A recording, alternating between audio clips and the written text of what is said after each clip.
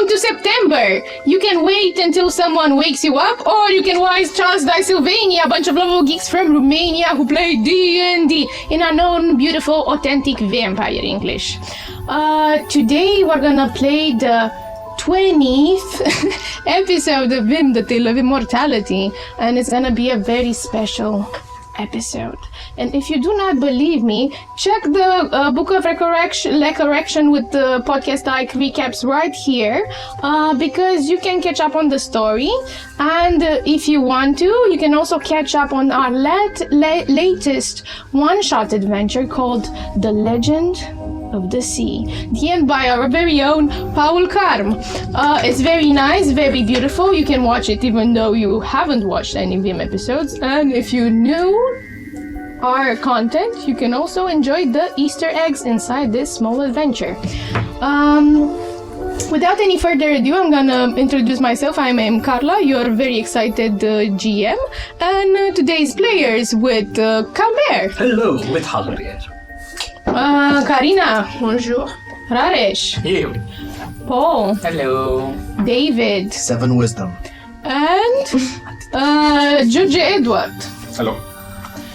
And let's go jump into VIM, the Tale of Immortality. I do not believe you guys. Let's do this one more time with more passion. Yes, teacher. Let's just go and jump into VIM, the Tale of Immortality.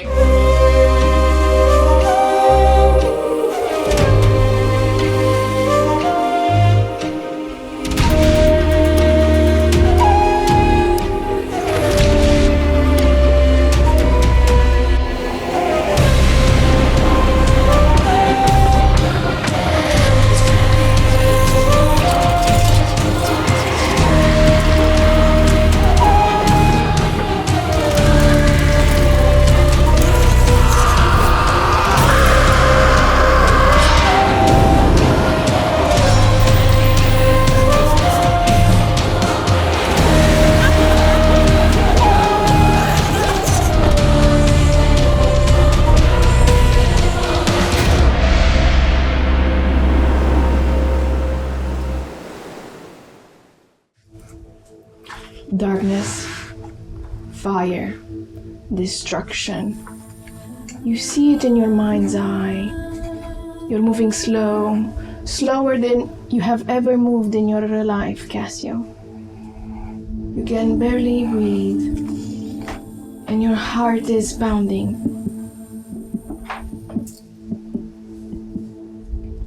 Before you, you see a blurred shape. Convulsing into one is the wall, is the building. It's overshadowed by so much fire and destruction, and then the earthquake. What do you do, Cassio? And I'm gonna let you tell me with the understanding that your mouth is gagged by your own right hand shoved down your throat.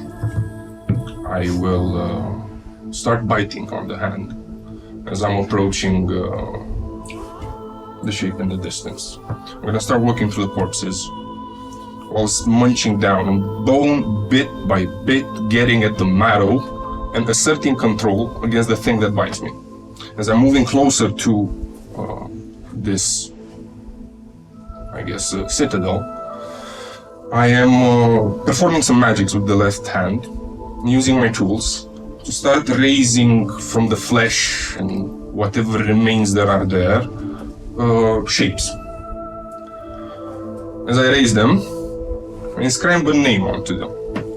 You try to do that, but it's hard to breathe with the hand now, even though you munched on the fingers and on the upper part.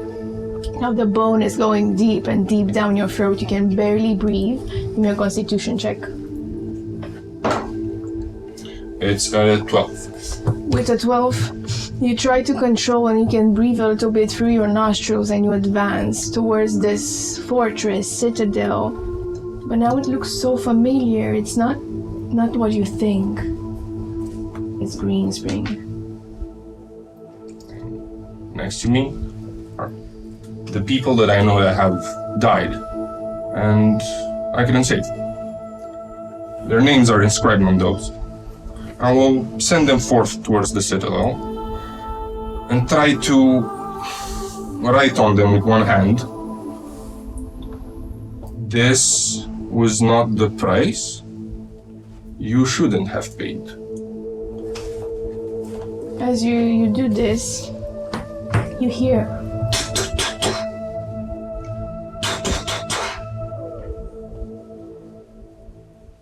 from inside the people, or from inside your mind as you wake up. You're inside Leo's Auxilium's manor. You're in your study room. You have fallen asleep over some old scribblings about over your research for the Fortress of Death. And someone is knocking at the door.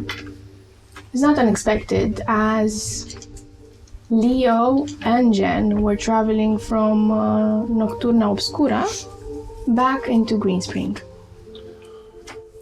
I get up, I wipe the drool off my face. I check the bindings to my hand. I want to see if it is still tied to me. It's tied to you. Okay. And before I move to the door, I try to listen to see whether I hear the moans of the people I have in several rooms around this mansion, and that I'm treating. Mm-hmm. Are they screaming? How's the atmosphere? One of your patients is especially noisy, but I think you've sort of got accustomed to it in the sense that you've been treating her for a month and a little bit more since the earthquake in Greenspring took so many lives. Okay. I note down on all my notebooks. 12 o'clock. Medium amount of screaming. It seems to be working. Then I go towards the door. You go through the hallway and you see they're sleeping on the table again doing research. You see Adam Hebdom helping you with the research. Then you glance at Grace that's sleeping on a few chairs. Then you see the dormitory open and it's Pax in his pajamas. And there's royal pajamas. And there's the closed door, which you know leads to Shaq's claimed room. I go about the other rooms. I start checking on the patients. As I go through the rooms, I will stop by some clothed figures that are doing various things inside. I will whisper something in their ear. They will drop what they're doing and they will move to a different task. And as I checked on the people, I go and see who's knocking at the door. And perhaps look for Leo or Jen. And as you open the door... if he doesn't open in 5 seconds, I'ma break it down. It is quite well that we brought this big umbrella, because this rainstorm is clearly annoying and I'm beating at my own door for quite a long time now. Talara is not answering for some reason, and as you're going to open the door, Grace wakes up and rubs her eyes and goes to the bathroom. I'm leaving you guys. Bye. But I'm gonna ask. It's a surprise. I'm gonna ask Georgia to come here, continue from the DM's position. Aha! Yes. She always does this, guys. Everybody's gonna get a turn there on the chair. I don't know. We'll see if it gets. Do we know beforehand or? I don't know. Oh. I didn't know. Oh. As you're knocking on the door, Castiel opens. He looks tired. There are scribblings all over him. And you see that his cloak is visibly very much acting up. You sure took your sweet time. I was sleeping. Let's enter inside as he closes the umbrella, gives you a quick hug, invites you inside. I also give him a quick hug and I whisper in his ear, "Where is my tapestry?" It's in my room. I would Go go. take it. Fine. But before that, there have been a few changes I had to do to the mansion. I assure you they're purely temporary. But, And also, I can assure you that it's looking way better than it did a few weeks ago. It's all shoved in the closet. It's not necessarily better. It's just put aside. But sure. This is all but certain that changes were to occur. I will go check on my parents and Talara, and we'll be back. And as he goes in the mission to find his parents. all of you will wake up from the noise, and you will see that Jen and Leo have returned. But Leo, as you approach your parents' room, you hear giggling from inside. You hear them laughing. Don't go in. Very reluctantly and scared a little bit, puts his hand on the doorknob, stops his shaking and opens the door. As you approach, you creak open the door, and you will see that your parents are in their room, on their bed, happily giggling, dressed in their nightgowns. But there's a third person in there. It looks like a woman, an elven woman. She's sitting on the bed with your parents, and they're combing her hair. Do I recognize the You girl? don't, but give me a perception. Why am I scared? Leo isn't. Leo isn't scared. I'm gonna go and slap. Perception. That's a total of 14. With 14, you realize that you haven't seen this girl before, but she seems very vaguely familiar. Like she has some features you would have known from some long ago. But your parents seem quite ecstatic by her presence there, and she is not moving an inch. Clearing his throat. Mother, father, are you well? They look at you, and for a second, you feel that they kind of glimpse a bit of recognition in their eyes.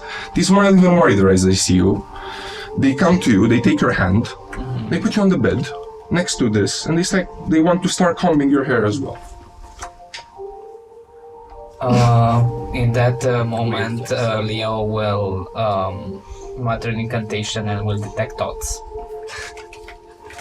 I want to see the surface thoughts of mother, father, and whoever this is. The third person you're trying to glimpse into has no thoughts. But your mother and father, they aren't quite able to form any coherence. But you feel content. You feel that they're happy. And you glimpse bits and pieces disapparated by years and sadness of a family. Happy moments.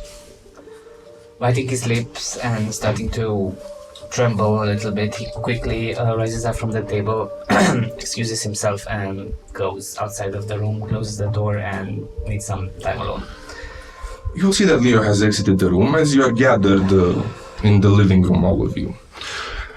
There you can see that Castiel has continued work on the sigil he's drawn before. And as you're sitting about idly, you hear from the kitchen,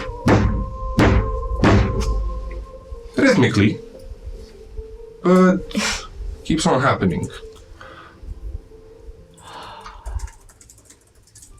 So I'm gonna go check it.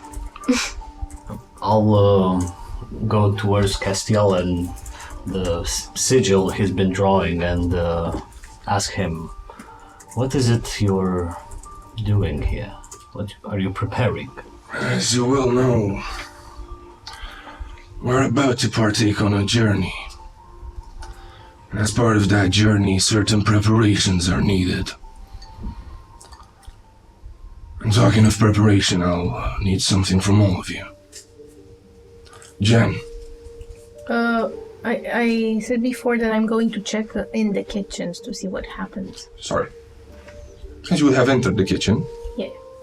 you would see old Timmy Yeah? with two other figures, again clad in black robes, chopping stuff. What are you chopping? The figures don't answer, but Timmy has a big Timmy. cleaver. He's chopping meat. But the cleaver is way too big for his hands. No. You can hear that the bangs This are is coming not from him. the appropriate way to cut meat. I will show you how to do a proper fillet. As you get closer to him, you will see that he's crying. He's looking at you. No. Daddy said I should do it. I will teach you how to do it better. He's a bit scared. Who But cooked you he the points. best food? The cleaver. As he points the cleaver towards, you can see that his fingers are battered. He's hit himself multiple times and has been put back multiple times.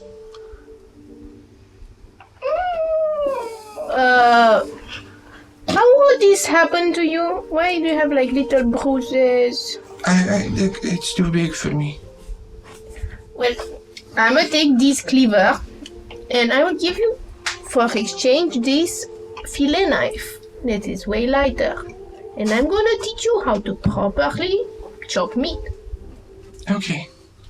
And I show him how to properly chop meat. Do you use the cleaver when you're chopping? No. Okay. You will spend there some time, and then Castiel will call upon you as he is telling you about the preparations. As you're exiting the kitchen, Castiel looks at you and says, Jen, I need you to do the stew thing again. Fine, but I need you not to use this cleaver anymore. At least not give it to children. He takes a look at it. No. Then we must use that. Why this and not a better tool for cutting meat? Because that is enchanted. To break his nails, his bones, leave him fingerless. He'll not be fingerless, nor will he have his bones broken. But that is part of the process. And I need you to let him continue with his job. You need to explain me more, otherwise you're gonna be stoolless. Okay. We're about to embark on something that's gonna take us far. We cannot go there by normal means. If you were to travel there, we will first know where to find it. So we're gonna take a shortcut. But in order for us to take that shortcut, we need all to work together. Sure, but one second. I'm not very... I haven't spent much time with you this past month. I've been aiding people and stuff. Where are we going apart from what? It's a citadel or a fortress or something?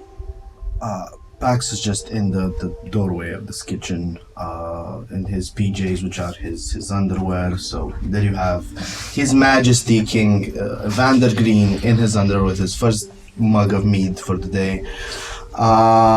Looking worse for wear after the month passed. Welcome back to the asylum.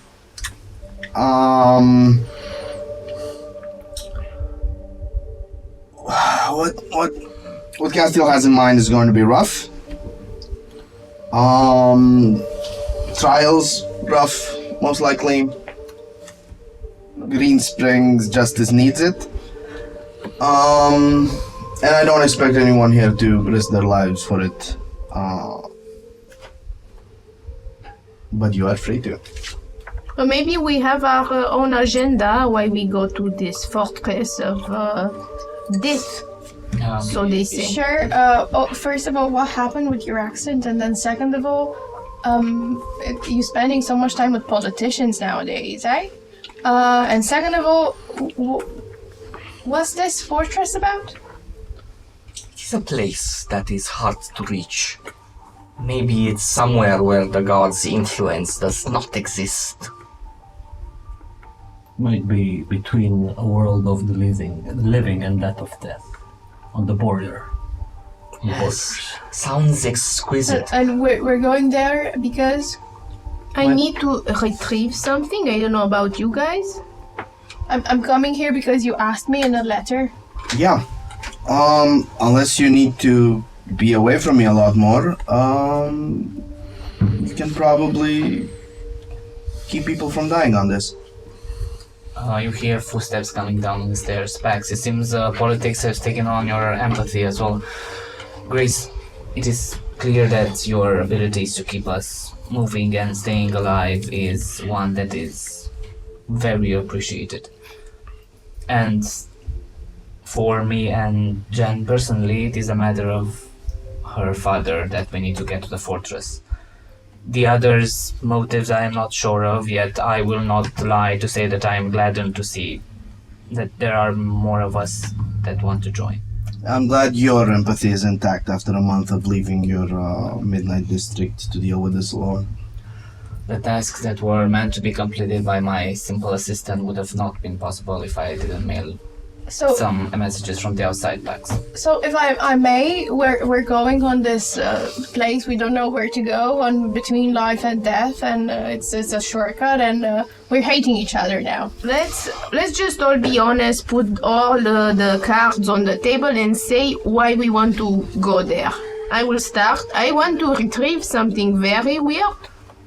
Disclosure, full disclosure, it's an art of my grandmother. It's a what? An art, you know, the beating thing in your chest. Sure, it's a heart. An art, yeah. A heart? Art. Heart? Art. Cœur.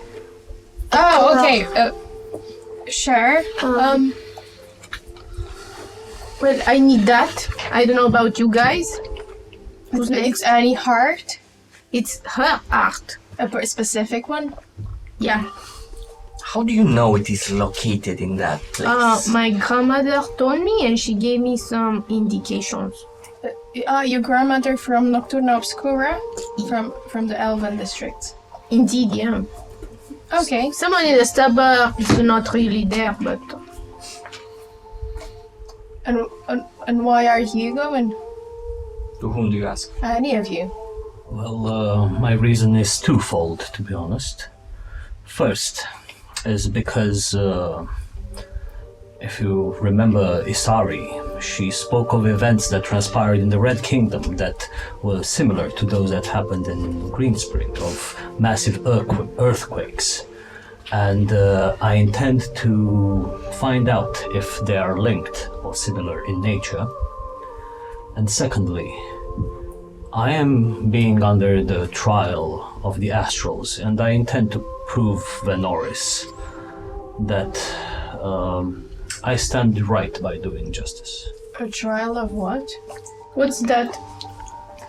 Well,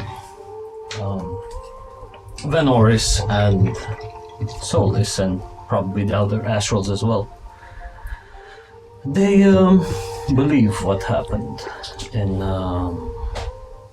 Greenspring was due to what me and Castiel here did. Yet, I believe it's not relevant, at least not to the highest degree. What they do? You're asking Jen what they do? They stole the Book of VIM and write their names inside. Mon Dieu! Jen, we've been sending and messages. Did you not listen to my last... Not really, no. It's all politics. I get bored. I like, practical stuff. Scene.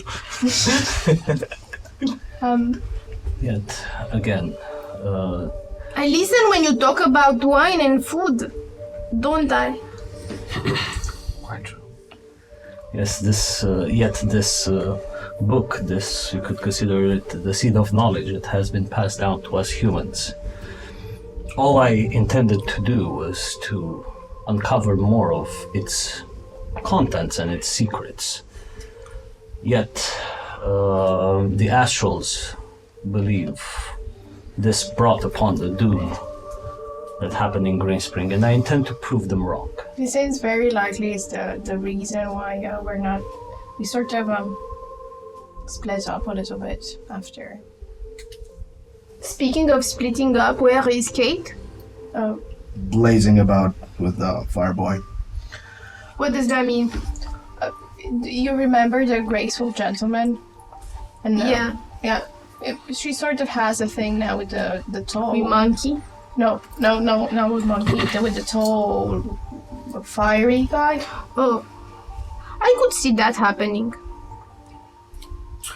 It's been rough for her as well, I believe it's very rough. considering what Fire. happened in the city, and you two were spared and weren't necessarily here to conduct your districts or help. It was quite rough. Justice, hope, friendship, love. Apparently whatever happened to Green Spring has to do with this. We can approach justice by finding out a lot more on this. Hope, I can come back with a good story, like the Green Springians need right now, to give them hope about their king doing great things in dark places. Friendship, Castile needs this. It'll enable him to do a lot more if it works. And A lot fourth, more of what? of what he does. Not least, if you were coming, I could get more than 10 minutes with you for a change. You're talking with me or with Leo? Oh, the triangle. He goes change.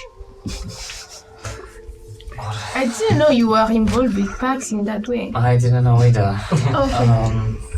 But whatever we decide to do, whenever we decide, I would like to go to my office for 30 minutes to see what I can aid. It's okay. We still haven't asked Shak Lashak what is he doing in the Fortress of Death. We are all, willing or not, bound to the gods, one way or another. Imagine this place, this potential. What if there are new gods there?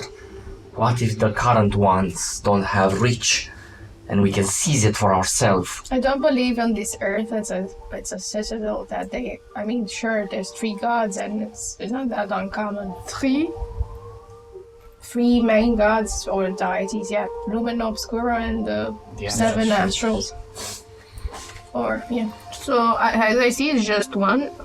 Second of all, 1 + 1 + 7, it's 9. Oh, but the astrals are not gods on themselves, they're together. Oh, I see. What if there's something new we didn't know about? It is very fascinating. And plus, Castiel will help me with a favor by determining what is this flesh I am covered with. It's only fair that I exchange a favor for a favor. You see now that Shaq looks a bit different. How do you look, Shaq? I have half of my face is it's gone, and it's there is a silvery prosthetic that is covering it, and it looks like it's being poured and molded, and it has a very faint engraving on it that looks to be a serpent biting its tail, which you recognize as being the mark of Obscuro. I'm very impressed with your tattoo, and silver looks good on you. I have died. I figured that much. An incredibly painful death. But How did you die? all in good faith, maybe he turned, this is what I'm hoping, maybe he turned to the rightful side and he prays now and serves life and Obscura, right? You're doing that? That's amazing. We can pray together. Why would I pray to... clearly you know that I have not ever prayed to Obscuro. If you think that he listens to us, you are a fool. Sure, maybe that's not the reason why he brought Just you back. uses us. Whether you like to hear that or not. I don't believe that. I don't believe you believe that either. And I think you've been brought here not because you were a good person, because you were given a second chance. Second, third, I am merely a tool that they use. And with the occasion of this trip, maybe I can unbind myself from this. You should seek that as well.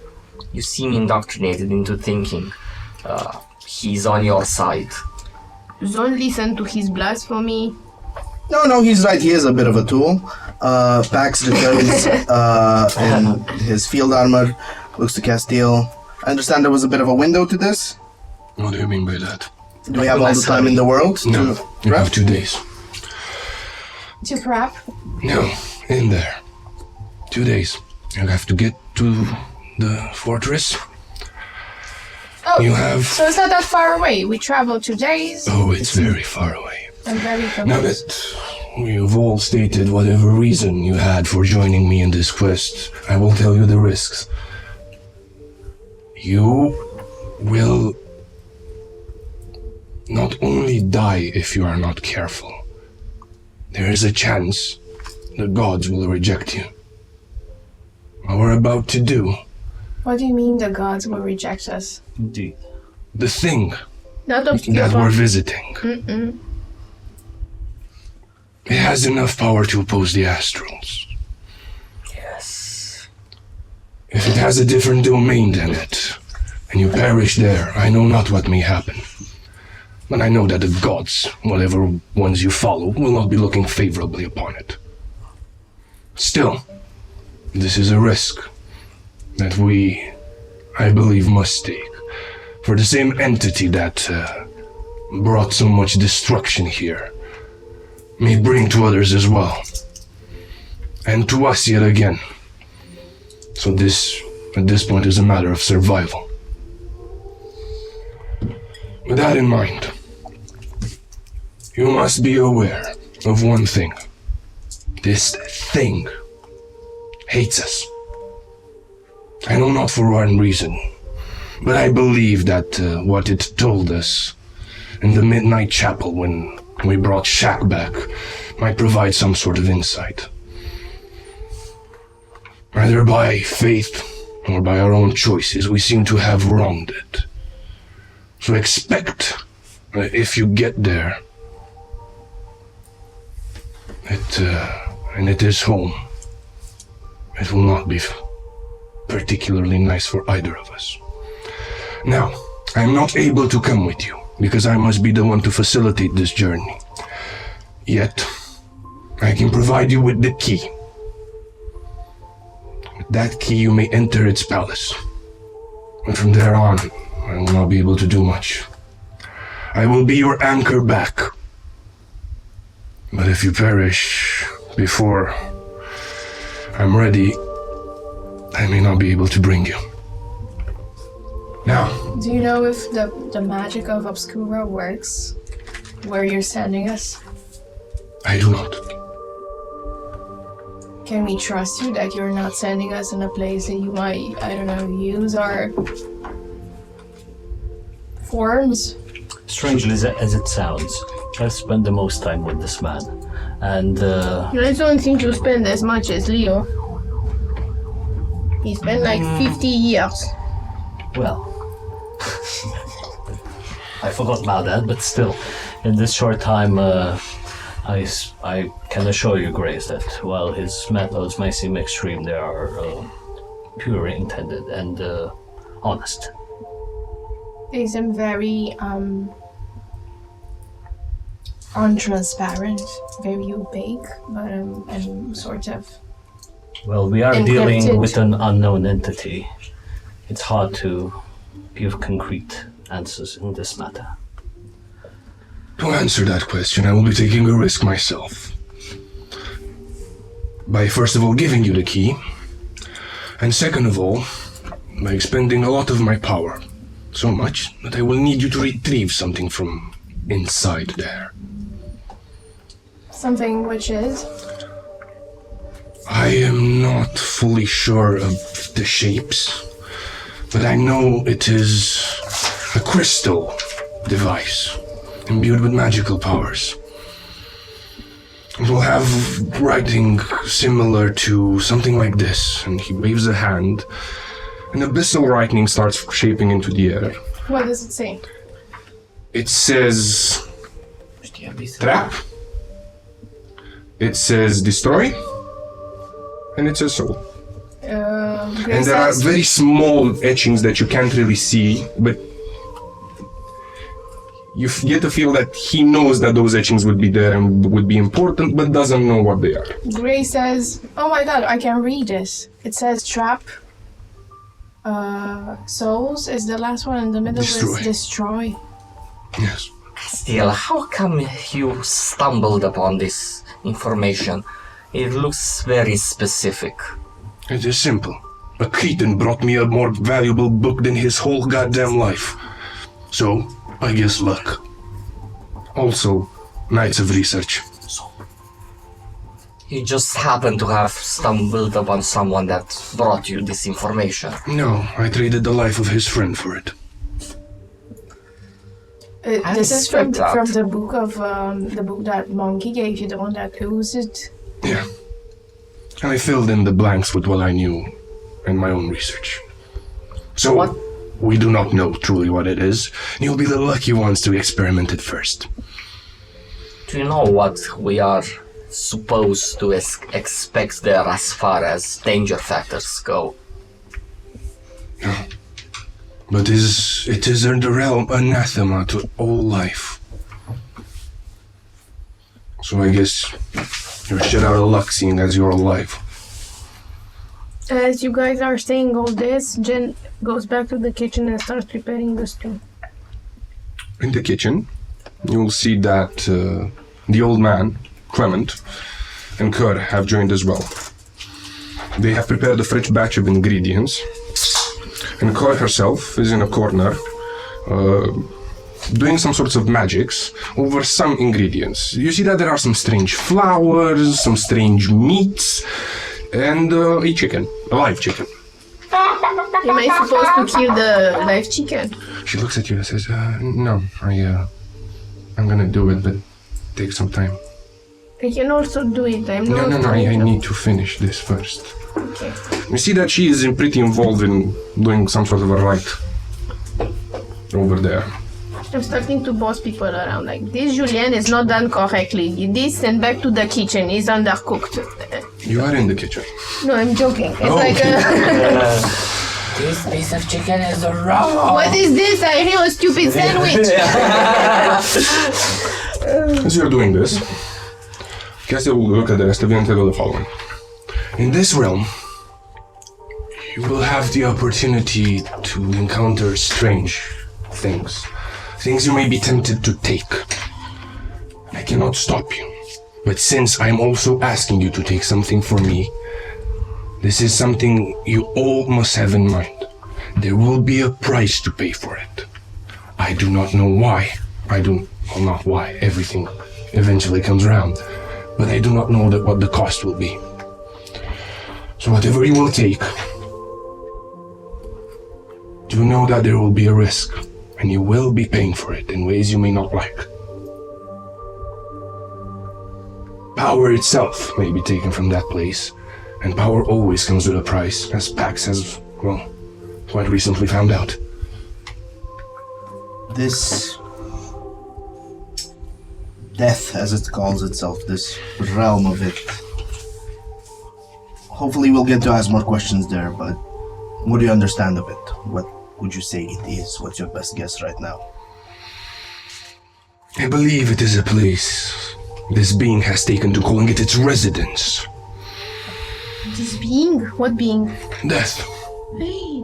Or at least You hear this its from the kitchen. anthropomorphization. Nonetheless, So it's the same thing that spoke to us. as far as I've been able to gather, yes. And that brought all the death here. So we're going to speak with death. Ideally, no, you're gonna pilfer its home. And how are we sure death is not just gonna come and collect us from their home? You're not. This sounds very, very generous. Such a lovely opportunity. Yeah. Don't you wish to have a bit of revenge on what happened to our dear city? So many dead. They're interested in...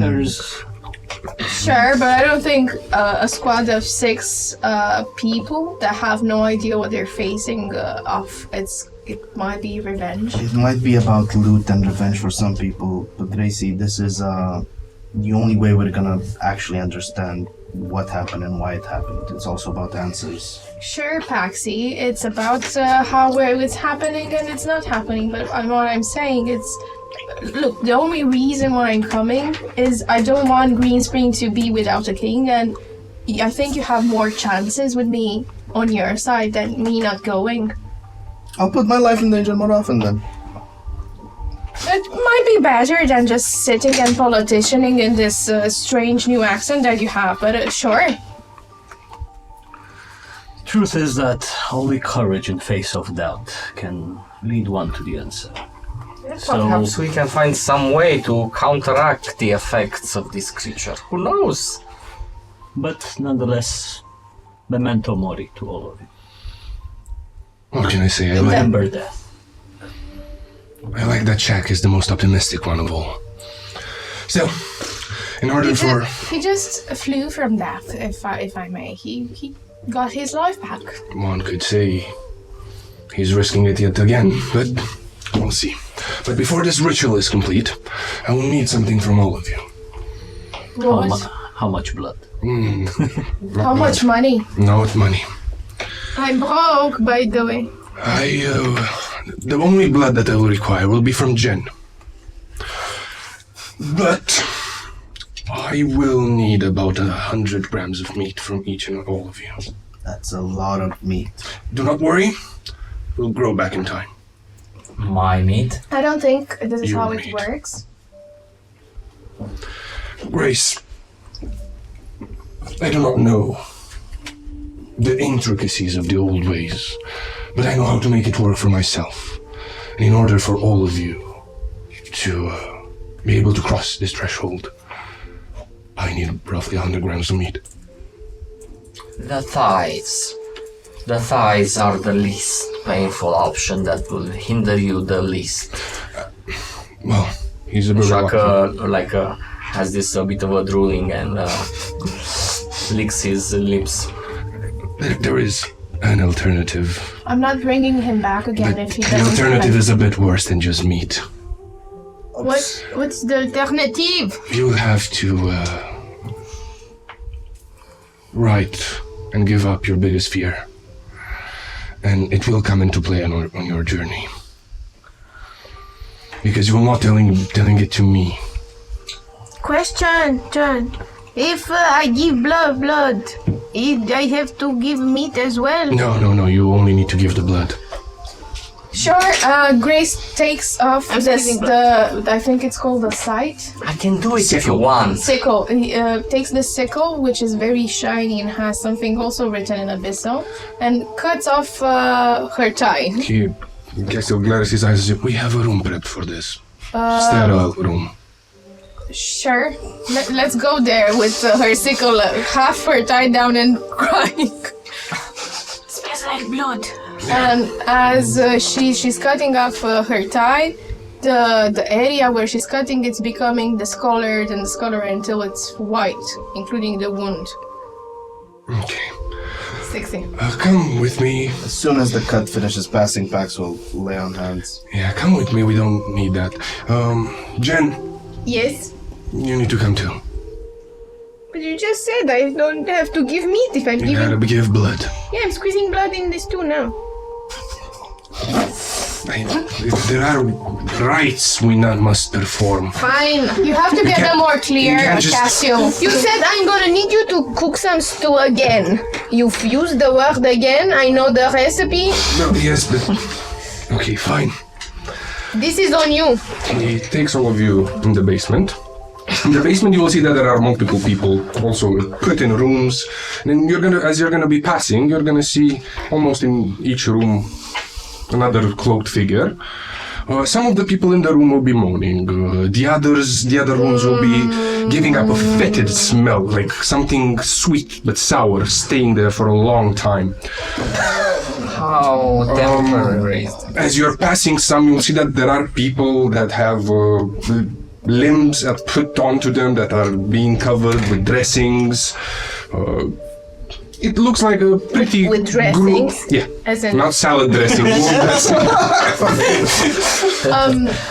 I really think you should send these people to the hospital. What the fuck do you think I'm running here? A parallel one, but I'm telling you, as I'm working there, we have more different medicine. That's salad dressing. I was thinking so too. It smells like honey, a bit of vinegar. Hospital's full too. As I told you, Leo, this looks better than it did a few weeks ago. I'm giving this 1 month more. I call it the asylum. From one of the rooms, there are 3 cloaked figures that have pickaxes and buckets of dirt that are coming out. And you see that there's a pile there that they've just been dumping dirt. And he takes you to a smaller room. But as you enter it, you will see that it is draped in occult symbols. There are 6 beds and an altar in the middle. The altar is made of what seems to be limestone, but what draws your attention of this room first is you haven't seen it, but you've known some of the symbols as you've researched it, and Shaq, you also know of it as Castiel told you that he needs some of your blood to design something.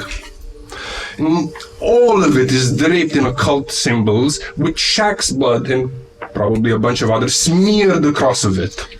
But you will also see that the head of every 6 of these beds, there will be an abomination that Castiel has made.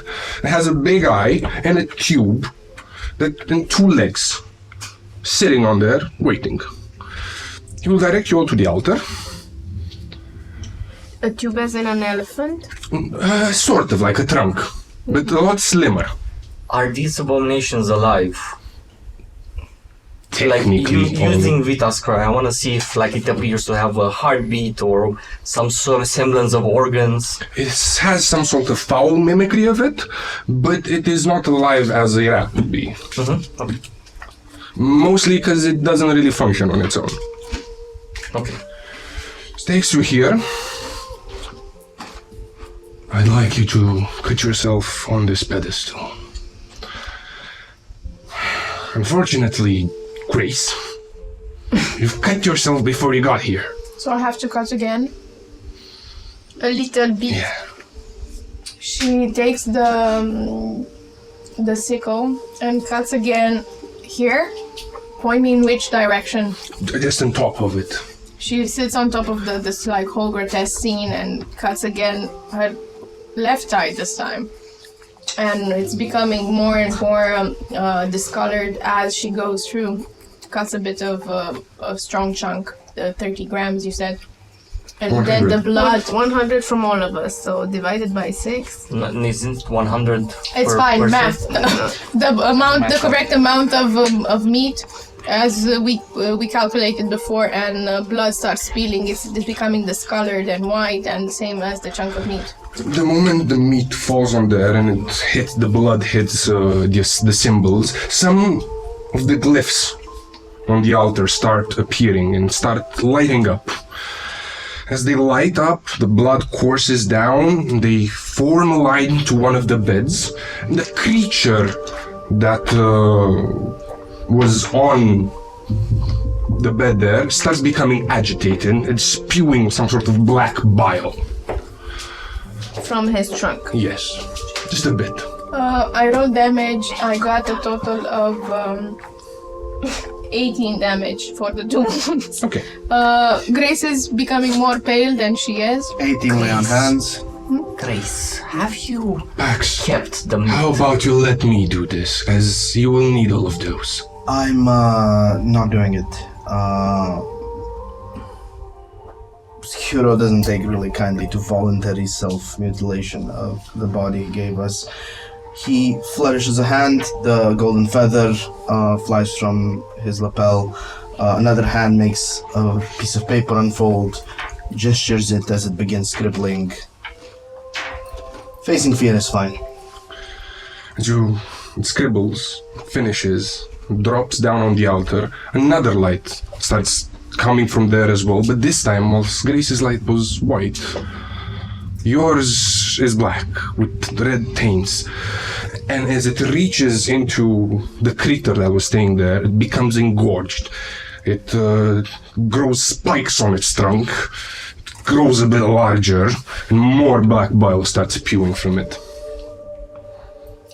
You said something about the meat? Yes, the one you cut before. I'm not giving it to you, you monster. You repent or you... I think you would die again. And you will not learn your lesson. You didn't even know what I was going to suggest. Please, enlighten me. To place it back. It's It is alive. not, I still see it, it's still alive. Your blood connections, your blood vessels can be reattached. May I? No, I think you could keep it. From the healing, you see the wounds closes and she has a gash on her thighs, and then she focuses a little bit and it pumps Hip back. dips. Yeah. Artificial hip dips. The dips pump back as she focuses. She's curvy again, folks. Who's next? And you see something about her body that it's unnatural with Vita's guy. What is it though? I would use it at this point. It's sort of like the epithelia, the outside skin, sort of molds and reshapes. And she has another sort of organ instead of just the skin that normal people has. She has something on top. Would I be able to recognize this sort of feature in an animal, from an animal kingdom? From the animal kingdom? Similar to a chameleon, but a bit more developed. Like it could change even shape, not just color, texture, and so on. Your flash is Like a impressive. fish plus the chameleon. Sure. I merely just wanted to help, but sure, go away and call me monster before you actually know what I was going to say. In the meantime, I'm sorry. I should be a bit more open-minded, but it pains me to see you're wasting this gift that you've gotten. I am here helping you go through whatever we are going to go through. Consider that an indirect usage of the gift. The paperwork is piling up for me. Could we keep this on moving? Yeah, let's move. I would have gone to Castile and just tell him, just do it quick. It's like, put the thigh as well. I show my legs. 20 grams of thighs. He produces a bone dagger from the folds of his cloak, cuts from it. Again, How much damage? 1, 4. You take 2 damage. 2 damage. Sorry, 3, because it's next. He's dead. The same scene plays out where now half the room is lit with energy, and the creature waiting on the pedestal is active. As the creature becomes more and more active, a faint smell starts to fill the room. It's like someone puked freshly. How fresh. Before we do this, I have prepared this, and it's only 3 small tart sandwiches. It's with foie gras. I'm gonna take one. Who wants the other 2? Her cooking has become much better. I suggest, It was perfect from the start. and now it's beyond. If I may, I You do think- enjoy your cooking. Thank you. And who else wants? Grace? Grace. Why? Pax should have it. He's the king.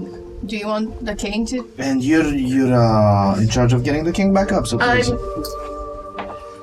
No, you should have it, Pax. I'm counting Yes. to 3. If no one claims it, I'm shoving it down Leo's throat. 1, Pax, 2, Leo can have it then. Pax. 3. Grace takes it and shoves it inside Pax's mouth. Do you allow the shoving? Yeah. Sure. We also move his chin to chew a bit. Like the neck. To the neck. So everyone has 3 temp HP. Consent culture is very strong in our couple. Who's next? I will go next.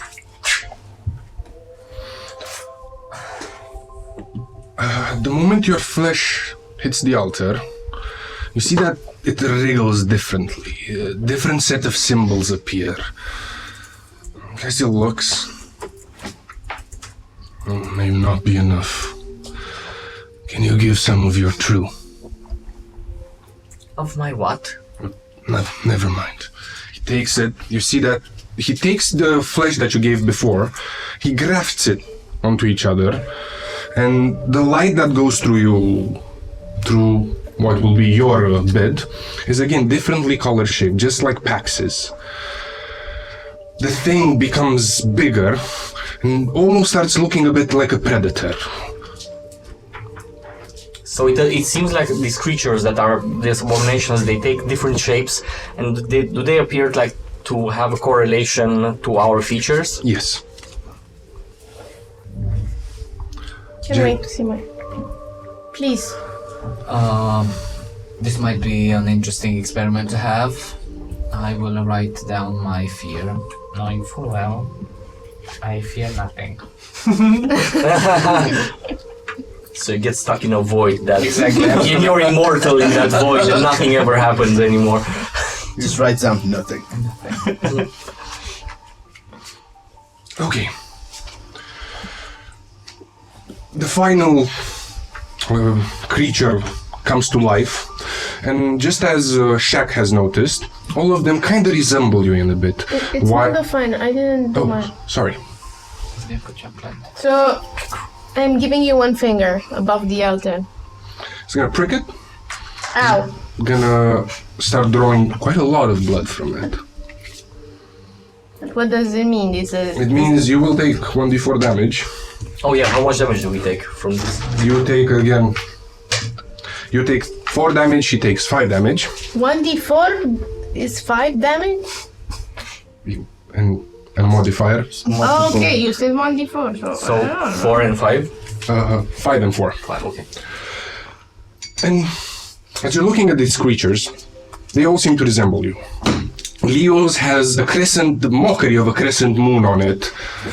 Pax's has thorns and some plates, bone plates looking at it. Yours is white completely and amorphous. It seems to be able to change its shape very easily. Adam, yours is a bit resembling your owl, but a very botched version of it, like with tiny little wings that haven't developed yet feathers. Yours, Jen, essentially has a bunch of hair growing out of its trunk, going back, and some of it around its little ankles. And Shaq, yours has developed teeth and claws. And a little tongue, they go like. All of them have the trunk going there. Oh yeah. The tongue, like an anteater. We've all given this. Please, Jen, use this to cook the stew. Okay. Lay on hands 4 and 3. Thank you. And give me a cooking roll for this. It depends on the cooking. Is it dexterity wise? Is it recipe that I have to remember? It's a dexterity. Because you're doing a relatively ad hoc meal. Oh my, it's horrible. It's a 7. Fine. Okay. You cook. Okay, sorry, it's an 8. You cook the stew with the ingredients that were given, and unfortunately, you don't notice anything in particular. But by the end, roughly 2 or 3 hours it takes. You can do whatever you wish to do in those 2 or 3 hours. But by the end, once the meal would have been prepared, you will all sit at the table in the living room. Castiel will give you some stew, but you'll see that it's different from the one that's been cooked. Sits at the table. He says the following: what is given freely, and what shall be taken will be paid by cost. You must put your life in my hands, and if you do, then you must eat what's in front of you. And for each spoonful that you will take, I will take 1 tenfold. In front of you there are these bowls of greenish bubbling liquid. They don't have any meat, they resemble some sort of porridge, but they're particularly foul smelling. Is this what I cooked? No. What you cook, he is eating. Oh. What you have cooked has been added the flesh that you've given. Jen cooked us. Yes. A new level of bonding. This is becoming more Cooked and more. herself. As well. Not the first time. Cannibals do. Yes. Excellent.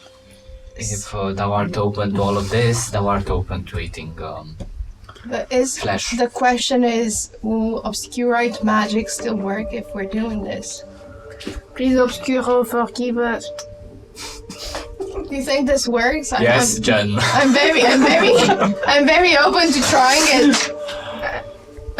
Just try it. This It works like for this, me. please, Obscuro, forgive us, and kissing the sky. You have to also do the accent. I'm joking. I don't do the accent. Do it as well. Do you want to die? Do it for him like you did I'm with not in this too. Though, I am not in this forgive too. me, but this raises an academic question of mine. If truly magic of Obscuro will carry with us wherever we are going, that will bring a great answer to all of us. There is no magic of Obscuro. There is only the flesh he made that is his still. You have to understand the theology of it. Our flesh, Castiel isn't killing us. That's why he needs our flesh in him so that he may channel us there. It's because our flesh is there that Obscuro's flesh is there, and therefore, if Obscuro chooses, he can help us if he wants. Exactly. Obscuro is everywhere. You cannot run from him. Obscuro is all that matters. That's very, very, very true. Yes. Very true. It's all that matters. You notice that since you saw Jen last time, she starts speaking a lot of Obscuro and very intense and very passionate about it, and with a frantic look and a bit of a crazy look behind her. I see Nocturne Obscura really did a job on you. They sort of indoctrinated you. If you give me an insight check. Do you I want to would insight also check want to me? insight check. Sure. It's a total of 24. Oh my. To inside check, I've seen this before. 16 Oh for no, me. it also bad. You guys notice that she might compensate for something. You don't know for what, Yeah. but she's compensating. Do you feel guilty for eating yourself? What? I don't know what that means, eating myself. It's not. It's only in Castiel. You're eating yourself. Yes. Yeah. For feeding yourself to an abomination. No offense. No. I've worked quite hard on them. I've never been eaten before, but I'm told it's good. It's a nice experience. I believe what we're going to go through will be mentally jarring enough. I don't think we need to dwell on the cannibalistic implications of. I think she's referring to the other stuff. It was a joke. Relax, un peu. Take it with a grain of salt, eh? I mean, he's literally eating Or it, but pepper okay. in this case. So That's we have what a she bowl. said. We just use just Leo, just nose flash. Constitution save for each and all of you as you drink. I will kite myself. That doesn't do it. It's a safe. It's a save. Oh. That's resistance. Whew, dirty 20. Okay. 18. Okay. What? Ideos. Constitution save. You okay? And what's your modifier? What? 18. Okay. 10. 18, 20, 10, 10, 10. 10. 8. And you? Uno. Okay. +1. As you start chugging down the porridge, you'll see Castiel also start eating from the stew. And whilst the first thing that hits you is the bitter taste. It's 10,000 times a grapefruit that's been rotten and left in the sun. The next one that hits you is the warmth coming from your belly as it tries to get out. Those of you that have rolled under a 14, you're knocked out instantly. You fall down. And not only that you fall down, you see that there are people, namely Clement, Kerr, and Timmy, rushing towards you and feeding you some potions as you're visibly shaking. The rest of you don't. But you feel that you're very, very sick. Furthermore, you see that Castiel himself is very sick, and he's forcefully trying to eat that stew. And the only thing that's helping is the fact that the cloak itself is shoving his face into the meal, and essentially either choking him or him finishing it. After 2 or 3 grueling minutes, he barely gets up. The cloaked figures that you've seen start carrying you down into the room, himself as well, and you can go there on your own 2 feet. But as you're moving there, you see that the room is starting to blur very badly. The first thing that hits you is that your limbs, you can barely feel them anymore. No, you barely can do it. If you were to bite your lips to draw blood, you would hit flesh and still not stop. As you're descending down the stairs and you're passing by the rooms with the people, you start feeling something from there. You see things at the corner of your eye. You hear a weep. You hear horrible screams. As you enter the room, Castiel directs you to the beds, and the clothed figures put those that have fallen into torpor on the tables. He goes into the center of the altar, fashions from inside his cloak his familiar that has been shaped differently. It almost resembles an octopus, that he force feeds himself down his throat, and the rest of the tentacles go into one in each of those things that are at the top of your bed. You are directed to imbibe the appendage. For those of you that are knocked out, you're just force-fed. And you give me another constitution. Everyone? Those of you that are knocked out, you don't. Sorry. There you go. Lucky me. 15. Don't witness this thing. 17. 10. You also fall. You are the only ones that hear the last words. Who? You, Grace, and Jen. Twin power. As Castiel is gagging on the tentacle, remember, nothing you see is objective. Is objective. There is no truth in death. And that's the last thing you remember. And as you're going down, falling into a huge abyss,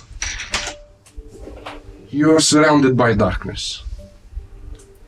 You have a bit of a sense of self, but not of limbs, beings. Wait for a few minutes, and a splash of water. Then you feel as something is moving. Slowly. You start hearing that something is knocking on something else. Sort of liquid. Slower and slower. You gain consciousness, one could say. And you're in almost pitch black. To the front and to the back, there is a dim light in the distance, white. You look around each other, you see some things that you know that is Jen, or that is Jack, but they don't really look the same. White, most of them, except for Shaq and Jen. They are dark and red. Am I invisible in darkness? You're not invisible, honey. So my glow You are sucker- basically light. Okay. And you look around, you see that you're huddled next to darkened beings You're on a boat. Oh, It goes down the river. There is a darkened figure in front of you. You don't quite see. You just see darkness, robes, and a large oar going into the water. All around you are darkened shades. You're relatively close to each other, and as you look in the distance, you distinguish some similar shapes, but only barely. But the one thing that strikes you most is that you have something coming out of your chest. It's like a rope. It's thin, but it goes in the distance. And as you look at the boats, you see something glowing as well. Jen and Pax have a thread going to one of the boats. Grace and Pax. Jen and Leo. 2 threads, one each, going to a different one. And Shaq and Adam the same. Yet you are all on the same barge. What do you do? Do we have physicality? Do we have hands? You have a sense of self. You know there are hands, but you have just the knowledge of them. Not particularly their view, but you know they're there. You hear moans, sadness. You see that this is quite full. The river around you and everything. does it look familiar? Like, does it remind me of, I don't know, Sabbath River? Definitely reminds you of the Sabbath River. But you've never seen it like this, even though you passed on it. Can I roll a history to see maybe if I read in books, if their interpretation of death or something like that? Sure. Roll me a history. The Sabbath River. Also, in what direction are we floating? Are the boats Downstream. downstream and the ropes are tagged upstream from us? A bit upstream. In 3 different boats. Yeah. That also go downstream. Yeah. Okay. I would also want to know if there's anything in the Saturni preaches and what do you call them? The teachings that say about this realm or anything, like any Roll me a history. religion. Yeah, religion. Grace, knowing the Saturni teachings because she's apprenticing as a priest, she says out loud, "Oh my, I think we died." Dirty 20. I can't believe that was my last meal. Can we speak? Do we hear each other? You hear each other, you have a sense of hearing, but you're not necessarily next to each other on the boat. There are some shades in between you, but you're relatively close. And you can hear each other talking. Grace starts pulling the thread to see if whatever we're tied to, it's going in the same direction, and if it can get a bit closer. Your boat is a bit farther ahead, but as you pull it, pulls a bit back, but it does seem to move itself at least a bit forward. So, is our boat moving next to their boat? Or You're all in the same boat, No. but your tethers are farther I behind in mean the different boats. boat that tethers Pax and Grace when she pulls. Is our boat moving, or Grace and Pax's boat? So is the tether boat moving, or is our boat with the The tether boat. Okay. Grace will pursue and try to move it further until it. Okay. I'm gonna do the So, same. you're gonna, both of you roll me a strength, but let us... Also with the Dirty 20 about Saturni's... We're gonna get to it. So, first of all, your history check was? 24. 24. With a 24, you know that there are different interpretations of the mythos of death, and this one could be one of it. It does seem to have the Sabbath regalia, the river, the boatsman, but it does seem twisted in some sort of regard. First of all, it feels that the river is quite busy. Mm-hmm. And second of all, it feels odd, as if you're not fully getting the objective experience, as there is a filter you're watching it through. You do not know whether it's your own bias or something else. Mm-hmm. But this is definitely an experience of a sort of death. Mm-hmm. You wouldn't even know that some people would have described similar visages in near-death experiences. Adam, yours was an 18. Dirty 20. Dirty 20. With a dirty 20, you also know the fact that this is a Saturni-related event, but that you also know, based on what you helped Castiel with, that this has been altered. This is not fully the death experience one would get at the end of their life.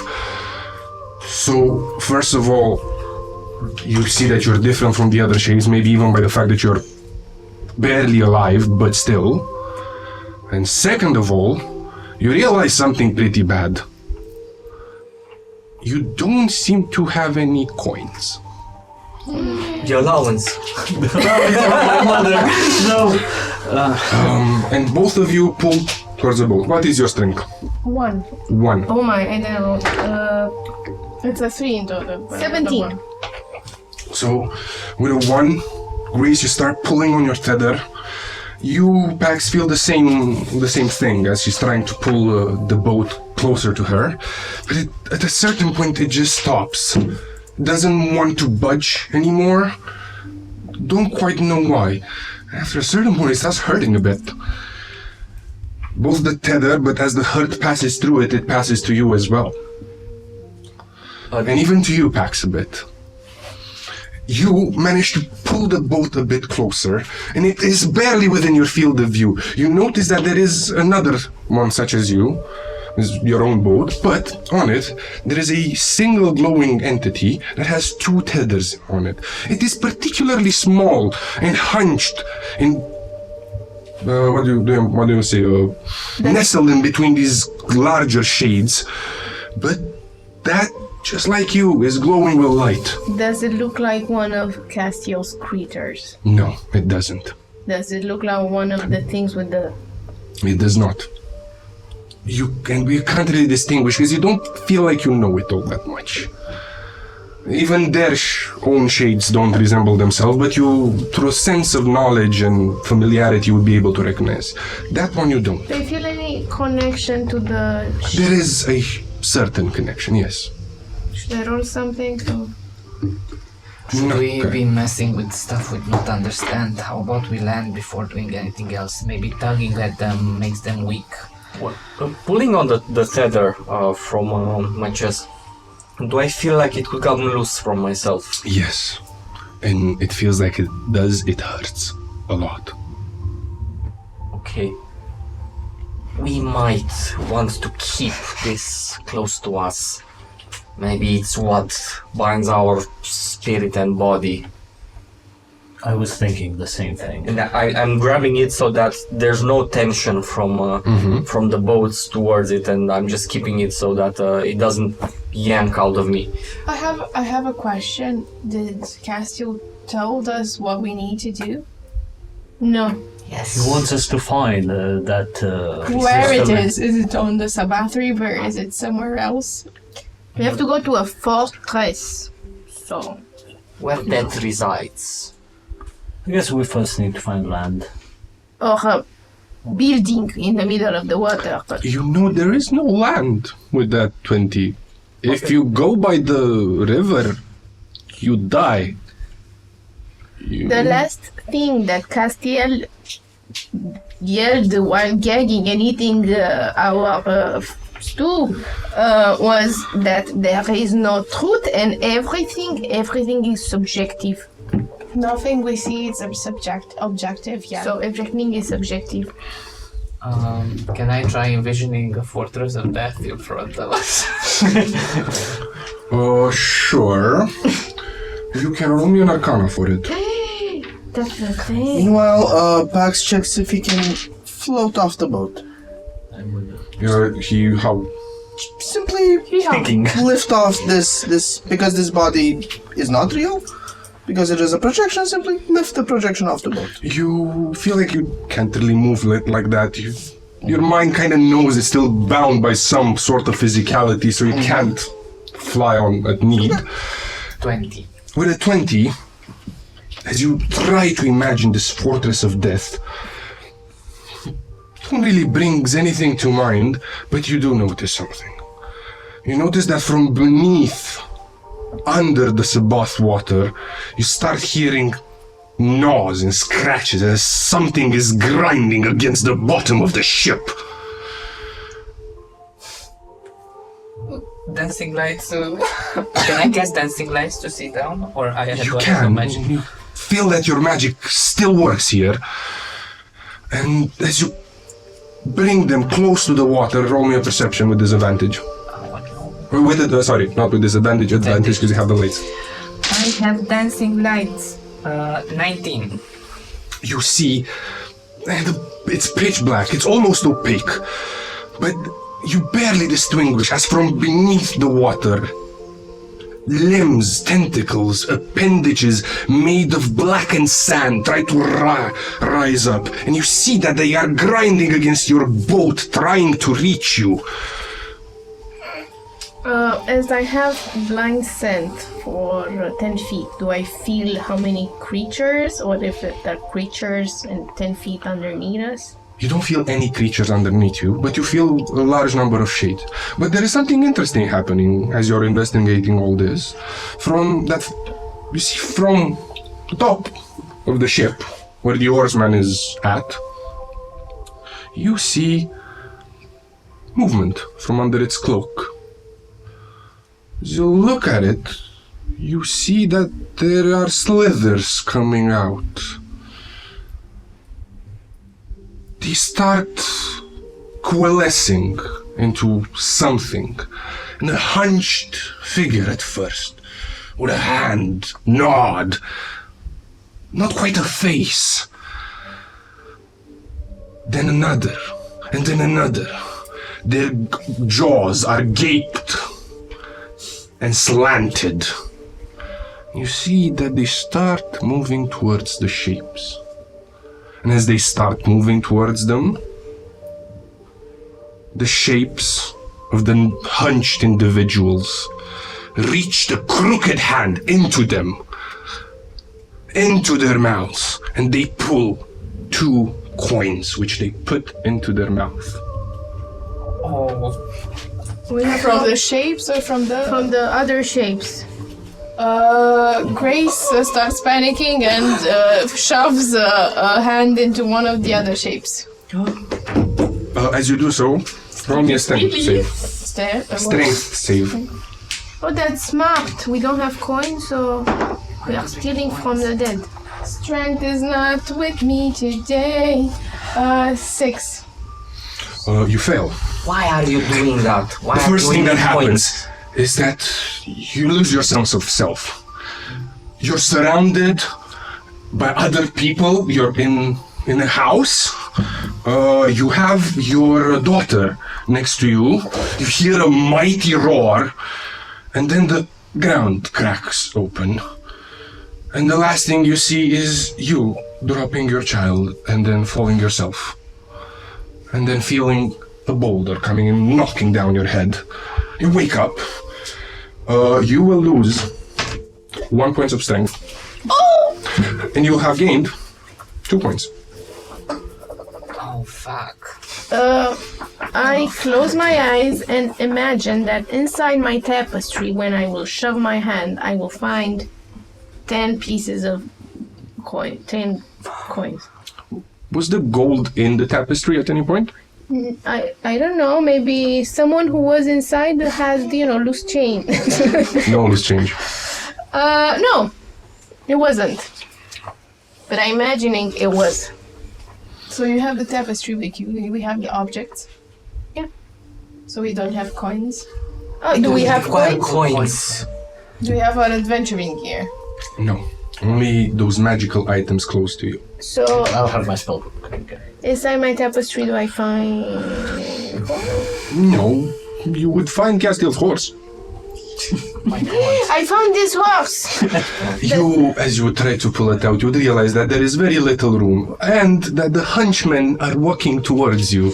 Shaq, maybe you haven't observed quite well, but these hunchmen are coming to take our coin for the ride we are in. And We require coins. we How do we require get them? I do not know. Gray says, I've got this, and she points, her spectral white form points towards 2 coins of Sabbath, brass coins with Sabbath inscription. I pulled this from the hunched figures that I think are... You then pull them from the hunch figures, you No, pull them from the no. shades around you. I pulled them from the shades around me that I think this is the day of Sabbath. This is the ritual that we're preparing people for. I think these are dead people with coins on their head, and we need to pay the Karen, the ferryman. I'm gonna go in and start pulling. Me too.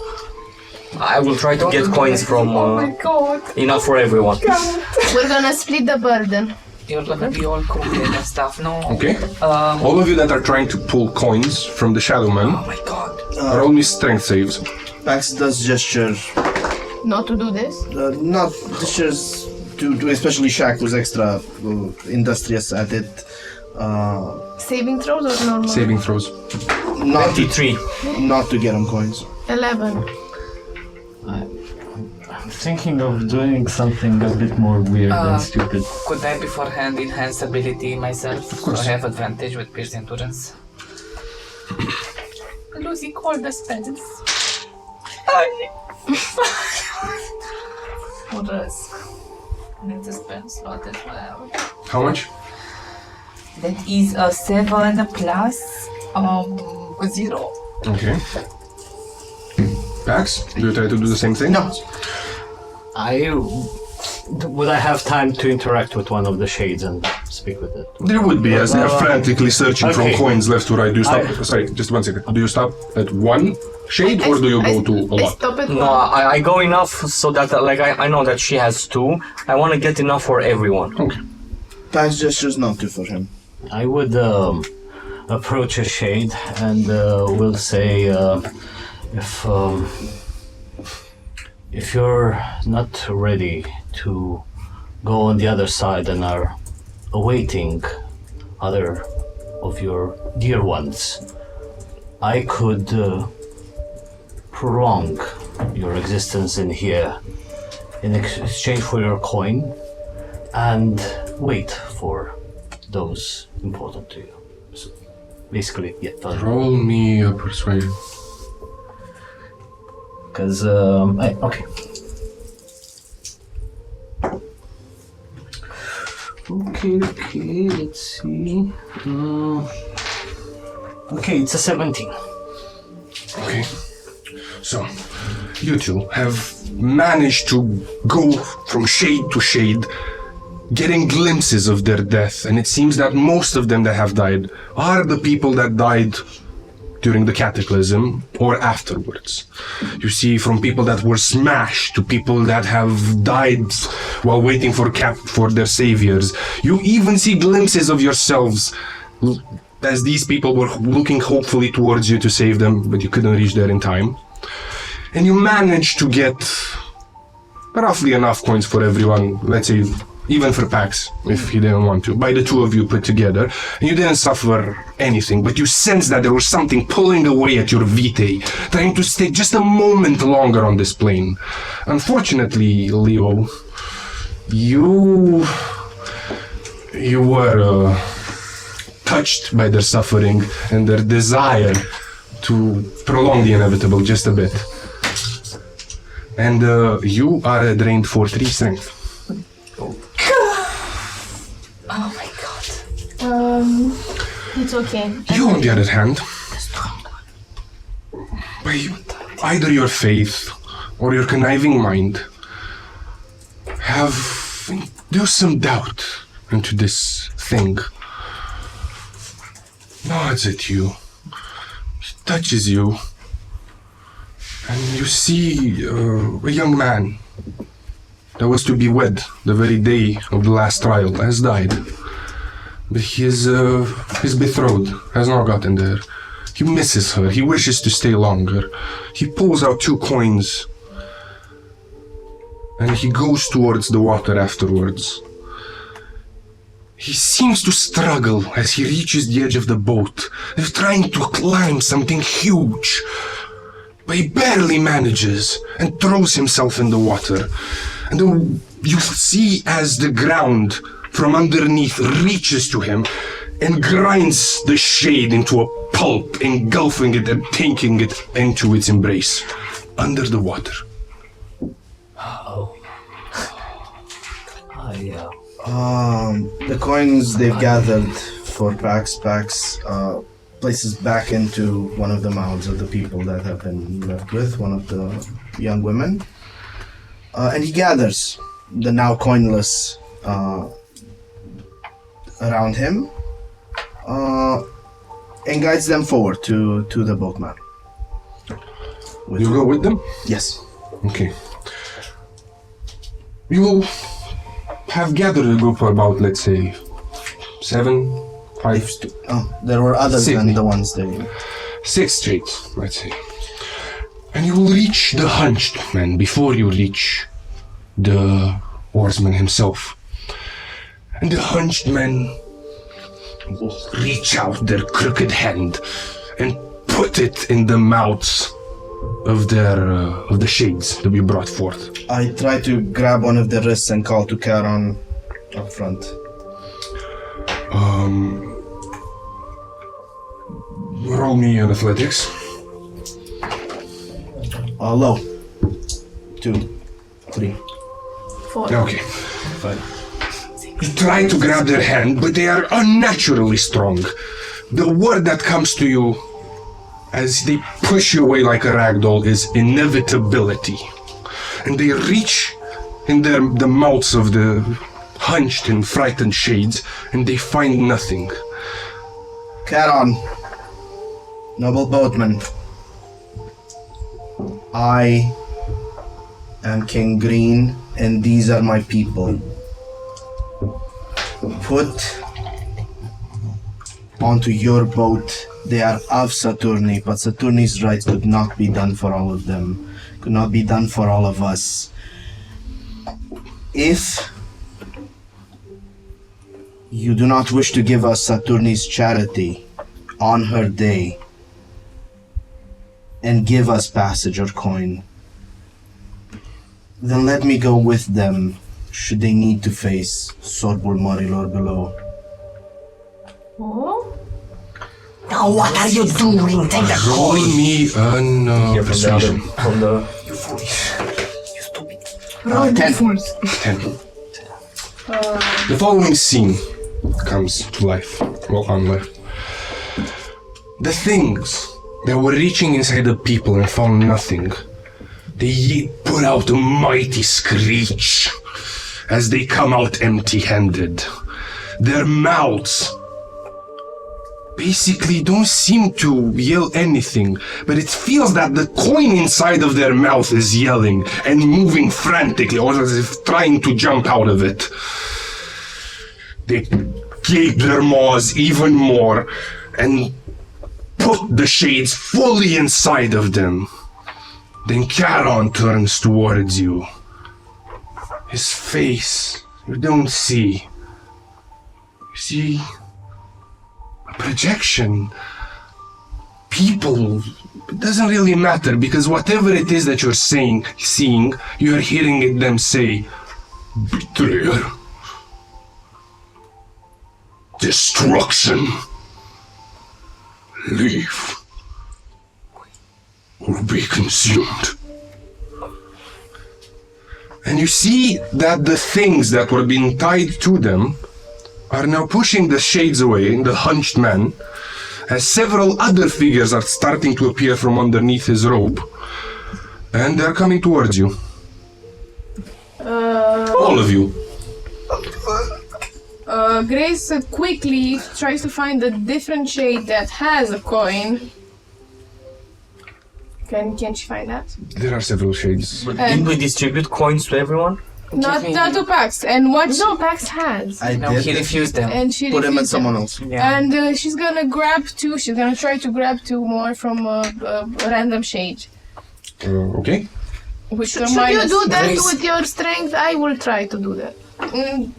Grace, Pex is counting on you. You have a bardic inspiration. D6, extra D6. D6. Yeah. It's a D8, sorry. A D8. I'm so sorry. It's a D8 now, for some reason. It might help. It might help. Please, Obscuro, don't forsake us. Aye? It's as bad. 9. Fortunately, you And failed. you know what? I also have a guidance if we see the stars. Yeah, the guidance doesn't work on saves. Okay. Luckily enough, you only lose 2 more points of strength. Okay, we're the same one. Okay, -1. 3. Total. Do I see something else? You managed to get some coins. Again, you see visions of death from these things. But all of you that are familiar with Saturni know the following. Karen doesn't usually talk. He doesn't usually call anyone betrayer. And you've never seen him attack in any tales or anything. And he is quite poised to attack. As he sends his henchmen. You have, I guess, 1 turn before you have to roll initiative. Okay, I take the coins, I shove them in Max's mouth or whatever, and I say, "Don't be fucking stupid! You're very. This is not the time to do politics and negotiate with death." He takes the coins and keeps yelling for Charon. That is not Charon. Or I think I don't know that. I believe that is Karen, and it's we're here and we are not death or died or I don't really know. We have to get the fuck out of the boat. Boatman, your I have dealings an idea. within seconds. Boatman, your dealings with Saturni have always flowed. You know this influx is not her way. You know these people have been cheated out of their time death. Give them passage. Will you attempt another persuasion? Okay. As he's doing that, I'm taking one of the magical items that I have stolen and I have in my backpack, and it's a flying carpet. And it can carry up to 40 pounds. Carpet? I don't know Can what carry it's more than that. But carry up to 40 pounds, but it's become. Oh, no. It moves according to your Rasha, provided that you are 50 feet of it. It's feet Rasha, it has a flying speed, it can carry up to 40 pounds, but its flying speed becomes 50 when it carries over. I don't understand. 22. He extends the 2 coins. On Saturni's day of charity, where you know we have been wrong, take this payment for us all. Also extend the gold. For you had a gold piece. I get 2 from that. Yeah, I got 2 as well. So. We start throwing coins. So as you're all offering coins, and with Pax's aid, you see that the hunched men take them. But Karen looks at you and says, King, you mire yourself in betrayal. These petty offerings will not bring solace to those you failed twice over. Leave or die. So Either way, you come back to me. Grace gets spooked out because she knows the lore. She knows what's happening. Guess the flying carpet, I misspelled. It's 400 pounds, so it's 100. I think it can carry almost all of you. It's 181 kilograms. I don't know if it. Probably 3 people. And she takes the flying carpet and she tries to shove that on it, and she starts muttering, "You and your stupid mouth! You always have to say something!" And then she jumps on and tries to direct the carpet and to land. I don't know if that's a thing. Who's joining her? I do let her get shoved on, but he is still at it. I should have The taken balance of Saturni has always functioned. You know Death owes us answers. We will go get them. Okay. Who's joining Grace? I'm grappling Pax and jumping on the carpet. This is what I'm trying to do. No, he's continuously talking. Just I will help. So We'll call grappling packs and jump in. And it can carry 272 kilograms, but it has a reducing speed, so I think we can fit on. That's slow. A lot of people. Like we have wondering armor about on that. us, and well. Not technically now. Not technically, no. Oh, yeah, true. Well, if it can fit us all, sure. That's up to you, because Yes, otherwise. it can fit you all. So can we grapple Yes, you can also grapple Shag. He's not resisting. You can hold him. He's just busy yelling. I'm covering his mouth.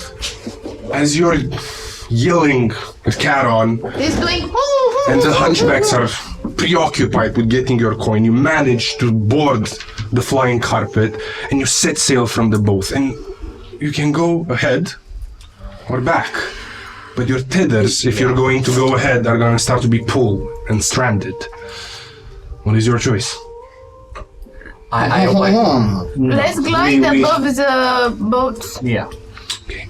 You glide with the carpet on About the our boat. tether boats. And you see several such barges and several such scenes. It seems all of them have an oarsman, but as you leave and he points toward you a skeletal finger, and you pass each and every other boat, this oarsman follows you from each boat with their finger, until you reach 3 relatively close boats, all of them with this bright shade on them, tethering you. You can also see that on those boats, the similar scene seems to be happening, in which the hunched men of Charon are going for the coin. And you see that these white shades are at the back, and they're preparing to jump. So we're seeing us in the past. You're not you. There's a being. It's someone. I don't understand. So we're being tethered to other shapes that prepare to jump. Yes. In the water. 3 shapes. One for you and Adam, one for you and Leo, and one for Pax and Breeze. We have to stop them from Yes. jumping. Or Or we can. We jump together with them. We're coordinating the carpets for them to jump on the carpet. I don't think you What can like happens go in if you 3 jump in the directions. water? You can't. You We can only can't. save In 3 one. directions at the same That's like time, 3 no boats. chance. Okay. What does your horse do? You pull up the horse. The horse wouldn't have fitted on the boat. I know, no, it's in the tapestry. What does your horse do? I don't remember if it can fly. It can't fly. It can fly. It can just sit there in midair or what? No, it can fly, but you need to stretch out the tapestry flat to take anything out. Okay. It can fly or can't? Can't. It can't. That last a time you had like skeleton. it was something else. Like was a mechanic thing. I will immediately draw a few symbols pretty quick and touch on the shoulder, and you immediately feel very, very light, and you can fly. I cast fly on him and tell you to go save that one. That's to our tethers. I was exactly about to, so I pull on the tether. I want to yank him up into the air and like. You can also go You're towards him if flying that now. You have helps. wings. I don't have wings. I think I just. You have flying speed, but you can just go. Okay, I want to yank our shape so that he doesn't even have the chance to jump out. And the rest of you try to help the others, right? Yeah, we're going. You can also swoop him with the rope. Yeah, I will swoop in and pull on the rope. Can you let me above our shade? We have to save 2 shades at the same time, so we have to make. Just drop me Drop above her, our no. shade so I can do the rope trick. Okay. It's 60 feet long above Okay. our shade. And wait for That you. needs to stop. If we stop above yours, then we're static above yours. We're in motion right now, Oh, right? you can drop me in Jen- motion. Jen- okay. Drop you in motion. So we're dropping Jen so she can perform a rope trick and pull their figure that they're tethered to into the rope thingy, and me and Pax we're gonna just glide with the carpet and try to Okay. take our figure. This is gonna happen as follows. First of all, Shaq, roll me strength. You roll me a dexterity Can I saving roll throw. athletics? Yeah, athletics. And you also roll me a dexterity saving throw. Dexterity saving throw. You are so inspired as I look into your eyes. And extra squeeze my D8. hand. I squeeze your hand. Oh my. I rolled a 1. I don't have This the is doors. 5. It's It's at 11. 12. 14. Okay, for level 14. 12. 27. Apple plus 11. I just. You're on the carpet with him, or do you have fly as well? No, I'm on the carpet. He can fly. Okay, you're only a dex as well. A dex. Okay. Yeah. Does he appear to be like I could try pulling him as well? I have the carrying capacity for both. No, because he's dead. You can't. So it's gonna happen as follows. Okay. Shaq, pulling on the tether, manages to yank away the light being, the light and shade that he was tethered to.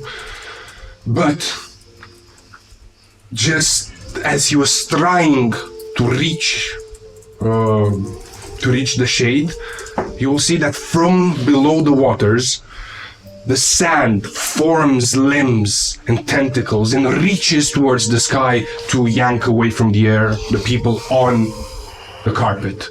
And unfortunately, it does. For they fail their saving throw, and thus they will be covered by these tentacles and drawn down. Furthermore, as you manage to pull up your rope, the shade was climbing it. From below the water, a similar scene arises and not only gathers the shade, but if you're trying to retreat onto this dimension, this blackened sand starts oozing on top of it and entering it as well, trying to yank you. You were on the carpet with them, unfortunately. Yeah, 13. And you also failed, so the same thing happens to you. Now, Shaq, you are alone.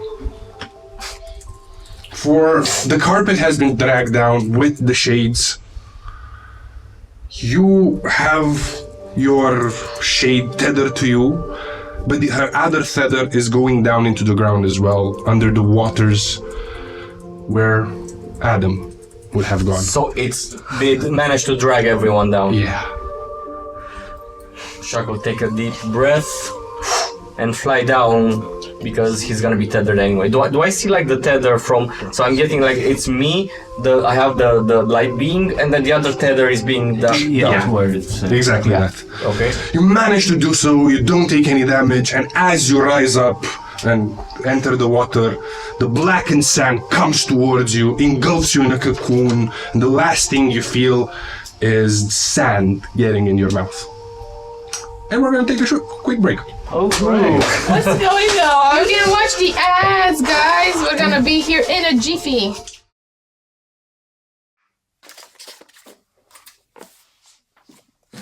Karina! Karina! There's someone there? Down here, on your desk. Genevieve? I need to parler with you. The only plausible explanation is that I've stumbled into a realm where miniatures and their owners coexist. It is not the only logical explanation. For example, you could be hallucinating after being hit on the head by, say, a baguette. Was I hit in the head by a baguette? Don't be silly, no. Now, on the quest at hand, the cleaning. Wait. What? Did you get painted just now? Mais non, I don't know what you're talking about. I was always like this. A few seconds ago you had no color, and I'm sure you had none of this beautiful highlights. But no, that is just part of my charm. Insight check.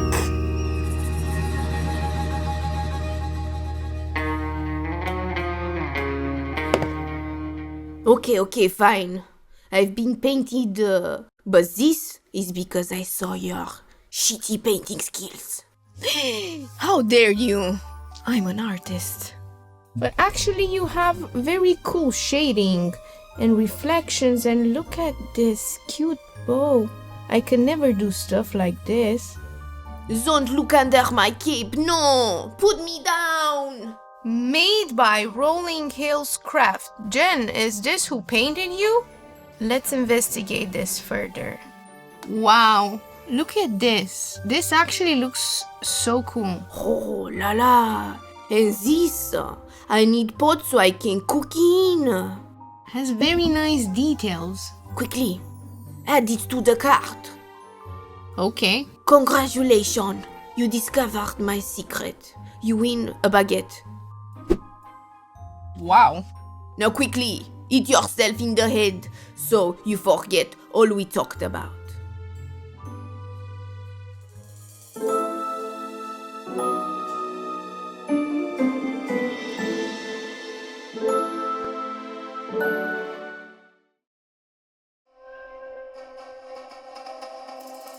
Like and subscribe, dear viewer. Like and subscribe. Not that I wish to imply you've been sleeping on the job.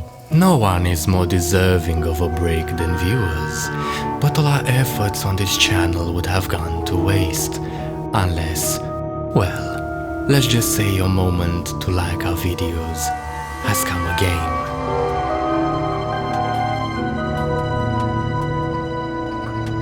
The right viewer in the right place can make all the difference in the world. So subscribe, dear viewer. Subscribe and grow this channel.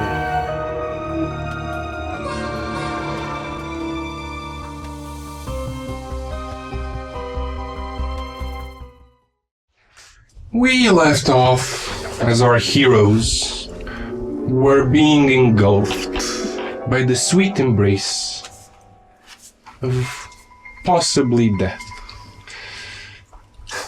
They are transported to a realm in which the first thing that they see or feel is sand hitting violently against their faces.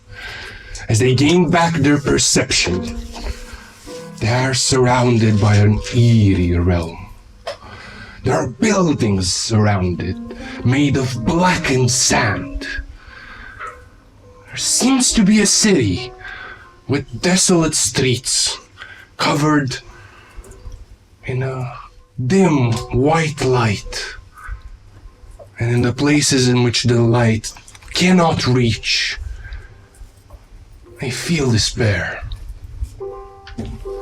Around each other, Shaq sees Adam, Pax sees Grace, and Leo sees Jen. So we only see each other in pairs. Exactly.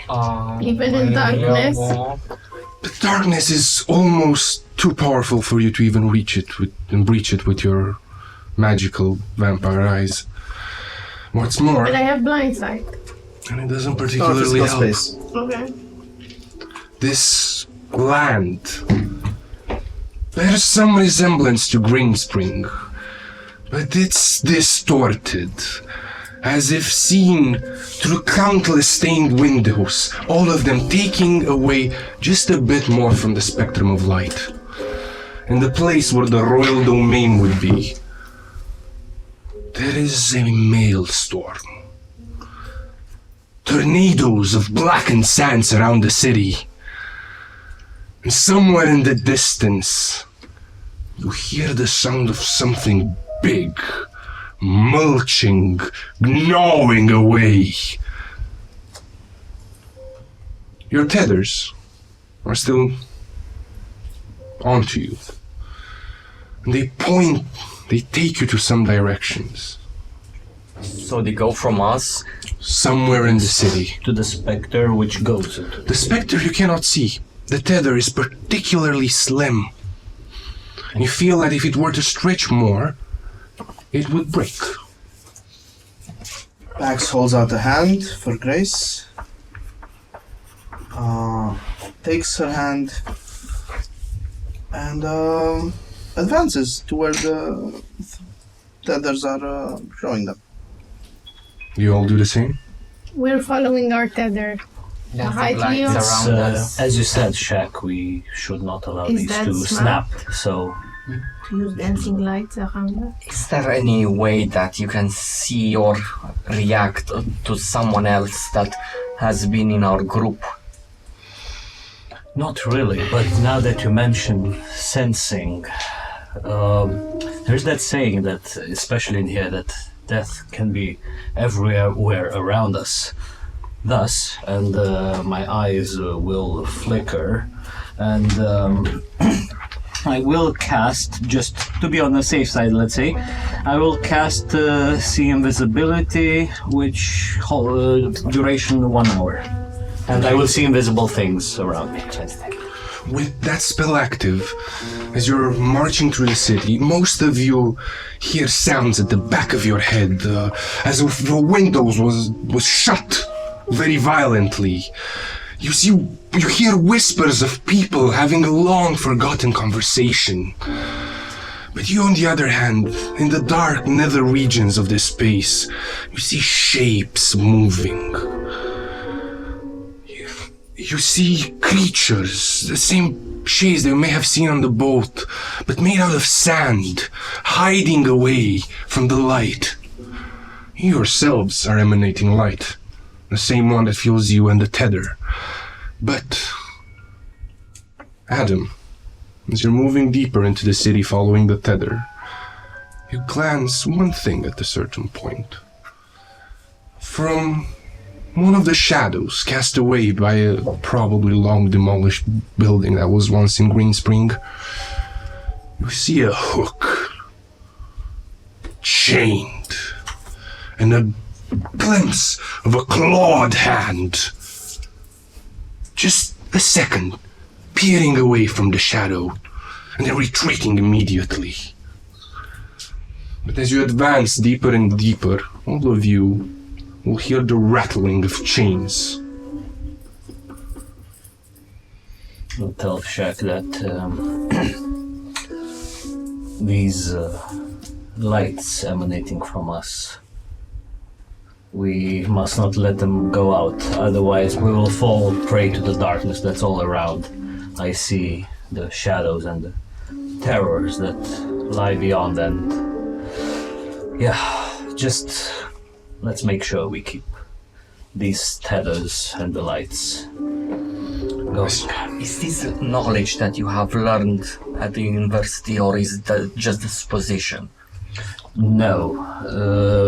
Through my divination skills, the spell I've cast allows me to see more beyond mortal gaze. Thus, it is clear to me that around us, all that awaits is just darkness and horrors that await us to be their prey, let's say. When you see such a creature, just point. And Shaq continues with his weapons drawn. Yeah. Oh, also I'll cast Mage Armor. Okay. Yeah. You venture deeper into the city. We want to do something. What do you want to do? At one point, Grace stops, shakes Bax's hand, and says, I don't know where we're going. We need a bit of more information. We don't know where the others are. And honestly, I don't think you realize how... I realize that your actions were noble, but you put us all in fucking danger. However this is going, it is going as Castile designed it to function. He wants his item retrieved, and he would intuit that at points like this, all we have to go on are these threads, and I follow them trusting him. But if you can get answers of Saturni or anyone else... I think we can definitely do a rite or something to see if we have the guidance of the god. But I do feel we need to think if we need these tethers or not. And if we need them, probably it's better to stick with whatever we're tethered to, not miles away. Her blessing would do a lot. I'm sure she's just as upset with this death as we are. Tell me what I need to do to help you. Let's just... And she starts rubbing her forehead. Let's just try to cast something. Do you know the augury? spell, we learn it because of the fork is forsaking death and foreseeing it at the same time. And she starts like gathering some stones. And There are no stones around. Everything is made of blackened sand. she starts scribbling in the sand the right, and she's gonna see if following the threads. No, it's if severing the thread and the feather, it's a bad result. You know the spell augury. Basically, she starts asking for Saturni's guidance. Do you have to roll anything? You, as a DM, you have to choose the following possible omens: wheel for good omen, Gotcha. woe for bad results. Okay. You may cast the spell. So wheel for both results, good and bad. Wheel and woe for both good and bad, and nothing for results that aren't specifically good or bad. Good, bad, mixed or nothing. As you're casting the spell, you feel it is difficult, as if you have to reach very deep inside of you to feel that magic. You draw your sigils, and just before the sand shifts from a gust of wind, give me a religion check. Finally, we're back. 15. So the results you see for cutting the thread, it's woe. What's more than that, because of your role, you feel that not only Saturni doesn't wish you to be here, you feel that she, when you conjured up her pain, her power, you felt the pain from somewhere beyond this, way above. But a goddess did not like being summoned in here. She's gonna then try to cast another spell, one of Obscuro, and see how that is going. Go to her divine address book. That's why we believe in the power of men. She's gonna cast Thaumaturgy. It's a cantrip. Thaumaturgy? Thaumaturgy, yeah. Tomato-turgy. As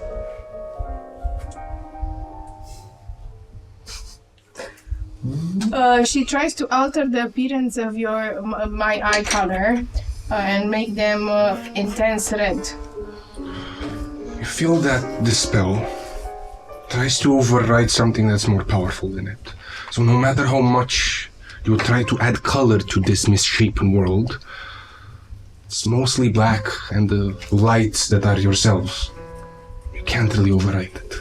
But you feel that the channel is hard to make, but it is there. You still have use of your powers, albeit tormented.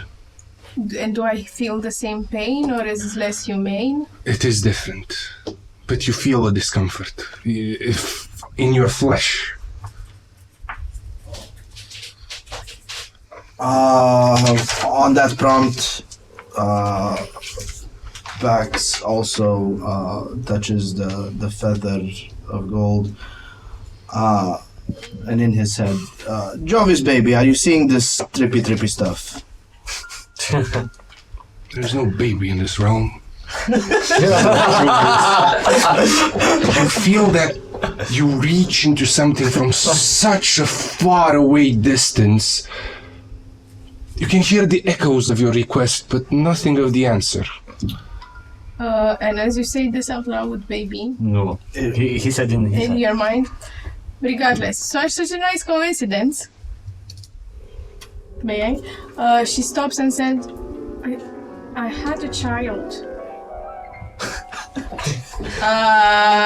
I've seen a vision where I had a child, and something swallowed me and my child. When? What? When we were in a boat, on the boat before. Before doing what?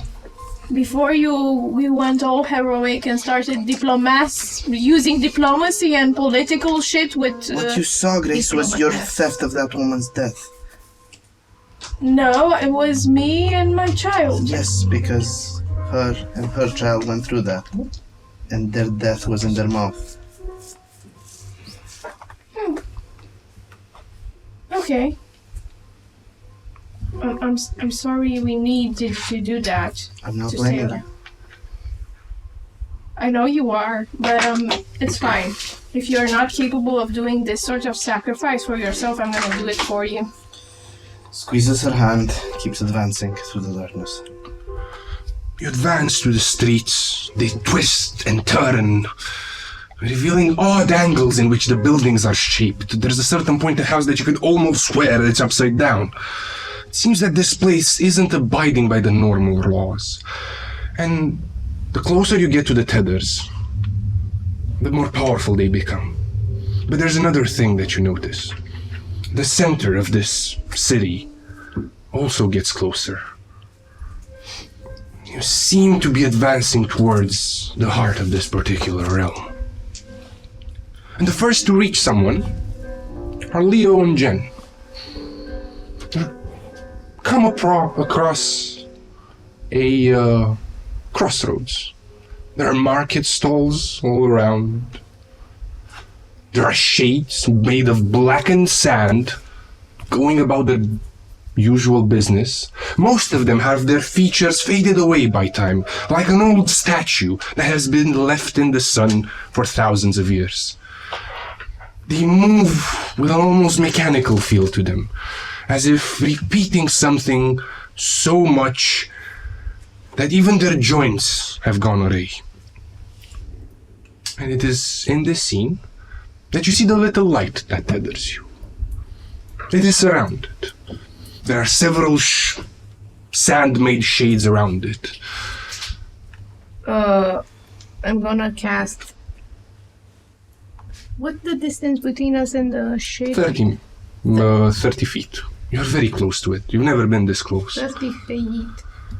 I'm gonna use all my movement to go take the little shade, our shade. It's a shade. The light. Yes. Our light in my hands. Take it, disengage, and come back. So the moment you approach and try to touch it, it seems like it can't really come with you. As if you are touching air. You see the light, but grasp at it. My hands go. The moment you touch it, you start feeling something. What am I feeling? First of all, you feel fear. A deep fear. As if something bad is going to happen to you if you don't do the right thing.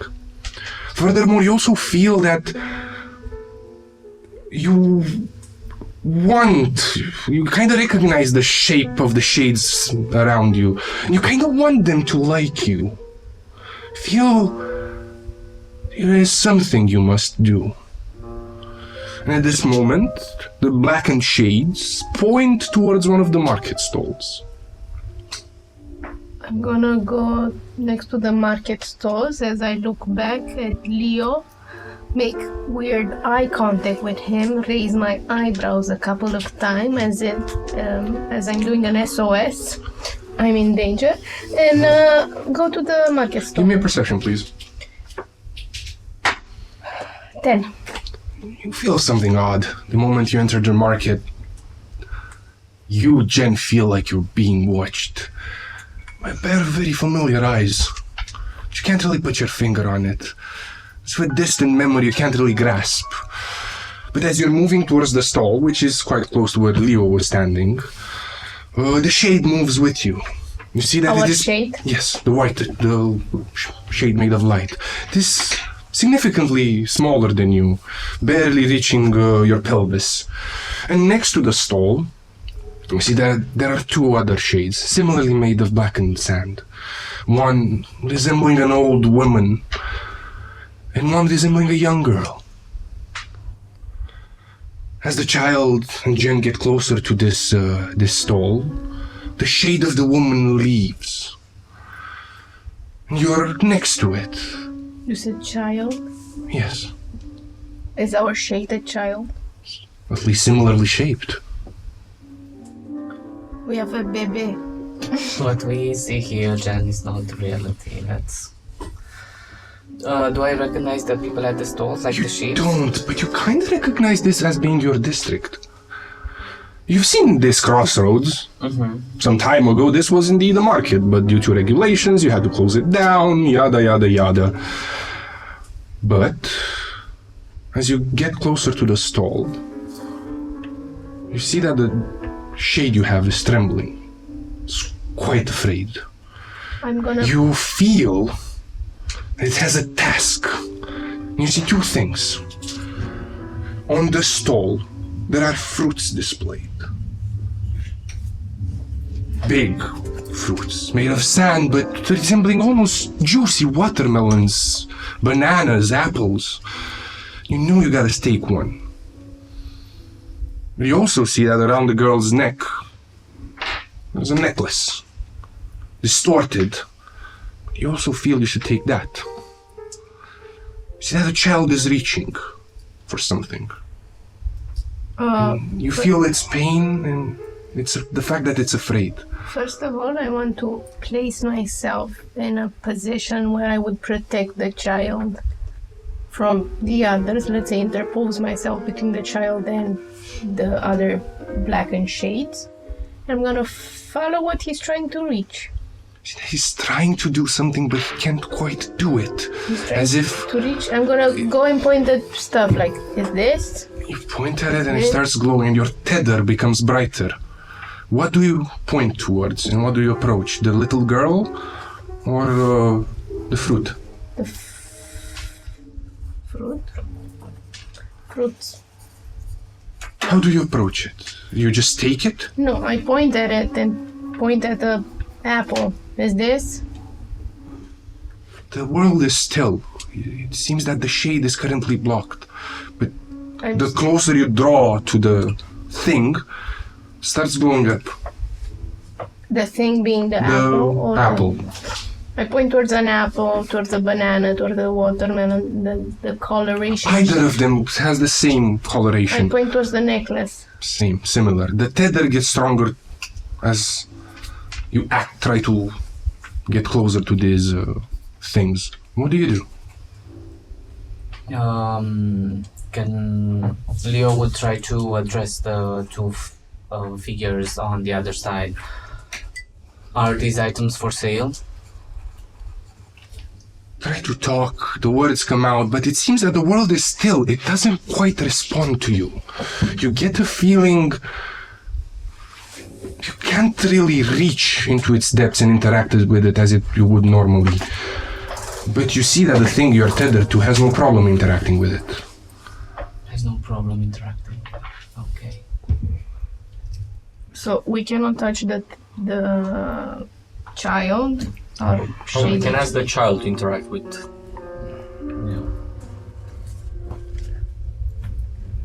Little baby, ask the woman for... The child will not respond. We just have to pick. Fruit, yeah. I'm gonna... What fruit do we have? An apple, a banana? A plethora of fruits available. I'm gonna take a pear. How do you take it? Do you try to be sneaky about it or do you just go there and... I touch it first. Bit and leave it there. No, just touch it. So- Put my hands again around it. When you are going to touch it, Yeah. see that the shade of the child snaps and goes for it. Well, let him take it. He takes it. And then you see that the shade of the girl sees it. Yeah. And it moves towards him, trying to scold him, trying to stop him. Seems that he is stealing. Oh, And the moment the shade gets closer, you feel something gnawing at your mind. And you hear this. Kill it! No! And you see that the child's hand has a rock in it and wants to smash the little girl's temple. What do you do? I interpose myself between them. Like, with my face in front of the shade, with the chest front to cover the whole area. I put back the pear and I try to take... You cannot. No? You don't have the pear. It I try has the to pear. take the rock from the child's hand. It will yield no result. unfortunately. And you, Leo, will have to give me a dex saving throw. Don't go I'm wrong. saving Chile. That's not. So bad it is. Oh, no, not 12.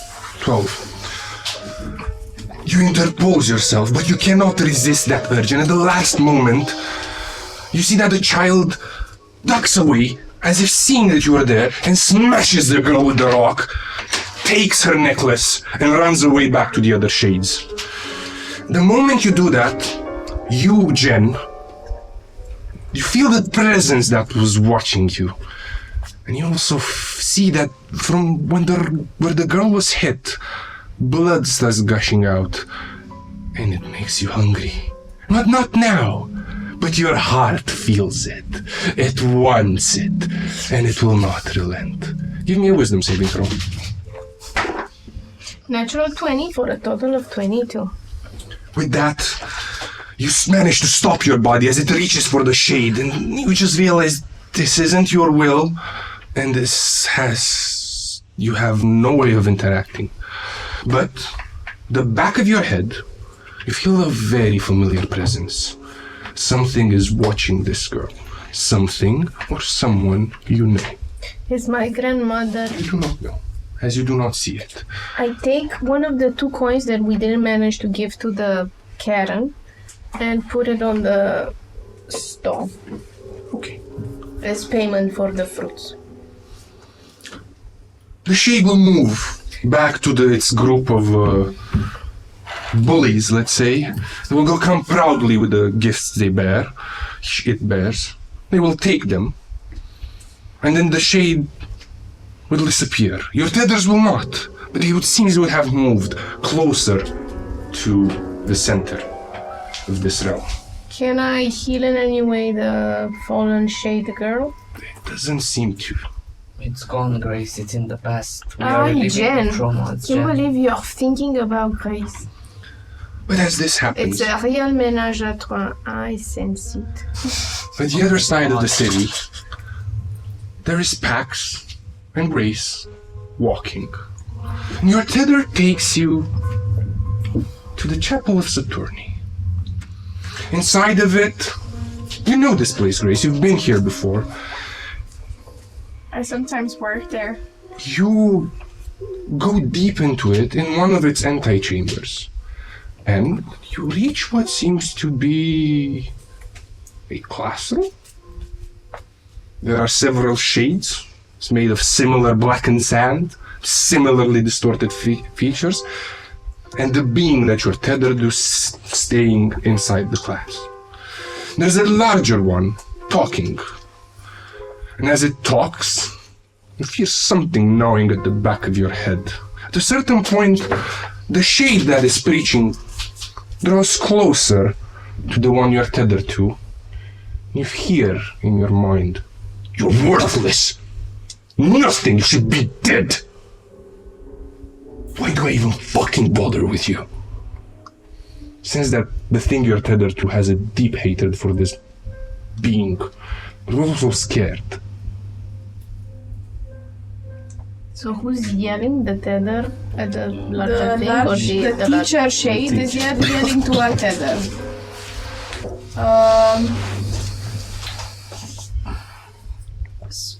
Grace, can you roll me a perception? Let's go.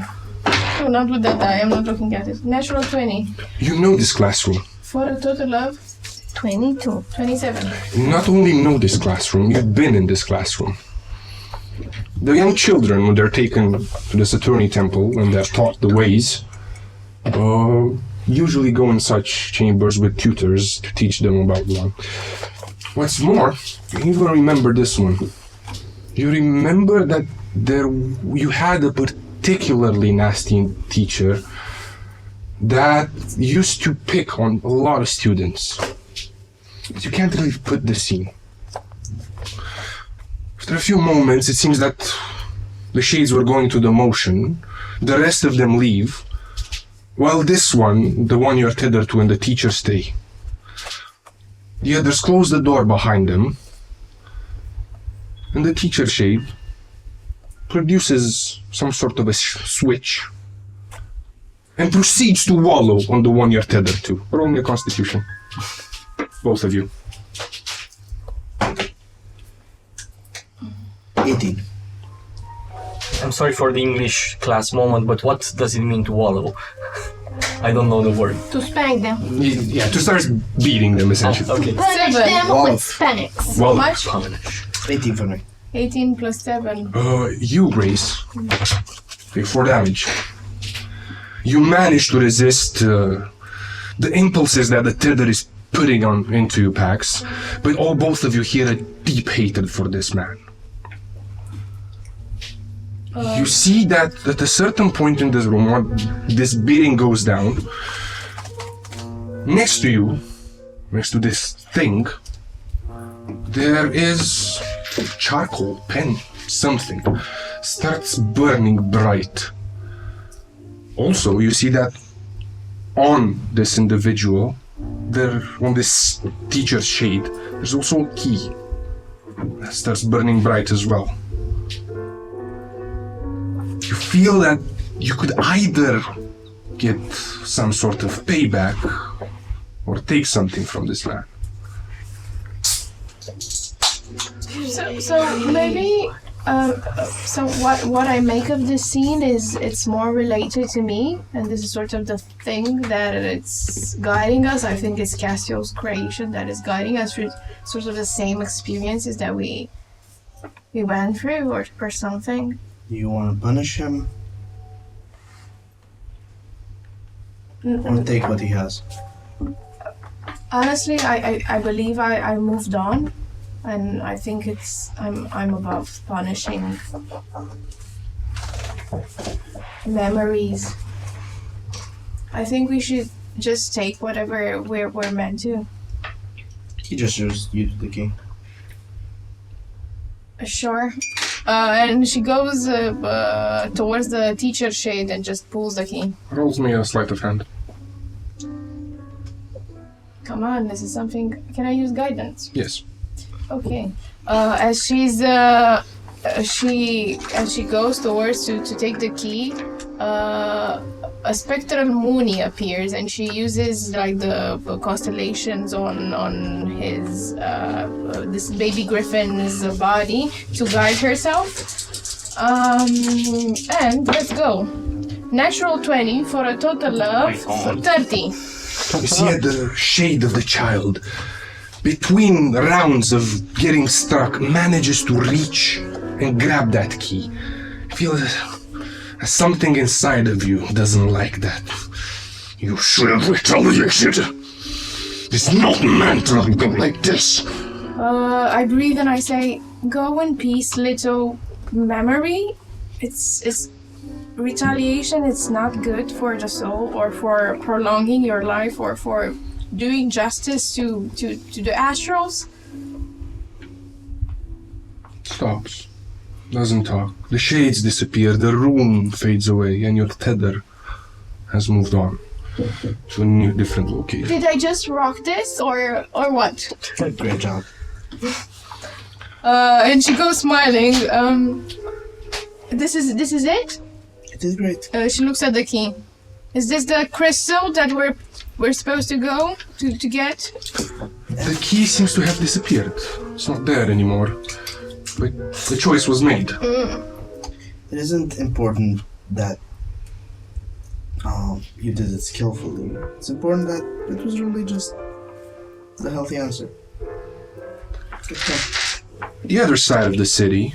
One quick question. Where exactly on the side of the city are we? Don't know. This is shifting. It barely resembles memories of Green Spring. Because what Adam would be interested in, if it's possible, knowing that during the trials it was mainly Jovis and Cloud District, I think, that was being destroyed and everything. For Adam would be important, or like he would like to know if it's any difference between those two districts and the rest. So the district you're currently into, or at least the place you're currently into, resembles most the slums. So midnight. Yeah. Yeah. Okay. And as you're talking about this, you reach a certain place in these slums. You see the shade of an old man carrying the tether that binds you. This one is particularly small. You can feel that it is frightened and it is weak. The shade of this old man carries your tether to a hovel. See that is made of bent wood, whatever scraps he could find, and the walls are patched with books, stacked on top of each other. As this happens, things flash. The shade changes. It grows a bit. The old man gets a bit smaller.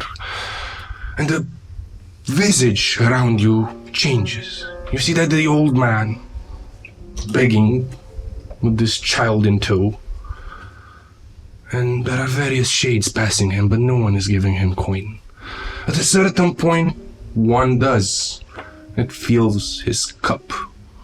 He takes a look in it, and there aren't many coins in there. So he takes your tether, and the visage changes around him, and he reaches a house. In the house, the different shades answer. He gives them whatever coin he has in the cup, and she takes your tether. In the house, there are multiple shades, and it seems that the one that took your tether is female. She starts breastfeeding.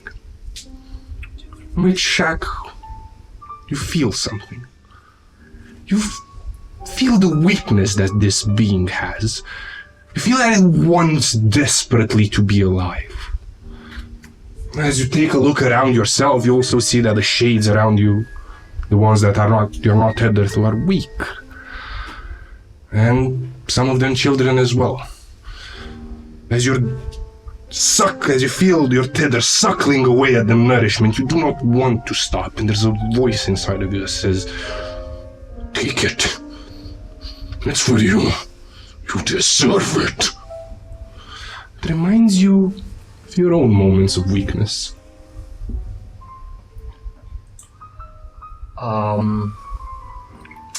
I will look towards Adam.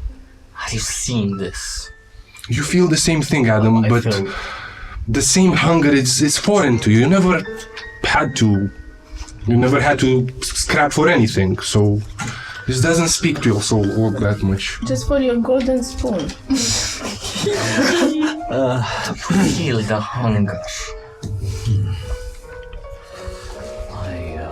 I'm not sure on the nature of this illusion, though this entire realm seems to be testing us. Just whatever you do it out of ration, not out of instinct. It is not the instinct that I'm acting upon. It is necessity. We must feast on the shades. Remember, I told you earlier that these shades also bring the light to us that protects us from the outside world. So, logically, I would advise you against it. Just control yourself. So, the hunger that I feel towards consuming the shades? Towards not stopping to suck from the bosom that feeds you. But it is similar to when you wanted power and wanted to stay alive. It did not want to give that up. So, at the moment the shade is suckling and this... Your tether is suckling from the shade. The tether is suckling from the shade and I want this to continue. Yeah. Do you allow yourself to do that? Or do you try to resist? Stay away from the suckling shade. This feels good. It's feeding us. It's feeding us power. Roll me a strength. Strength what? Saving throw. Natural 1 for a total of 9. As the shade starts, tether starts biting into the bosom that feeds it, you see that the shade is the thing that was feeding it is pushing it away, and it is desperately trying to claw back some of that nourishment. But it doesn't get it. Not only doesn't get it, you see as the child is dropped on the floor in disgust. No, I want to go towards the shade that is dropping the child and try to tackle it down. So that Roll me an athletics. So that or an attack, whichever you prefer. Athletics. So this group failed. 30. So with that you see that the babe that was suckling makes a scream that you hear both you and Adam in the back of your head, as if the cub wanting to live and not giving up the morsel of meat it needs. See that the child goes to the basically leg of the shade, starts biting on it, but it can't. It's too weak. The back of your head, you sense that something is satisfied. And the scene changes. Your tether moves away yet again. But it is this very moment that all of you throughout the city hear a loud snap coming from the center of the district. You see that there is something beginning to take shape in there. What? Not quite clear. Big, small, Particularly big. white, black. Can't distinguish in that way. Are any of our tethers towards it? Yes. Moving ever closer towards it. That's our cue, I think. And we're now gonna go back to Leo and Jen as their next stop takes them to a funeral procession. You see the same child surrounded by a group of the same shades you saw before, but this time they are bigger. Their hands are bigger, their mouths are bigger. They have filed teeth and wicked smiles burned onto their statuesque-like body. You see your little shade cowering in front of them. You feel that it's been recently beaten and it's currently licking its wounds, but you feel the same sentiments you had before, wanting to belong. You see that these beings, these shades, are pointing towards the funeral procession, and your tether moves there. The closer it gets to it, will you follow? Does Leo sense the intentions and the feelings our little shade has towards the funeral? Is it in paying respects, or is it I'm gonna do a prank? It's scared. It's scared to go towards there? Yes. Then Leo will try to move and embrace the shade in a way, stopping him and giving him an embrace with the feelings of you belong, you're not alone, trying to push in all of these emotions towards the shade. Persuasion. I'm so scared. Dios. Ay, Dios mío. Little Dicey, if there ever was a tiny go! Natural 20! The smallest 20. Smallest 20 A plus. lot of 20s today. Yeah, on this side of the table. Doesn't matter how big the 20 is, it matters what you do with it. That's a 29 total. As you get closer to the shade and grasp it in your embrace, you manage to send one thing through it. That it belongs. That it is wanted. But only for a fraction of a second. But you see that your tether grows brighter, and it itself grows brighter. But it passes through you and moves closer to the funeral procession. As it moves closer, you see that there are people gathered, wearing dark robes. You can't see their faces, but there's a cart. There's someone in it. They're taking them to the Sabbath waters. Behind the cart, there's a little girl. You recognize her. She's the girl from the stall. She's a bit grown up now. And she's crying. As the shade, which you're tethered to, gets closer to it, you feel that it wants to take something. It wants to take something from the cart. You see it move towards it.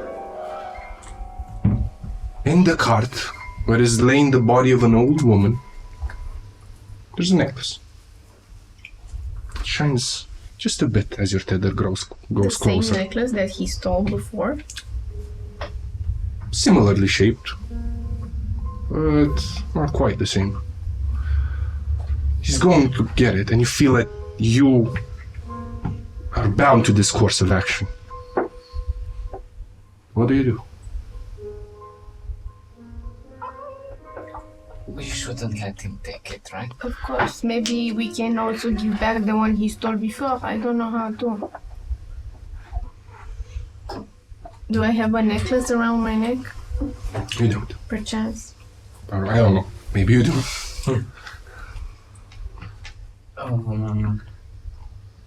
What can you do? I don't know. You can try make him apologize.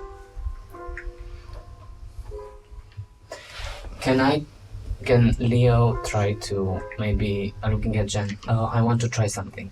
Of course. Let's see if we can connect the hand of the shade with the hand of the little girl that is crying and make them touch.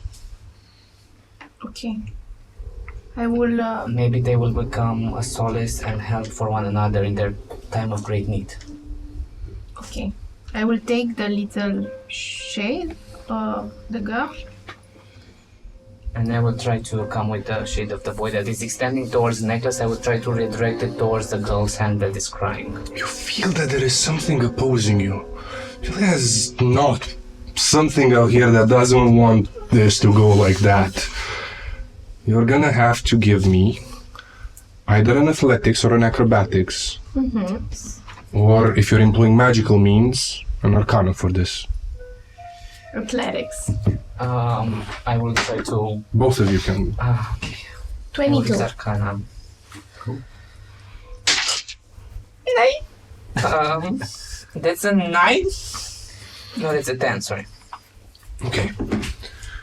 You start pushing, trying to do everything you can to get the shade there. Throwing sand, everything.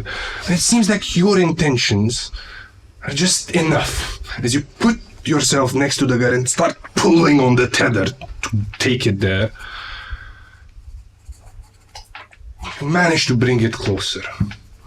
You see that it's the same shade of the same little girl that this tether has struck before. Unfortunately, Leo, whatever you are trying to do to push the girl back doesn't seem to have worked. She sees your tether, comes next to him, picks up a rock from the ground, and smashes into Yeah, we've seen this before. Just a yell coming from Leo in that second, and as he falls on his knees. I try to catch our shade. It falls to the ground. You are unable to. I try to heal it. It doesn't quite respond. What's more, you hear laughter. There is something or someone scary coming from behind. And as you turn back, the last thing you see is the shades that were bullying it at the start, having grown even larger, coming in tows with sticks and stones and starting to wallow at your tether. I try to do what Leo did before, try to hug our little shade and whisper with the intention that you are powerful, you are loved, you don't need this entourage, you are strong enough, you can take it. You belong. Give me a persuasion. 15. Your words of encouragement seem to reach a bit in this shade's insides, but unfortunately, the last feeling that you have before this whole scene disappearing is sadness and pain. And next, on the other side of the city, we have Shaq and Adam having reached the old man yet again. This time, you see that his shade is crumbled. Bits of sand have fallen from it, and it has the little tether in tow with him. They're in their hut, their hovel. The shade, the tether, barely knows how to walk. You see that the shade of the old man is smiling a bit as it sees that. But it also starts coughing. And with each cough it makes, more sand falls down from the blackened shade. At a certain point, the shade is just lying down, with your tether desperately, frantically searching for something in the hut. Feel that he is scared, and it wants to save the old man, but has no means. Throughout the hovel, there are scrolls, books, and some of them are glowing. But what's more, there is something glowing from somewhere out of the hovel. In one of the houses, there is on a table a poultice. It is also glowing. You feel that you're at a standstill. This tether of yours really wants to save that old man, but it doesn't know how to. Shaq, you know this weakness. You got rid of it, away from it a long time ago. You feel that this thing could be freed right now. Not necessarily by any of those means. There's a pillow, and the old man can't fight. What do you do? I will tell to Shaq, before we take any action in here, I do have an ultimate solution if anything, but before that I'd say I go check the glowing books, and if you could check on the poultice, the glowing one over there. Yes, let's explore the means of interacting with this. Indeed. However, our top priority would be to have our shade live. I feel it is what keeps us alive in this place. And I do have a solution for that if it comes to it. If these things do not bring a solution. Killing and eliminating the situation, right? Transferring vitality from one to another, let's call it. Withering. We keep our own shade tethered to the weak one. Why would we keep it alive?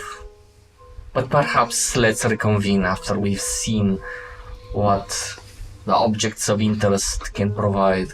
So we will split in that case. I'll go for the poultice, and I guess that Adam for the... I'll mage hand take the books.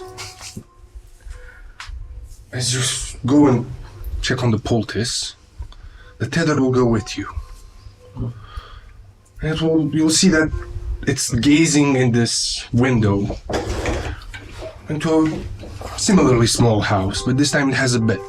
In the bed there's an old woman, and this poultice is glowing on the table next to her.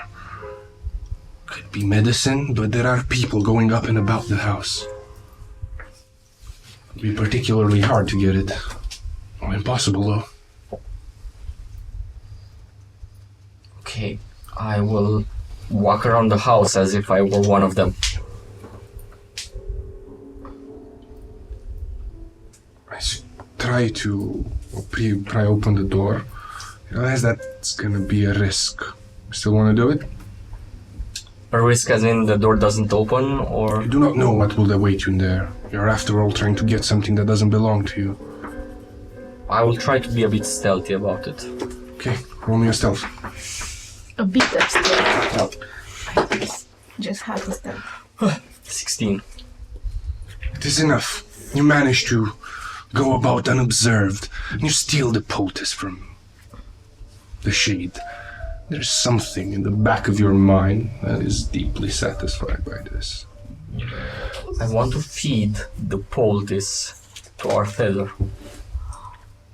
It doesn't take it, and doesn't eat it, but it does take it to the hovel. As it comes with poultice in hand, Adam, you're there. I was checking the books. Roll me an arcana. Okay.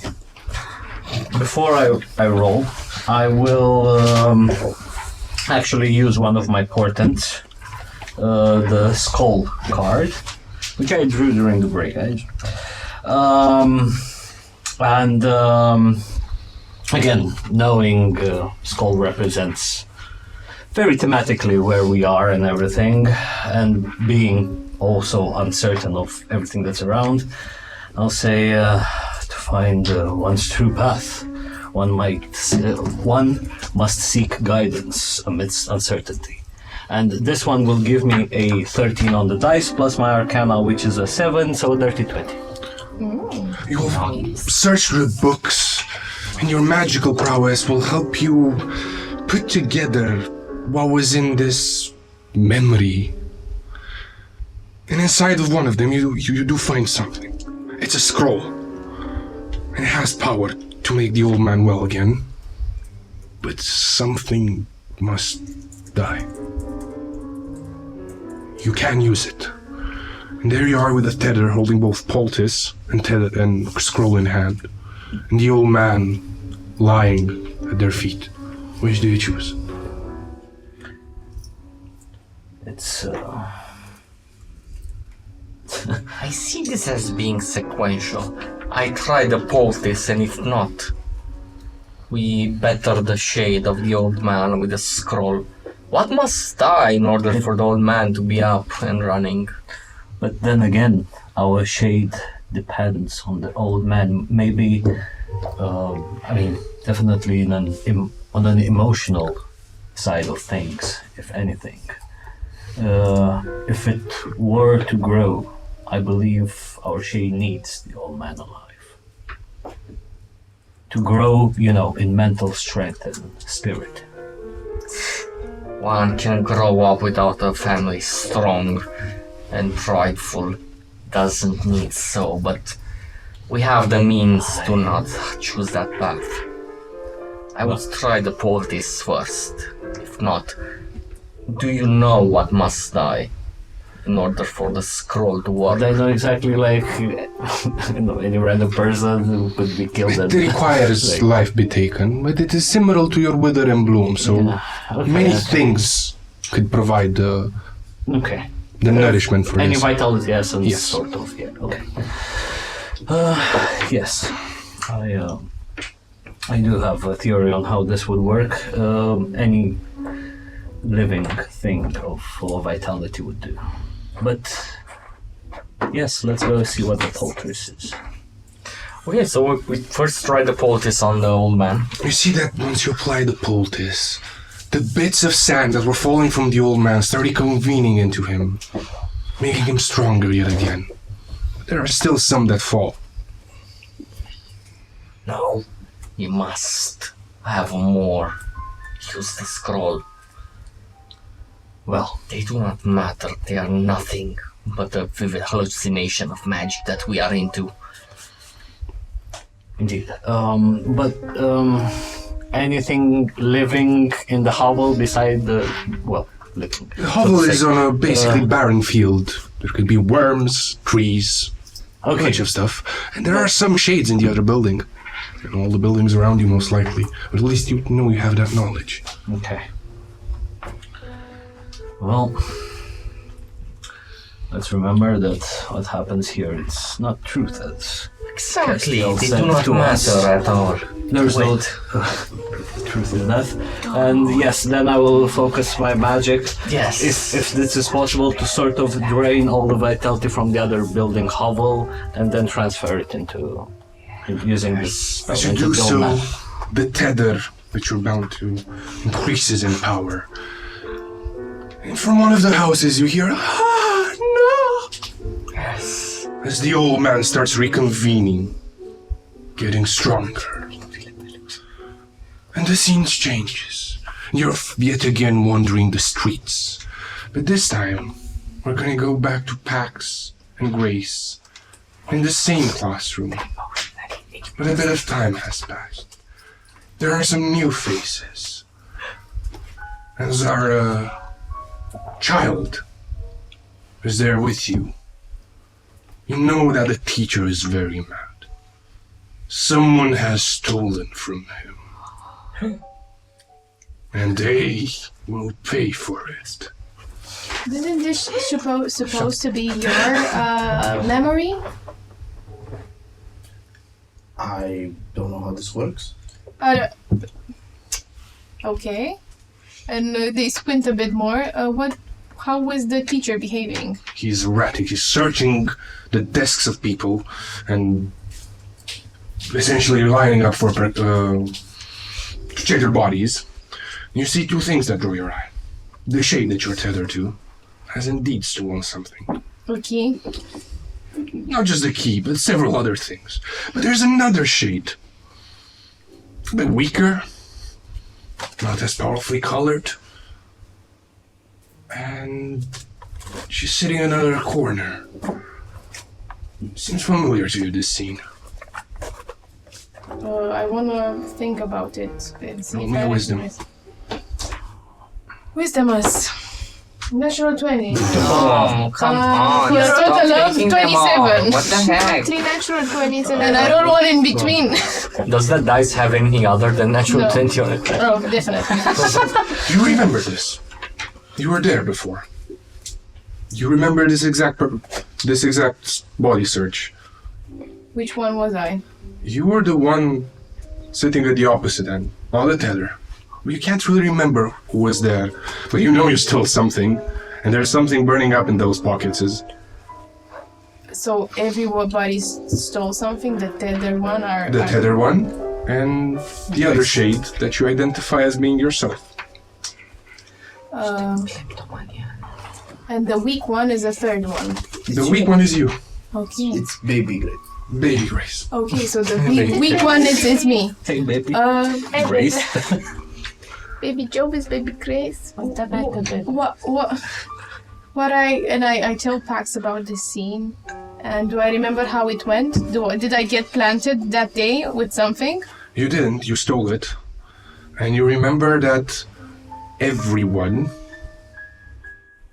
bore a punishment that day, but that the teacher also questioned everyone separately. And no one found out about any missing stuff.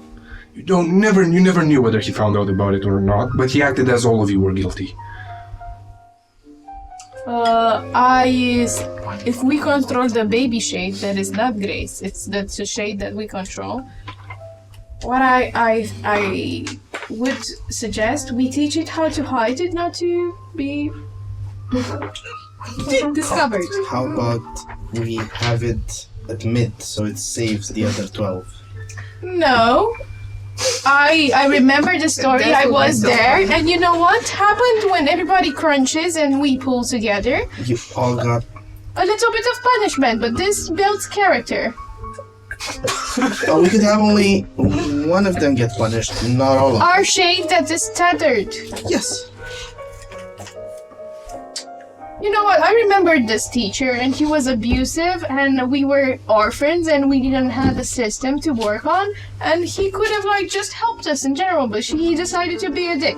So we're not fighting back. What I'm proposing is we do nothing and let things unravel as they once did before. This isn't about him being a villain. He is. This is about what we have agency on. Our little shade. With stolen goods that can save its classmates. So what are you proposing is to give up the stolen goods and all take the punishment? One student will take the punishment, not all from this villain who will punish all. Our shade that's taking the punishment that we're tethered to. You're realizing this. It's not beneficial to us, but it is the right thing. Okay. We went on that idea too. She starts breathing heavily and she says, I think we're gonna get fucking killed, but okay. This is your classroom. You decide. I'm just telling you what I think. This is also your baby shade. We're connected together with this, so you also have to make a choice. Can we determine what's stolen? So Grace remembers she stole coin. But on our shade. On your shade, there seems to be some sort of a trinket. You remember that the trinket, the shade wants it very much. It covets it. And it's magical in nature. You get the feel.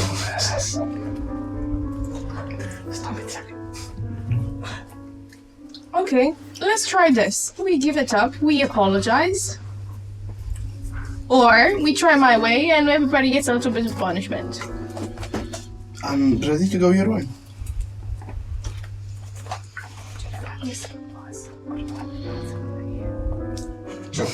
No, we're gonna go your way because I think I did my test before and this is yours. And Grace will try to control the shade to give up the items and apologize. You will see that as the teacher reaches you, and he will try searching. In your mind, as you want to tell him and whisper him, I stole, there's a voice to it. No, this is not the way. Take it, it's yours. Listen to me. Very calmly. Shut the fuck up and give the fucking stolen key back to the teacher. Everybody will get punished. Give the fucking key. Roll me a constitution save, both of you. Oh,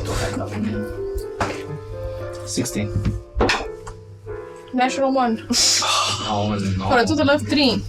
Oh, that is balance. Balance. You take 4 damage, and Pax takes none. But you manage to stand against this. You know that the shade whispers there, tells the teacher. And indeed, you all get punished. And then all of the shades get asked to this teacher's office, where they're sequestered, questioned, and then left to go. But when it comes to your shade, the moment it enters the office, it gets a beatdown. A severe one. This time that it's not holding back. You know that it is yelling at you. Disgusting piece of shit. I'm gonna teach you to steal from your betters. And instead, it hurts you as your pain and its pain is yours. I'm gonna try to cast sleep on the teacher. Okay, but you gotta roll me another constitution for this. Come on, baby. 21. Okay, both of you. Constitution? Mm-hmm. 15. You're good. You see that it's the thing is trying to channel its magic and put it to sleep. But as the teacher sees this, his beatings become even more powerful. And I'm gonna fucking teach you to use the things I learned you. Did I see what did I see happen with Grace's magic? Grace's magic has been channeled into the tether itself, and it was looking like it was trying to put the teacher to sleep. It's not dissipated, but it couldn't perform the task. Apparently this is not how it happened. But as this happens and this scene ends, and you're forced yet again to follow your tether, this time closer to the gate, you hear a loud crackle coming from the midst of the city. And in the center, the outline of a gate starts appearing. There's a large, grimacing skull on it, but it is not yet fully taken shape. This is fucking terrible. Oh no, we're in danger. I'm in danger. There's nothing good about a skull appearing forever. Yeah. We get back to Adam and Shaq. This time, the child is with the man in tow. The man seems to have lived throughout his ordeal. It's the same old man? He's the same old man. Okay. But this time, he's crumbled almost fully. They're begging together by the side of the road. They don't really make much, but they make enough for some loaves of bread. You see them going, buying it, then taking it back to their hovel. But outside, you hear laughter. You hear the following words being uttered. I know where the fucking idiot lives. Let's go have some fun. And as the child and the old man are in the hovel, you hear the sounds of broken glass being smashed into the hovel. You hear laughter from outside. As they walk out, you see that the hovel and the books inside have taken fire. The people outside have made a circle, throwing both magic and Molotov cocktails in a disgusting attempt to have fun. You see that they are dressed in guard clothes, wearing the regalia of Green Spring. You see that the man and the child put on their knees and start begging for them to be left alone.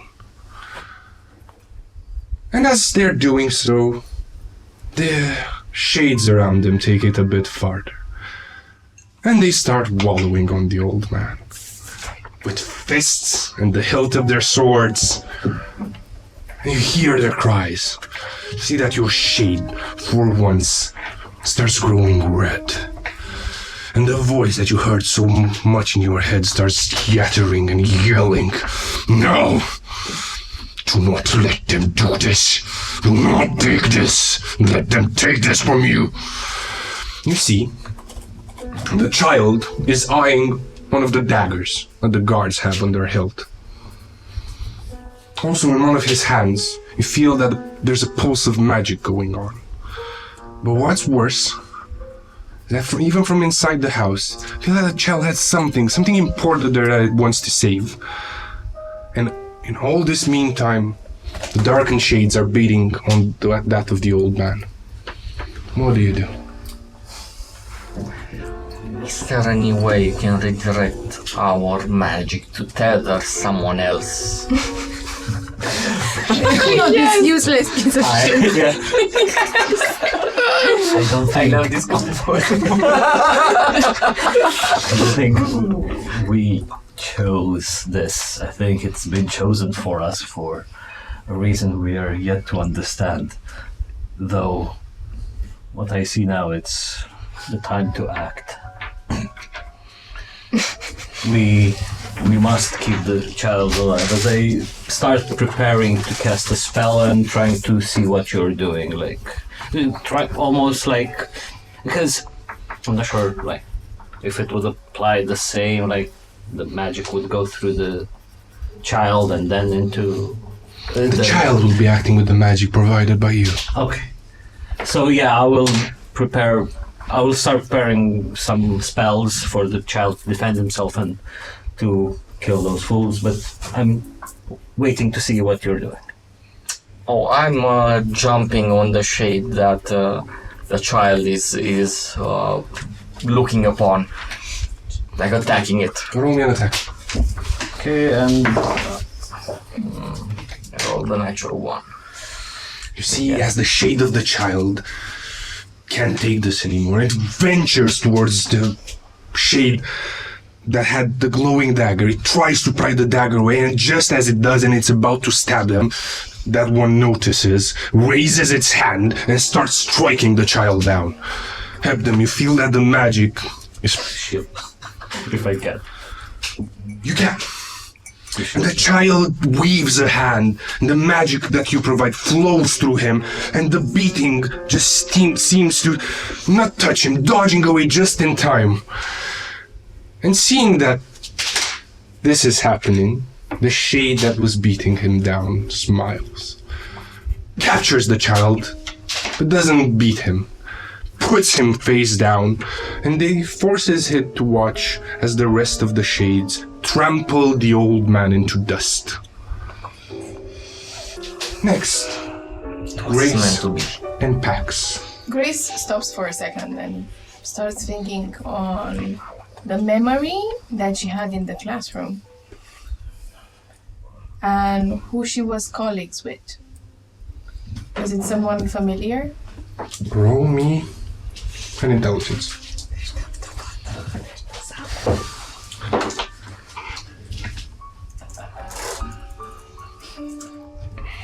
A total of 16 because I have a minus.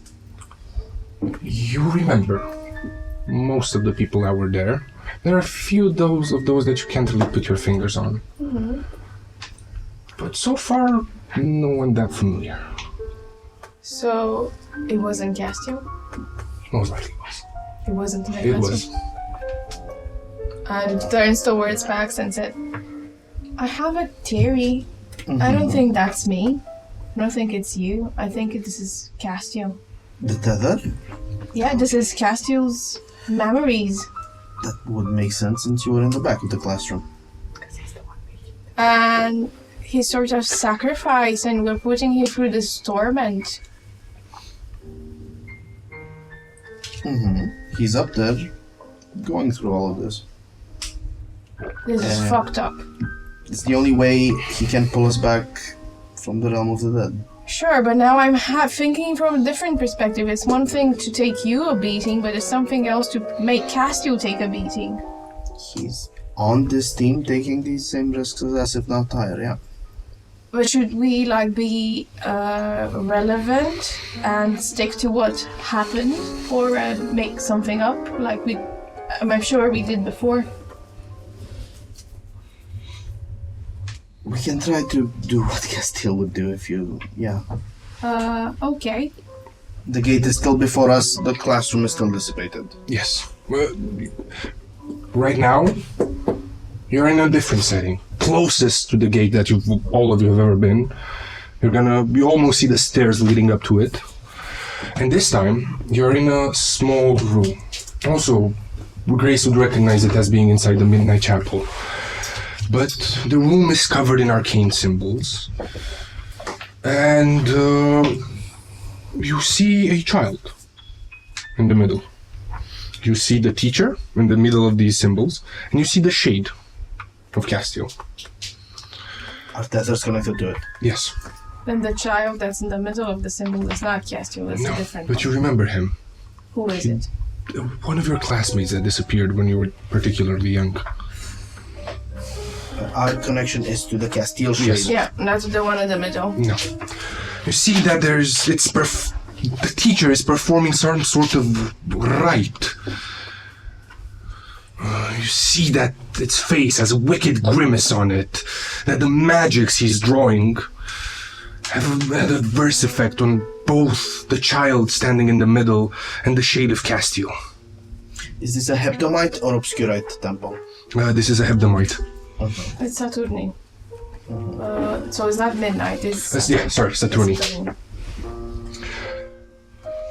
And both of you, since you're quite magically inclined, you feel that the man is trying to use both children as fuel for something. As he's drawing from both Castiel and that other shade. See that Castiel himself is quite frightened. But he wants to stop, he doesn't quite know how. See that the child is glowing on the altar. See that the teacher has a sort of a wand that he's using is glowing as well. And in Castiel's pocket, there seems to be something that's glowing. You know there's a vial of water. Sabbath water. Most likely. Are you happy we helped the other teacher with last memory beat him up? Instead of taking an on-and-us beating? Now that you know it's Castiel? It doesn't change my perspective, no. Mine is changed, and I'm gonna do what Castiel would have done and free, even though we killed this bastard, and free that little puppet child and go and try to control the shade that we know now is Castiel to throw the vial. I'm pretty sure this is how it happened. Are you sure this isn't where his arm becomes what it is? Are you sure you want to be handling the vial? We don't know the arm thing. I've seen it. You haven't. You yourself haven't yet. Never seen it. Oh. And Grace didn't as well. I also told you guys. Yeah. That You haven't seen it, but you know of it. that he's made out of different creatures. So, coming back to what we know, we don't know if this experience per se made Castiel like this. But definitely, and do I remember if the teacher, after the other child disappeared, he stayed alive or he didn't? He disappeared. The teacher? Yeah. This is what must happen. I'm very sure of it, and I think we need to recreate it. If it's just about remembering, then sure. Enable his memory. I think it's each time he went close to a dying experience. Does it make any sense? It does, yeah. It's his death we're riding into, the realm of death. And ripples of his other brushes close to it are likely to come into it. Yeah. Sure.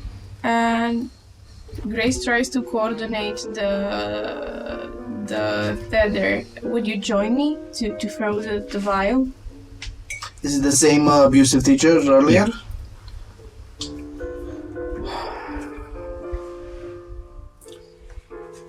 Do I feel the Tether Kid Castile understands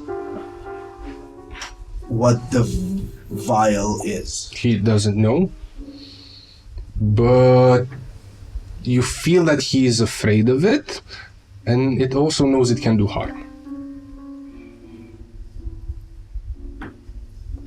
But you see both of his hands are normal. We don't know about the head thing, Yeah. so it doesn't matter. We don't know. He doesn't know he might kill. But from your memories, we know. Definitely, Probably but will. it's two things. If we don't kill the fucker right now, and I think time is of the essence, if I might point out, in this experience per se, the little child dies. The other one, not Castiel, the one that's tethered, that's on the altar and is glowing. You want the death of a little child or an abusive fucking teacher? Reluctantly, Pax does pulse through his tether as well to You're going for the child. to attack using the vial. Yeah, but not the child, the abusive teacher. So we're trying to go through the tether into Castiel's form and shade to make him reach into his pocket and throw the vial into the teacher. As you do so, you roll me an attack. You'll hear the following in your head. Yes. Let it all burn. Let it die. Plus, It's not I think hours or plus something. Drown. Plus one of your attack. If you're rolling both of you, can 19. 19. That's enough. You see the shade reaching into its pocket and throwing the water on the teacher. And as it hits him, the magic he was channeling starts going erratic. The water hits not only the teacher, but the sigils he's drawn on the floor as well. And whatever stains he was pulling from the weave, they start going haywire. And you see as the child that's on the altar starts convulsing, and the bones that are under its skin start pulling away from it. The teacher himself, his face is more of a skull than anything. And as the bones from the child are pulled away from it, his own start being pulled as well. Castiel is scared, and he feels that he himself is affected by this, and you in tow as well. So roll me constitutions. 8. 21. You don't have, nothing happens to you, but Pax takes 12 damage. But you manage to pull the child away and protect yourself as much as possible, but by the end, it seems that whatever remains of their body is a sort of sphere. Perfectly shaped, with the bones covering it and the meat all carefully tucked inside. And the scenery fades again.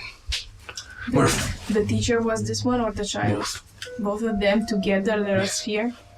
That's so absurd. So both of the bodies together, they're a sphere with the exterior Just of call it bone. a meatball. Meatball. Finally, our attention draws to Jen and Leo. You are at the same crossroads you were at before. And something's wrong. The same shade that you're tethered to, this time has suffered a particularly big beating. Did he grow up? A bit. But in his hand, he has a dagger. He's just left the other shades, telling him that he can't lose to a girl. He must teach her. He must take revenge.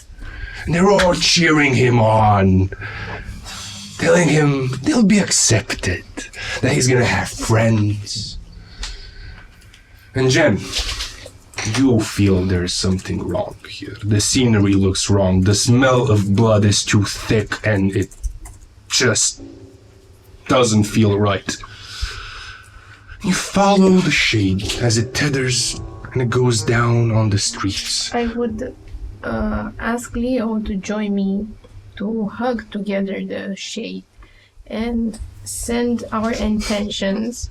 The power of hugging. Yes, Double hugging. The double hugging. That you don't need that bad influence on you. You're never gonna be accepted by those people, and you don't need them to grow and be a beautiful human being.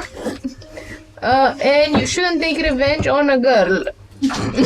Because that's not Because nice. that was equal. You hit her in the face with the rock. She hit you in the face with the rock. It's it's even. What Leo will do is stand in front of the shade, arms on his shoulders, looking at whatever facial features he can muster, and says, I suggest you stop this action and leave them alone. You get And I would suggestion? get suggestion. Okay, you roll me a persuasion. You, Leo, as you reach into the shade's mind, you see the memories. You feel that it doesn't want to do this, but it is afraid. But as your magic tries to influence this one, you feel a darker presence, both in your mind and in his. You have no power here. It is as it always has and always will be. But I applaud you for trying. Now let me give you a little bit of taste back. And roll me a wisdom. Oh my. What did I do? Buttons. I need You upset the old Castiel. Old entranced Wisdom Castiel. saving throw? Yes. Oh, I'm so good at those. I have a -1. 15. You start seeing memories, but they're yours.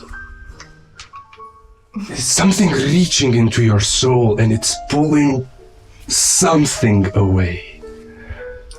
And it says the following. What a pretty little sister.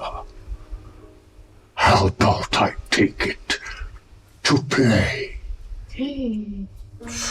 Oh, daddy. Jen, Oh. you try to hug. And what was your roll? 9. How does it feel that it matters? It feels that this thing, the shade, it's closed itself emotionally. It doesn't want to accept that. More so, it's even more scared now. But it seems that whatever Leo did had some sort of effect. What did you do? For you see that it's lowering the dagger, it's throwing it away, and it's heading to the stall. He's crying. And he reaches the stall and he sees something peculiar. The blackened sand. There's dots on it. Throughout this whole blackness, there are red dots. And it's a trail. It leads somewhere back. And he starts following. You can see that the shade is visibly shaking. I'm following him, following the thread. As it reaches the trail of blood, Jen, roll me a charisma saving throw. Charisma. 11. You feel as a hunger that you've never known before takes hold of you. And you see the following scene. You see a man, tall, beautiful, with a long coat and a particularly recognizable hat. Looks kinda like Mr. Fang. First, feel a bit enticed by it, and then you see what's happening. He has the little girl in his arms, with her neck snapped and biting and eating away from the fresh blood gushing down. I start drooling. You not only start drooling. Saying, it's wrong what you're doing as I drool all over my shirt. You feel you want to join in. You feel a connection to that. You feel that that is right. I'm gonna go try and stop it. Stop the bleed. Stop and eat. So, as this happens, Jen, you feel pulled towards your grandfather. And Leo, you see all of this happening. You see that there's a dagger glowing just a bit behind. You see that the child is a bit, you feel that he's a bit confident in his magic. He may just be able to do something to help that. But what's most is you feel the need to run the fuck away.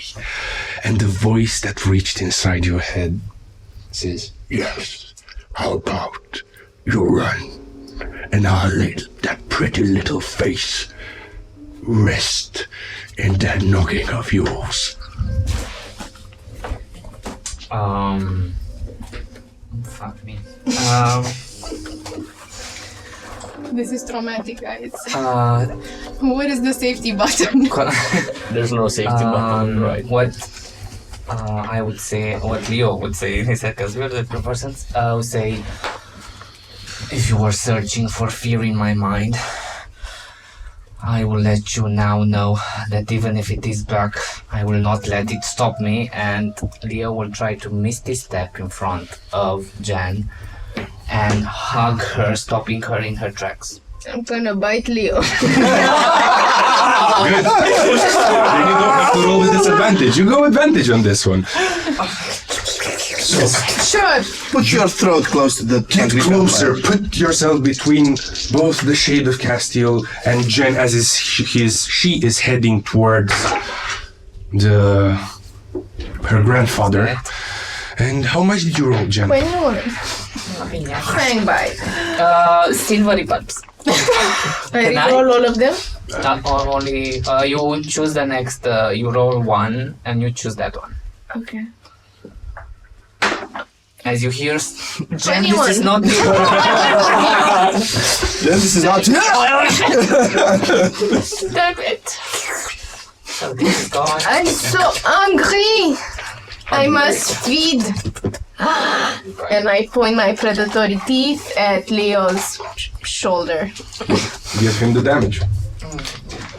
Bite me. Not only do I take the damage, but I take damage, but Now you know 9. how is to be eaten. Max damage. 9, and I gain a bonus to my next ability equal to 9 HP. As this happened, you get a moment of clarity. You almost feel this is wrong. You realize that it's Leo that you're feasting upon.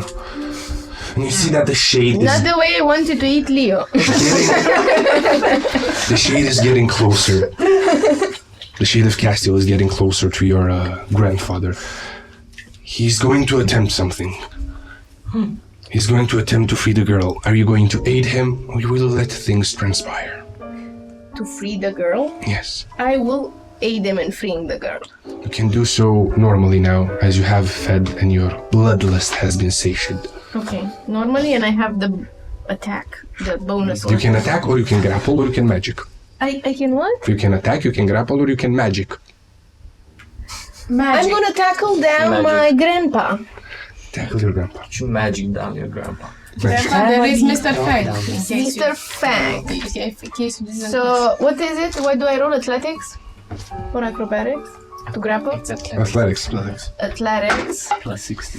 So 21, I'm not gonna use now my bonus. Crazy. To the next ability check. This is not an ability check now. It is the next It is. It is? It is. Okay, then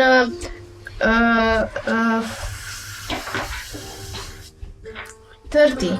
Oh my god. You see that the shade of Castiel goes and tackles down your grandfather, and the little girl falls down, inert. He is visibly distraught by what happened, tries to attempt to attack him, but you see that he's channeling some sort of magic, and he starts screaming.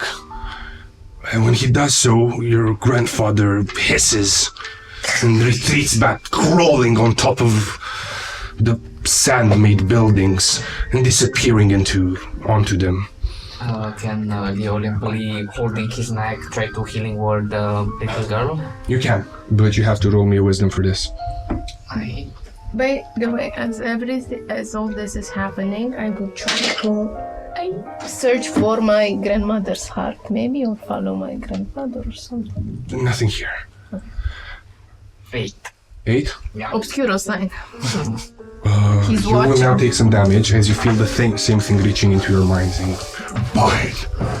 Let us have some fun then. you take 12 damage. And you will manage. You'll see that the Castiel Shades gets closer to this little girl, channels his own magic, and there's a semblance of life coming back into her as she gasps for air and her wounds start closing.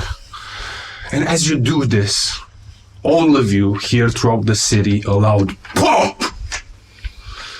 And you see that the gate fully materializes, smashes itself open, and the shades that are around you start convulsing in different ways. Their arms move on top of their head and their bodies start rearranging. And all of you hear in your head, This was not how it happened. This is not how it was supposed to.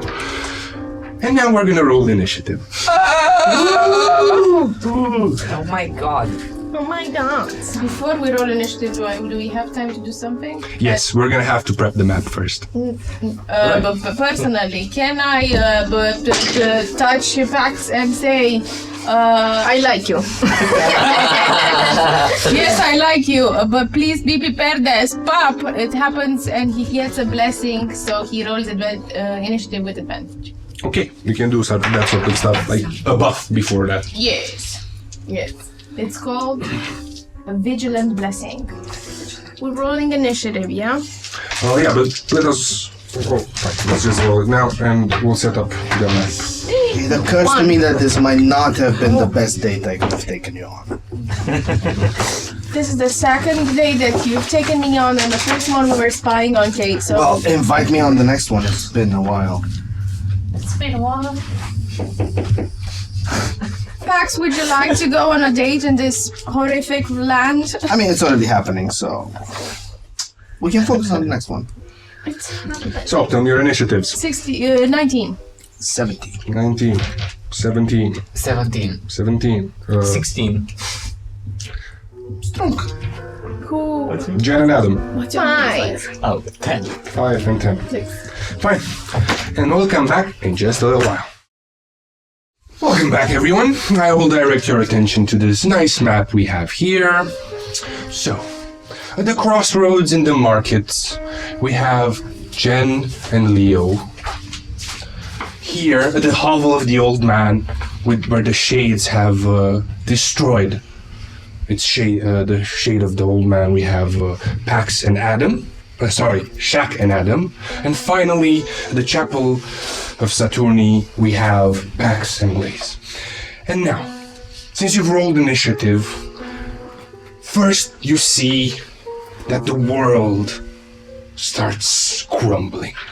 From the distance, the blackened city starts transforming in rubble.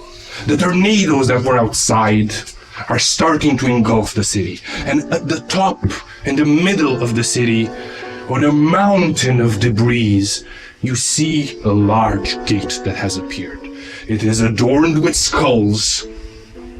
It's squeaking itself open. It beckons to you.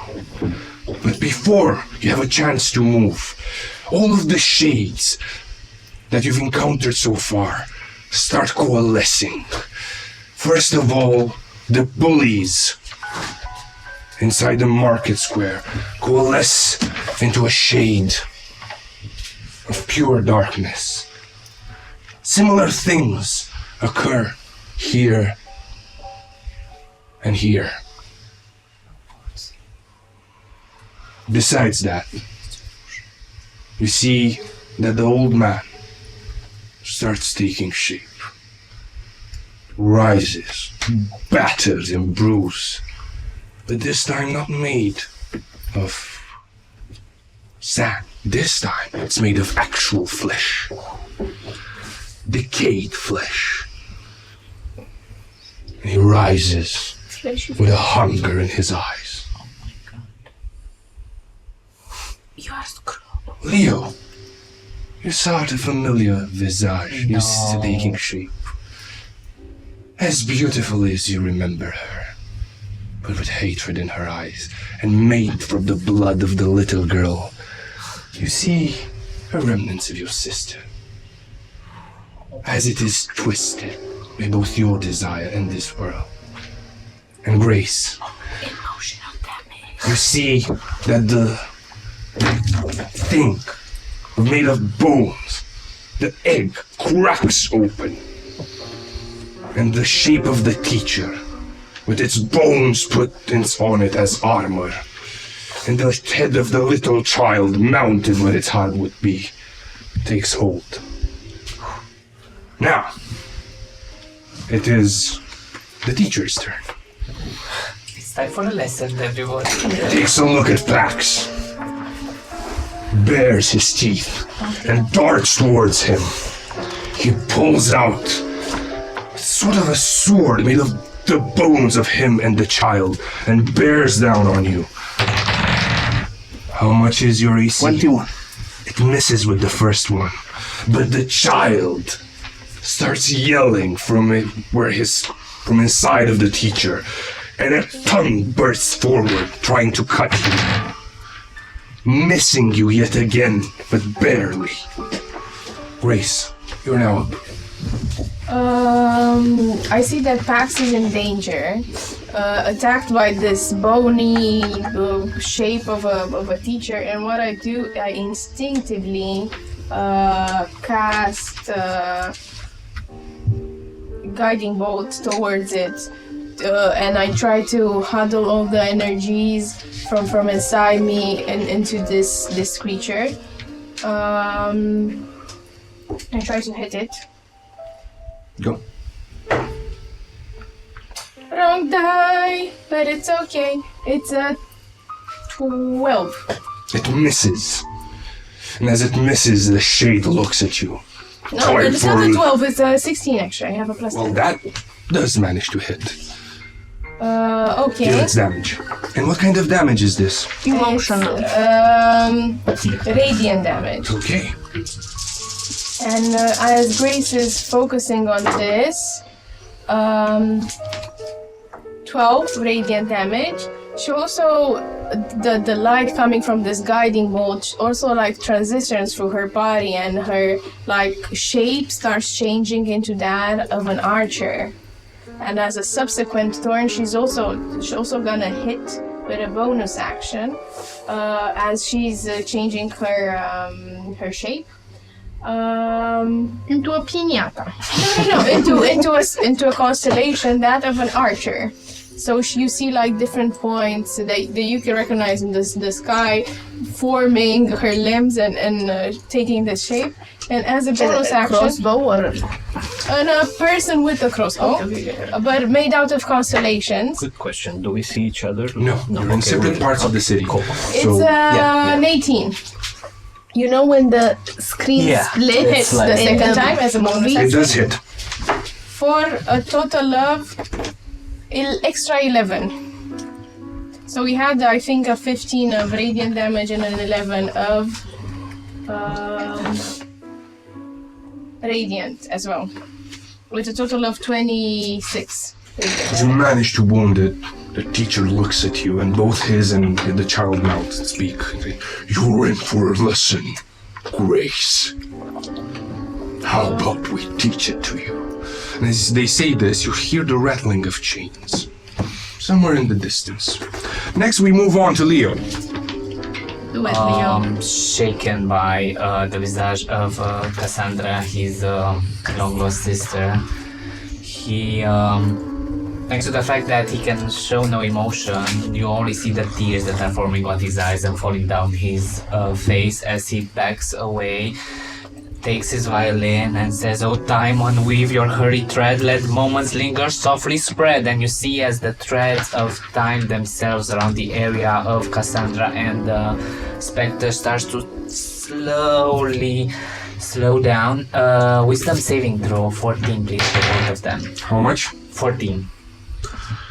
So, one fails it. The other one as well. So both of them have -2 to their AC, and dexterity saving throws are with disadvantage, cannot use reaction, and on their turn they can only use an action or a bonus action, not both. Okay. Good job. This and this. And Leo will go behind the stall trying to get some cover. And You said one succeeded though? No, both of them failed. That's my turn. Okay. As you do so, we now move on to Pax, as you've been attacked by the Teacher. teacher. I'm sorry, Professor. In this timeline, she's not alone, so you don't get to pick on her. He seals his armor. Okay. And goes swinging guided, right? Guided With by what? advantage. By your bolt? Yes. No, it didn't hit. Oh, it hit. It It's did with hit. advantage. Yeah. For a 21. Hits. He will also smite. And is this a fiend or undead? Technically an undead. Okay.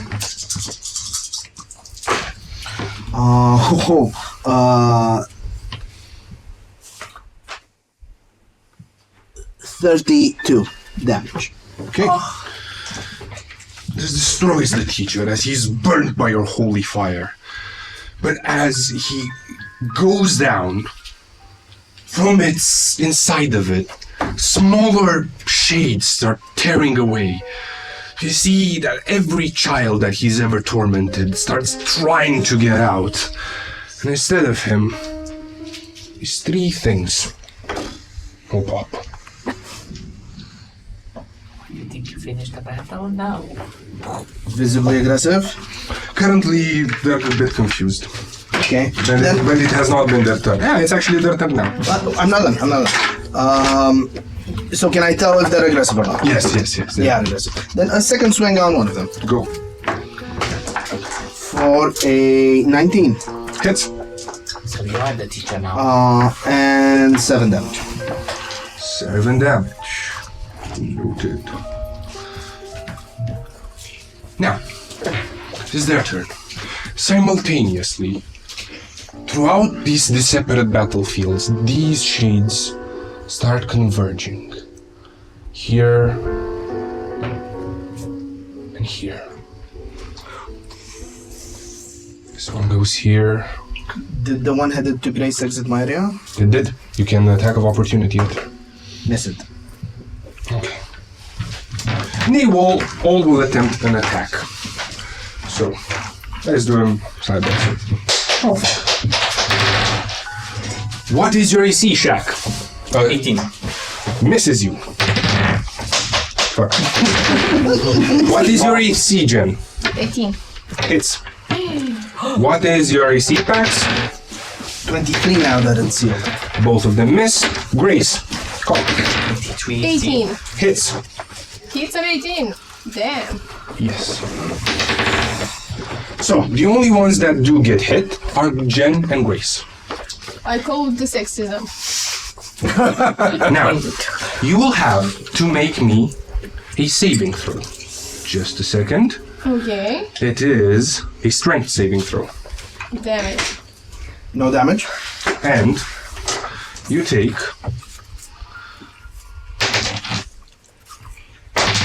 5 damage, Grace. 6 damage, Jen. 6 damage. And you have to pass a 12. I rolled a 10 7. with the plus 7. Both of your strengths are reduced What? By how much? by 4. Oh my god! 4 in total. Damn. Are you joking? No. It's not. I have a -2 now. Shaq, it is now your turn. Okay. My tank. So I'm guessing the old man didn't move, right, yet? Not yet. It has not been its turn. Send help. Minus. Well, regardless of this, I will look towards, like, as the shade is attacking me, I'll look and it's made of flesh, right? Yes. Finally, fresh meat! And I'll use my relentless hunger to cast a free devour on that, and Shark will jump out of his place, overwhelming the old man and jumping teeth and claw and starting eating out of him. You can make an attack of opportunity from the shade. On Shark. It misses. 5. It is out.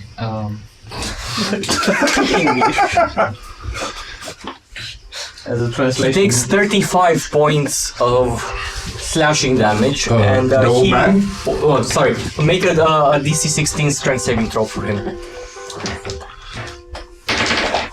He doesn't make it. Okay, so he takes 35 points of slashing damage. Okay. And move me towards him, and he's knocked prone. Okay. As Shark is upon him and eating out of his flesh and out of his face and chest and arm. You will see that your damage isn't as effective as it should be. It seems to have some sort of magic imbuing his flesh just as much as yours. But it is bloodied now. I will use one use of my relentless hunger to counteract the resistance to... Barely standing now. Okay. What does that look like, though? That looks like the old man has taken shape, and as Shaq was biting into him, you're not feeling fresh meat. It's more rather stale, rotten, like fish that's been in the freezer for a bit too long, and you kind of have to eat it sushi now. So I kind of spit it out as I grab it down from him, I spit it out and don't actually ingest it. Okay. Adam, it is now your turn. Right. So, distance from me to the spectre, to the shade. Okay, it is 10 feet. Okay, 10 feet. Then that's good. First, I will pull out my diamond, and as it starts spinning, it gathers. It almost shakes as it gathers thunder type magic inside of it, and I will release a second level. What do you call chromatic orb? Okay. Give me a second. Second level. Cast it, chromatic orb. Okay. And let me see. It's really bad. It's a 10 to hit. A 10 to hit, just a second. Barely misses. Yeah. Well, in this case, I think I will just move a little bit more towards that side where Shaq is. Yeah. And that will be my turn. Jen, it is now your turn. First of all, who looks buffier? Leo's sister or Definitely Leo's sister. looks buffier? Yeah. I'm gonna cast Hunter's Mark on her. And you can place the ring. Okay, sure. Yeah. And I'm gonna use my feats as a dread ambusher to gain an additional weapon attack as part of my attack. So I'm gonna attack thrice. Hopefully, maybe less. On the thing next to me. That's -2. Natural 20. Oh my god. Good job. That's a good start. Natural 20. I'm gonna. Should I roll one by one and then. One by one, and I'm gonna attack with my fangs because that was more potent. So the first one was 28. The second one was 25. It's destroyed. No, no damage. Oh. But like To hit. to hit. 5 piercing damage. 6 piercing damage, 6 piercing damage, and Dread Ambusher is plus another 6, and it's 18 damage so far. Is it still up? Okay, barely. Barely. I'm gonna use my third attack, which is a 14. No, 14. Yes, 14. Hits. Again, 6 damage. And with that, you take it down. I take it down. Good. Nothing spawns from this. Good. I'm gonna use my movement to move next to Leo's sister. Okay. In front of her. Now, as it so happens, it's the turn of the old man.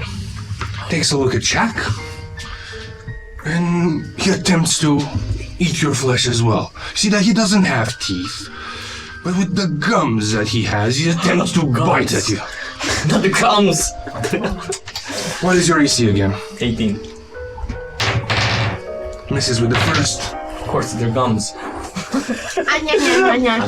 Hits with the second. I underestimate the gums. And so gummy.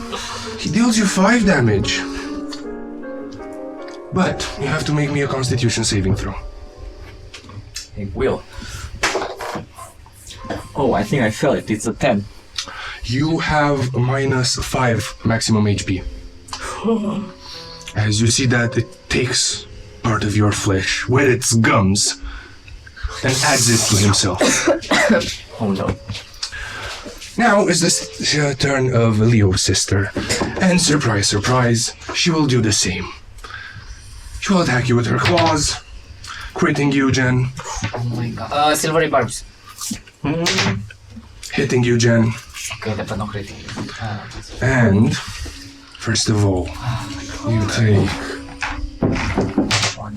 6 damage. What kind of damage? And misses you the second one. This damage is slashing. Okay. As it pierces and tries to slash away with you with her claws. Now,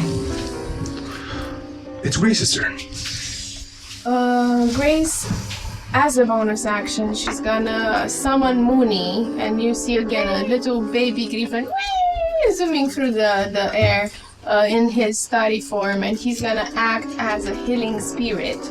And I'm entering his space, so I'm gonna get him for 1d6. A 6. You've seen it. Nice.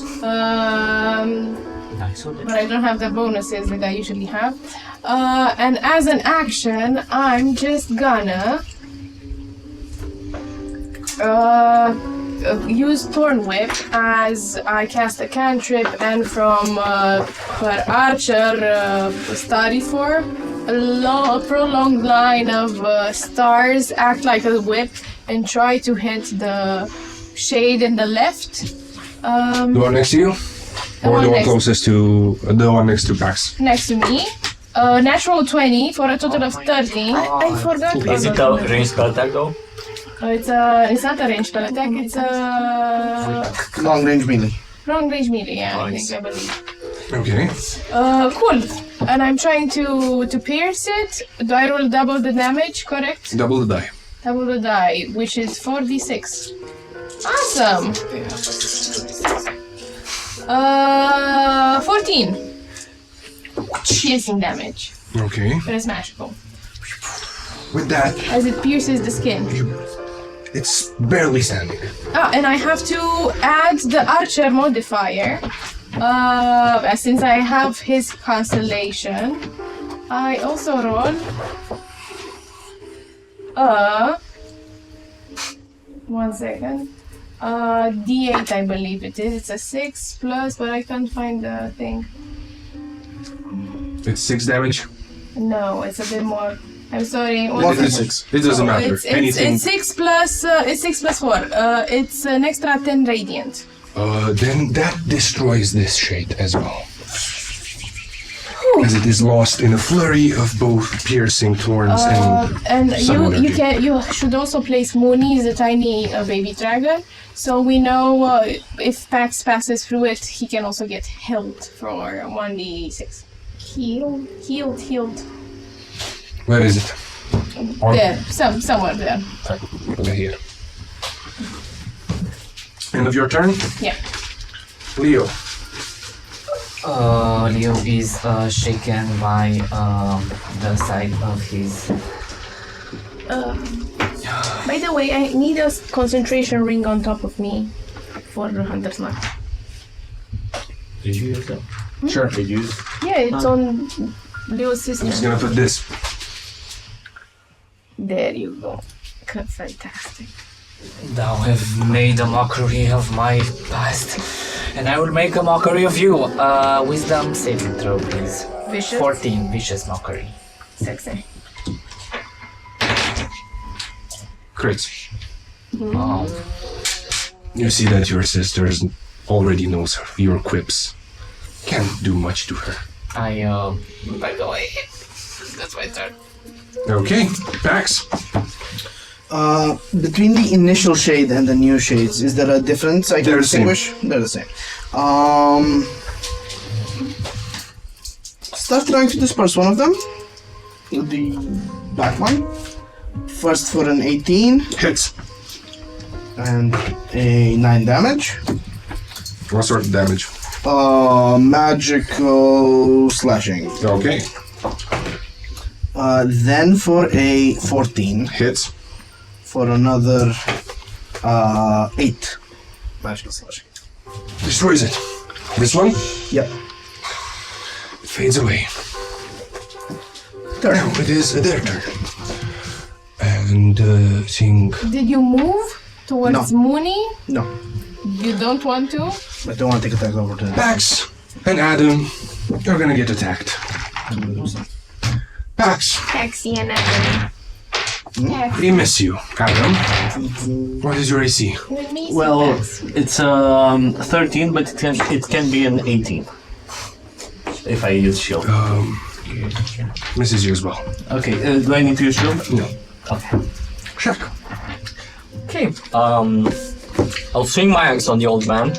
First attack, it's going to be a natural 1 and miss. Second attack, it's going to be a 13. Does 13 hit? No. Oh my god. And that's gonna be my turn. Okay, good The turn. lack of teeth for me. You see now that as you're chopping down the old man, that the tornado of dust is getting closer and closer to where you are. You see 2 other more getting closer to some other locations in the city. Wonder And why. from inside of it, you all hear this rattling of chains. There's something coming. And you see, you hear the sounds of a huge jaw munching and slurping away, licking its lips. All of you make me a charisma saving throw. Fuck me. Bro's pulling out the weird saving throws. 12. 16. 13. Come on. Oh yeah, I'm really good at these. 19. 22. Grace and Adam, you failed it. You will be frightened and take an additional 4 mental damage. Now it is Adam's turn. Okay, and my source of frightened is the tornado. Or- Yes. Okay. But, okay, I would still move. I'm guessing would normally go more that way, but I'll say that I go somewhere over there. Oh, where's the tornado coming from, by the way? Like, where do we see? This way. Oh, that way. So in this case, I would go. For them is coming from that way, and for you is coming from that way. Yay! Okay, in this case, I'll go by that yellow tree over there. I know it's an attack of opportunity. Okay. You can. Misses you. Okay. And Blink leg. I will again prepare what do you call it? A chromatic orb, but this time the energy is gathering around it. I imbue it with further more sigils, and I will cast it on at 3rd level towards that shade specter. Okay. Okay, cool. Come on. Do you guys have an extra pointer? Okay, that's better. That's a 16. Hits. Okay, and Yeah. let me see. Yeah, 5d8. yeah, 5. 5d8. Let's go. Wow. Of thunder damage. I've never seen so much D8. Not bad. Yeah, you have. I just rolled it. Yeah, now I have. Next one is 68. 28 points of thunder damage. Destroys the shade as it goes out in a blaze of lightning. And with the voice a bit shaking. Come on, Shaq, let's hurry up. We need to get out of here. I am trying. Jen, it's your turn. Jen, I will make an attack against his sister. Yeah. Okay. Slap my sister. Slap her. 12. Misses. Even with a With the minus minus 2 2 AC. AC. Oh yeah, That's sorry, just like- hits barely. He barely hits. And I'm gonna make this attack a goading attack. Okay. Which means I will use my superiority die to add the damage, which is now 8 plus my hunter's mark of 5. It's an 11 plus my goading So attack. 13. 8 plus 5, 13. 13, sorry, and plus another 3 is 16 damage. And she has to make a wisdom saving throw against 15 DC. Yeah, she makes it. She makes it? Yeah. Okay. Then I'm gonna use my second attack, which is 23. Hits. Again with my teeth. 8 plus hunter's mark. 12 damage. 12 damage. And as a bonus action, I'm going to throw the gingerbread man that I have next to Leo, and I'm going to create a spiritual weapon. What was the name of the thing? A healing spirit. A healing spirit. And if you pass through it, you get healed. Well, if you put it on top of me, I will bite it. It's on top of you right now. You get 1d6. 1d6. When you start your We're the only ones who don't have a 6. healing spirit. When What are you you start doing? your turn. When I start your You get 6 when you start your turn. I do have my owl spirit if And that's it. Great. His sister, the old man, barely alive. The gums. Not the We'll gums. try the same thing. takes his dentures out. Misses with the first. And on the second Crits one. with the second. Yeah, I was about to say it. I want to say before the second roll.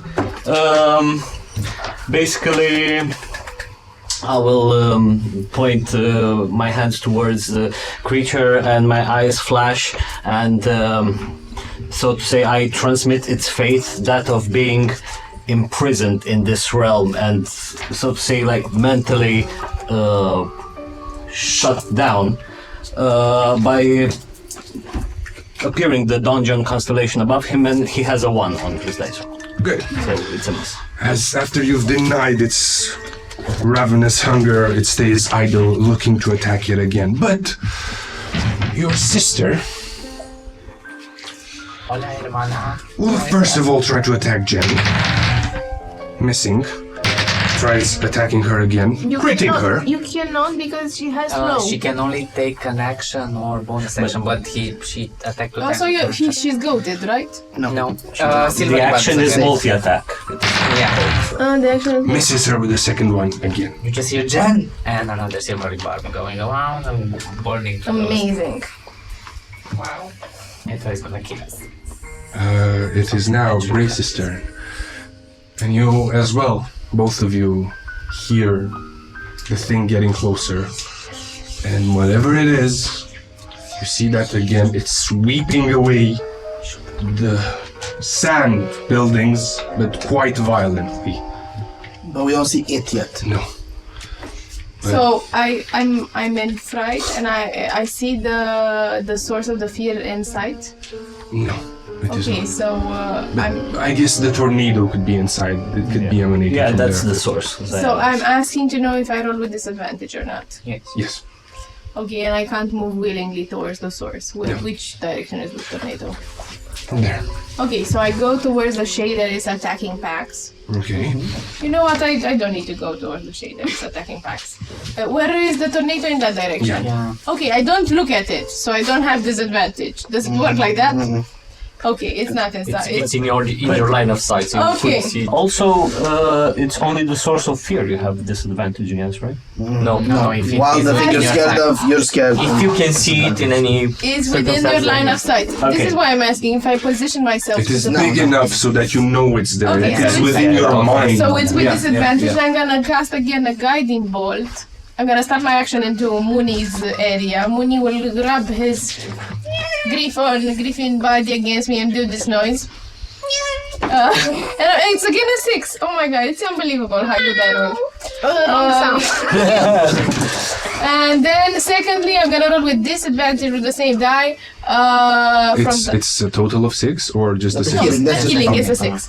And then I will try to cast Guiding Bolt on the thing, on the shade. 19 and an 18 for a total of 28. Wow. Both of them hit. No, it's with disadvantage. 28. Oh, yeah, sorry. 18. So Guiding Plus Bolt. 10. 28. 28, yeah. Oh my god. Guiding Bolt. Radiant damage descending from the skies. And it's 12 radiant damage. And a bonus action, I'm gonna use the archer feat again. The point of the star that is in the point of my constellation will try to penetrate its skin and see if I hit as a bonus action. With disadvantage, I forgot. It's 22 with disadvantage. Hits. Does it hit? So it's 1d8 plus 4. An extra 11 radiant damage. It goes away. It was guided all the way back to where it came from. That ends your turn? Yes, and I wink at Pax and say, see how you can handle the last one. I think Leo, it is your turn. my turn. Looking at the tornado coming closer, I say to Jen, we should finish this quickly and we can go towards the portal, and then his gaze will go towards Cassandra or the shade of, and his voice will become booming and say, even the shadows are ashamed to call you kin. Wisdom saving throw. This above? If it beats it, it beats it. Above what? 14. No, it doesn't beat it. So, it will take 3 points of psychic damage. Double? Oh yeah, because it's 50, yes. So that's 6 points of psychic damage, and it will have disadvantage on the next attack roll it makes. Okay. Yeah. That's your turn? Yeah. Pax. Yeah, like she said, swing at the remaining entity. First for just a 10, then the second swing for a 13. The second one hits. For just a 7. Barely standing. Turn. It is now their turn. And the old man looks at you, Shaq. Just attack, right? I don't think it's the old Oh, man. yeah, sorry. The shade. The shade will now attempt to one last attack. Oh, there's only one. They miss you, Pax. How unexpected. Shaq, your turn. Okay, I try to attack the old man. First attack, it's 18 plus 8, 26. For 6 slashing damage. Okay. The second attack, it's gonna miss. But for the first attack, I will use Voracious Gorging and also make a bite attack against it. What does that do? When I hit it, I can make an extra bite attack. It's on a hit. So the hit misses as well. So only one hit. It is still barely standing. Because, again, your bites aren't quite effective against this dead skin. You just see Shaq like hitting the old man over and over again, and blood spurts out, but nothing happens. Be like, hitting. So, now, the tornadoes are almost onto you. Next turn, if they get here, it's not going to be good. But you distinguish the following shape. This thing with long arms, a sort of crown on its head, disappearing and reappearing from one place of the battle to the other. You know it's there because it calls to you. Leo, it asks you, how do you like your sister? Grace, it asks you, what are you doing here, orphan? You're not good for anything. Jen, you're nothing but a beast. If you would meet a child like that, he would die. What? Let me end this for all of you. And as it says this, you see that from the middle of these tornadoes, a sort of stench starts crawling just above the ground. A gas heavier than what you've seen and the dust that's being lifted. It starts engulfing each and every one of your squares as this creature appears into the eye of the tornado, releases it, and goes the way. And all of you make me a Constitution saving throw.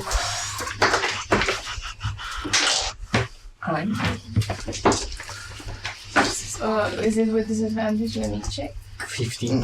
No, that saves not. Come on. 15. 15? 12. 10. 4. 8. Fuck. 14. Okay, so anyone besides Leo and Shaq will be taking 6 points of damage. They'll be sickened. Sick. Yes. So the condition is Poison. I think. Concentration maintained. It's Check it's concentration. poisoned, right? Because it's Yeah, sure. it's There's disadvantage on attack rolls and ability checks. Same So- as here. My con is 15. It's okay. Did you roll for con? I con for my. You're good, you're good. You're, if you're 15, Hunter's you're mark. good. concentration. So No, disadvantage on. that's for the clowns. Now I have to roll for concentration for the spirit, correct? Yes. Because I took Adam, you failed? Yes. So Shaq, you and Jen succeeded, right? Good. No, Jen, No, the no. constitution, the second one was to maintain the healing spirit. Oh, okay, sorry. So, yeah, that's right. Poisoned. That's about it. Adam, your turn. I'm poisoned. Why did you take the? You're not. You're still She's poisoned. Oh. She's poisoned. I'm poisoned. I'm just. The second constitution was to keep the Hunter spell mark. going. That's right. Okay, so you will see Adam that he started taking steps in the other direction, but not before just throwing very hastily a firebolt towards the old man. Okay. With disadvantage.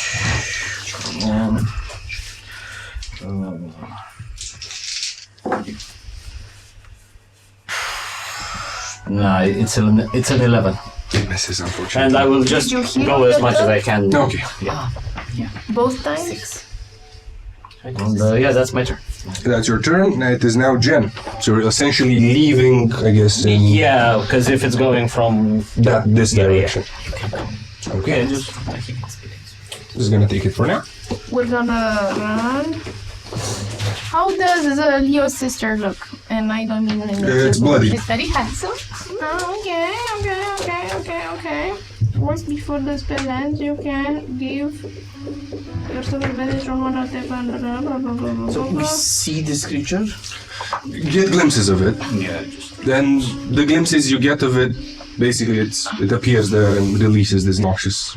So I'm gonna do Zephyr Strike Okay. as a bonus action. My Hunter's Mark will fall, so I can run without getting opportunity attack and move additionally 30 feet. Not before I hit 2 times. Two times.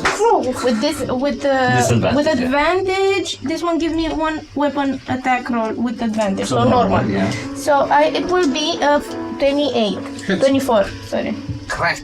24 plus just a minute. 8 plus the D8 plus 7 15, yeah, 15, and then attack again disadvantage with on this one. disadvantage on this one. Wow, 26 Oh my god. and 8 damage. And then I'm going to move. She's barely standing. Run! I'm gonna run 65 feet. Good for you. Without triggering any opportunity attacks. Good for you. For it is now the old man's turn. He knows one thing. The gums, He yeah. wants to eat you. Like a baby. This time he actually manages to hit. Let's try the second one. The second one misses. Snake stacks. Lunges at you. But this time not with his gums. He just wants to tear your flesh apart. And he does so, dealing you 7 damage. Wow. Tis but a scratch. Oh, it is now the sister's turn. And seeing how Jen is currently away, Hallelujah. she's going to get to her brother. Hello, dear sister. Ooh. And she's going to Why did you make me run? attack you. Because we are running, of course. The first one hits, Silvery pipes. misses. And the second one, she wants to give you a little bit of a peck on the cheek. This time hitting you. And dealing you 6 damage. Give me a constitution saving throw. Yeah. Come on, baby. Well, for me, 13. Barely makes it. Oh. That ends its turn. Grace, you're up. I move in flanking position with Pax and I turn whip. I maintain concentration on the slope. Okay. I turn whip and I try to flay it in this study form that I have, and I roll normally. Since I have disadvantage and advantage, it's a normal roll. It's a 1. Wow. But as a bonus action, I think I can use the study form. 1 second to see if this is, if I have to hit it or not previously.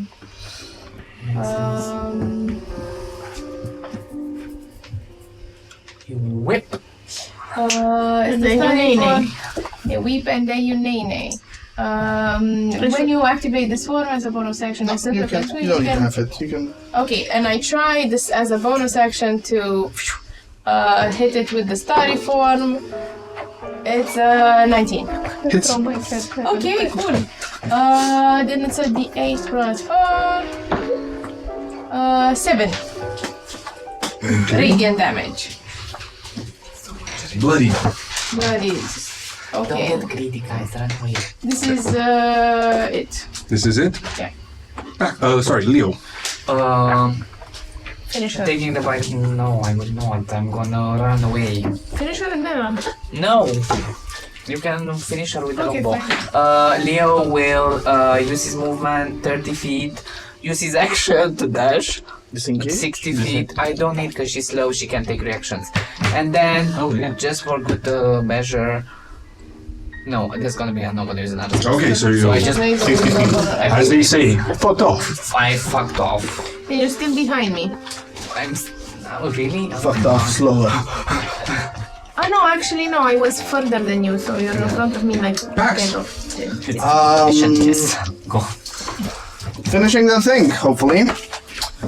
For a lot 27. With advantage, you can roll.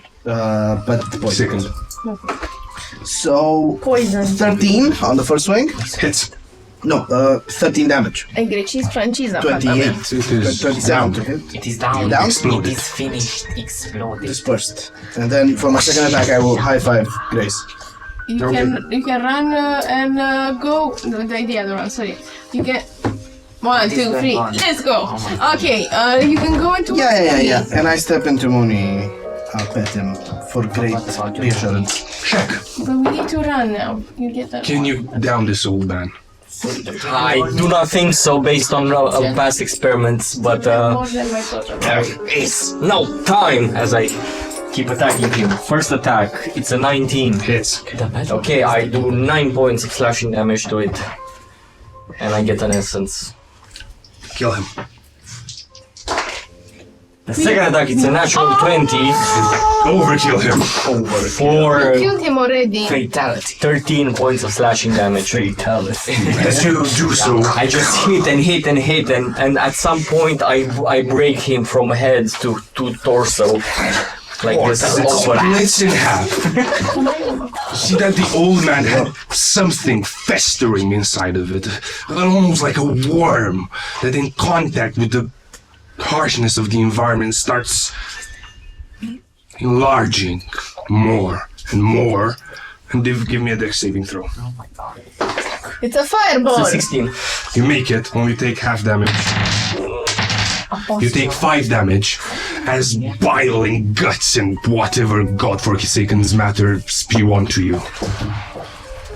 So now it's the worm. But no, now it's dead. Oh, okay. Just the Okay. Yeah. And then explosion. I take off running in the opposite direction. Alas, Towards the portal. unfortunately, who are those that haven't moved? Grace and Box. I see Shaq has moved. And also, you didn't move the nemesis that we were fighting. It's not yet on the map. No, you didn't move the... Oh, this. Yeah. Yeah. So you two are there, and that's about it. No, we're So, as the tornado reaches you, you will see that the countless shades that you've seen throughout the city have been essentially ground to a fine dust. And violent memories start shaking your mind. Memories of death, memories of trouble, of sadness. There's only one thing that's in your mind. As you can barely see, the little shade that you're tethered to grabs your hand, just manifests, and takes you up the stairs to the gate. But before that, you have to roll me a wisdom. We grab Mooney as well. 9. Oh my god. My ginger an plant 8. is broken on the floor there. So it's me and Pax hand in hand with Mooney and the little shade of Castiel, and we rolled poorly. One big wisdom failing family. Alas, the fact that the moon is there and it heals you, saves you from the brunt. But your mind is torn apart by these dark visages. And you feel like part of your vitae is taken from you as the sand gets everywhere. You lose a 1 hit die. It's coarse. One hit die. oh hit that. By the way, I still like to partake in the action. Like, I would like to longbow attack. It's gonna be a bit, because right now, this is you're not gonna be able to see the shade as you've ran away. But the tornadoes are getting closer. You can try and going back and seeing if you can delete Leo's sister. But there is something lurking in those things. And you see that the gate is flickering a bit. Oh, it's disappearing. We have to run. Jen, we have to go. Do you want me to carry you because I'm very speedy? No, I'm fine. You're used to that anyway. Yeah. Carry me, please. Can I assist Leo in running faster? Maybe hold the Half your hand? speed, and sure. No. You're on your own. I'm fine. Bye, bitches. I think weight-wise, he can add him to the inventory. Sure, but it's helping another player, so balance is a thing. But yeah, you start running through these storms, and those of you that aren't in it, you can roll me either an athletics or an acrobatics as you're climbing the rubble up to the gate. What if we have spider climb? Oh my god. That will help you very much, yes. I You don't can- have to roll, you can just get there. So whoever is not in the storm, acrobatics or athletics. Yes. I'm aiding him. We're in the storm, baby. Climbing. Shit. Athletics or acrobatics? Athletics. Either of the Right? two. Oh, really? 16, good. Ay, Dios. Don't you roll with advantage if I aid you? Do you aid me? The fear is still on. So I roll with 25. disadvantage. Think of flexibility checks. Yeah. Oh no, it's 22, sorry. With disadvantage? With disadvantage? Well, there is the disadvantage from the conditions and your advantage from 11 someone. then. Okay. 1. You Could are I see also- that Adam is struggling and Yes. I am grab him? very struggling. I am very struggle. Okay. Do I roll anything for him? Give them in gold, Adam. If you're gonna stay and help him, can roll me an additional athletics. Harder. Okay. Harder, faster. It's a 21. Good enough. We managed to barely help Adam through this.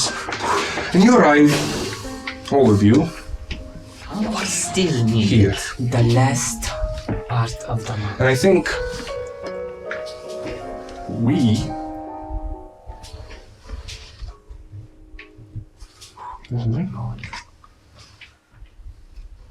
I see flesh. I see so much flesh. How do we arrive there? We need to move. you move through the storm. Okay. Or would you have like this? No, it's okay. But how long has it been since we finished combat? Second, minute? Maybe 1 or 2 minutes. It's been a mad dash. Okay. And as the storms also hit this stop, you see the gate in front of you. And from behind it, you hear the rattling of chains. We see each other? You do. Look at that thingy. What is From behind of it, Oh my god. the thing that's been rattling its chains all along. Oh my god. We used the goading attack wrong. Oh my god. It's in front of the gate? Yes. And we shall begin again with the top of the initiative. Oh my. On this initiative, We roll again initiative. on the We top of forgot Mooney. I would argue that we should roll again initiative, please. Because we ran in between. Yes, it was always behind. None of you stayed behind. I beckon it But it's to... another combat. And I need my thread ambusher. No, you You're want good? it. You don't. I beckon it to Talk. leave us. Our answers here deserved. Death owes us. And there is no reason to fight. He just smirks. Instead, we just kill these babies, honestly. Looks at you, and you hear from every appendage that this thing has, but mostly from its gaping maw. Looks horrific. Nothing is owed to you. Inevitability takes precedence. And with that, my channel divinity activates on it. Back to initiative. Okay, Race. So it was on a trap. Bonus action. I will change my form into... By the way, this is the thing that's been driving you. Oh my Okay. god. I will, so I cannot attack it directly. Excellent. I will change my form into a chalice one. Okay. So the stars rearranging, and I take the shape of a constellation chalice. And I have a different benefit now. And I will cast healing cure wounds on myself. Okay. For Each time Adam sees a transformation, he cries a bit. This is so beautiful. 9 and Along the way, I have lesser restoration the poison out of me, on Obscuro's binding.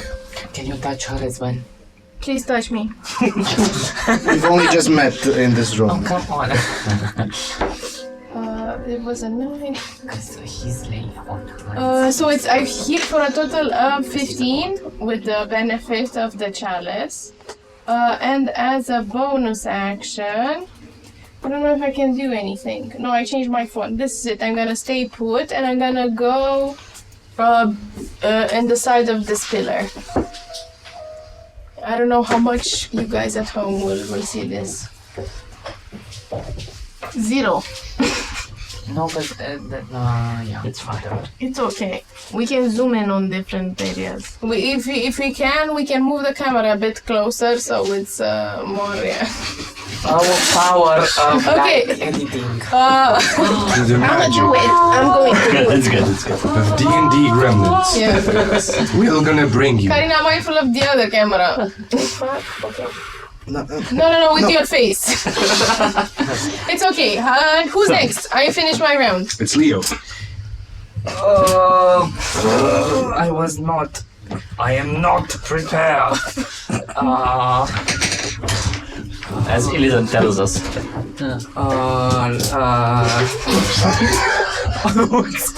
When is this thing's face? It's technically here and here. Oh, okay, cool. Leo will take his violin, start doing a little bit of a chaotic sound, and as he releases the last sound around the being, small motes of purple energy explode, and I need dexterity saving throw for fairy fire. Dexterity saving throw coming right up. Fairy my fire. That's a good spell. It is a good spell, which is like second and a half. How much? 14. Fails. Oh. So you have advantage on it. You see it sparkling as Leo slowly backs away, saying, "You know what to hit." Target tagged. That's it? Yeah. Pax, you're up. Head up to it. While vociferating. We'll gain an attack of opportunity on you. On my approach? Yeah. That's an. I'm impressed. Call me impressed. I'm not used to Before that. you leave, I'm like, It's please pretty exciting. Touch me. 23. You see that it has a bigger range than you, as its shape is large. And he hits you. I want to be touched. 23? How much? 23. See 23. Barely misses. Drunk. How dare you hit him? If in Elven, this is in Elven, if peace is denied, then you leave us only with war for the Hexblade curse, and it's time to go to town on it. Go to town on it. Take it to downtown. First is a 16. Hits. I will smite it. Is it a fiend or undead? It is an undead.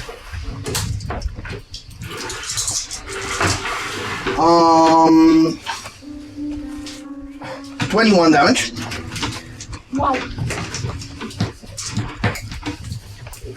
And then there's a, 20 plus another 3. Okay. That was 24. Second great vengeance swing. 25. Our Bex is on fire. Hits. And we'll do just 10 damage. Okay, that's it. Armor sealed, holding. Ready. Shaq, your turn. Shark will take 2 big whiffs of the creature. Does it smell like something powerful, like something? Very powerful. It's old matter, but So it's old matter. powerful one nonetheless. Like drooling from the mouth, like dripping on the floor. Shark will say, "I'm not stuck in here with you. You're stuck in here with me!" And I will run and jump at it and cast Devour at it. So I will get in melee with it. Okay.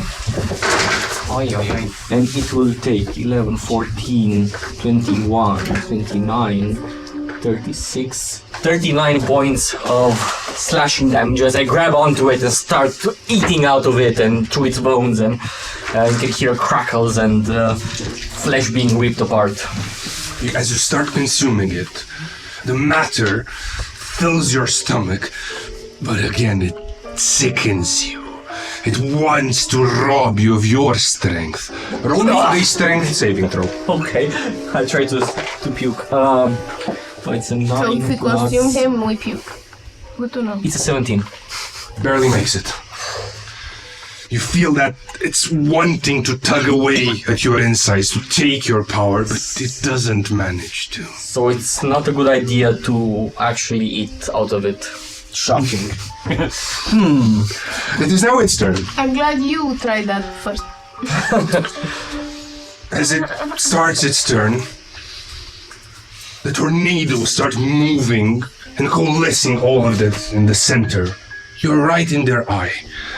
But from the tornado, shades start appearing, grasping in each and every one of you. So, first of all of you roll me a constitution. I'm so tired of this. 14. 15. 14. 15. 14. 15. 15. Finally, 19. All of you are okay, as these memories don't seem to matter to you. 8.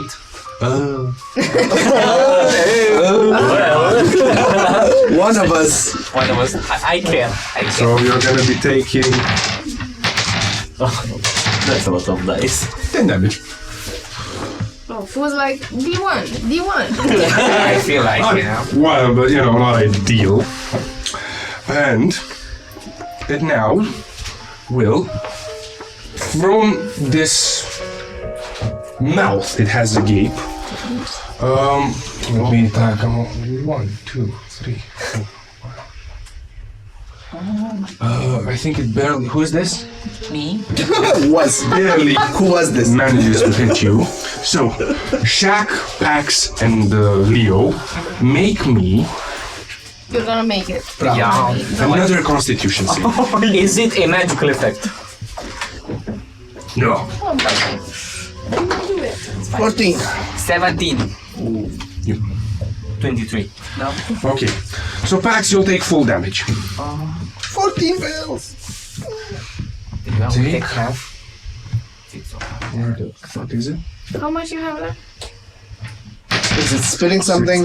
Yes, it spits from its tentacle bile, flesh, meat, and the same matter that permeated Shaq, giving you. I need healing. I need lay on hands. I need healing. You take 24, you two take 12. I'm down. I do maintain concentration. You're down? I'm down. Oh, And you I cannot have 14 regain any hit points for 1 minute. I'm fucked. I have 2 HP left. So I was at 40. He can't regain HP. He needs to make his things, basically. That ends its turn. Nobody can regain HP for 1 minute? Yeah. Even the ones who succeeded? Yeah. Just hide. You have 2 HP? No, he's down. No, You can be stabilized. That's a different thing. Yeah. I He was has at 2 14 HP left. health. I'm sorry. Okay. That ends its turn. Adam. Right. Chaos all around me. You see, I'm still like a bit dizzy, coughing up from the poison, and I can't. What's the distance between me and the guys fighting in front? From you? Yeah. 35 feet. Fuck, and I can't get closer to them. Fairy fire is gone. Because of the source of fear. I will tell you that this thing is bloodied.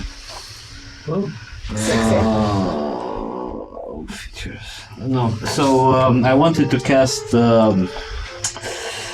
enlarge, reduce, enlarge on the packs, but it's 30 feet, and yeah, no. Makes packs easier to hit. Maybe you can use my No, I don't have any other option than another chromatic orb. Kill it. A chromatic orb, though it will be with disadvantage, I'll do it. I believe in you. Sorry, I forgot about vulnerability. You see that some of its wounds closed on its turn.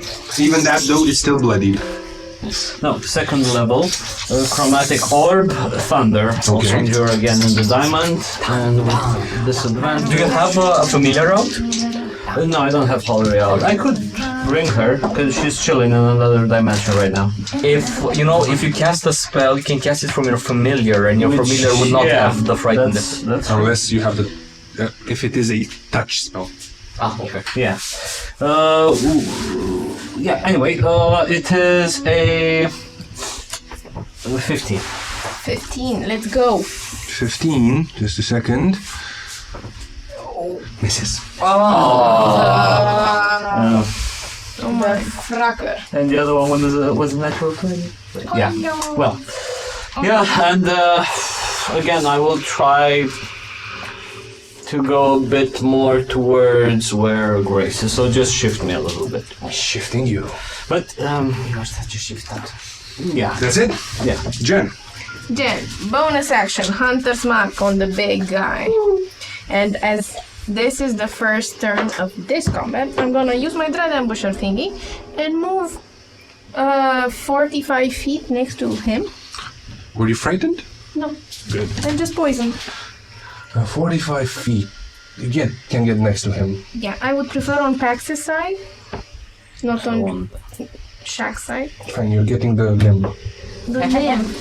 Okay, and I'm gonna make one additional weapon attack as part of my attack, so 3 times with disadvantage, no?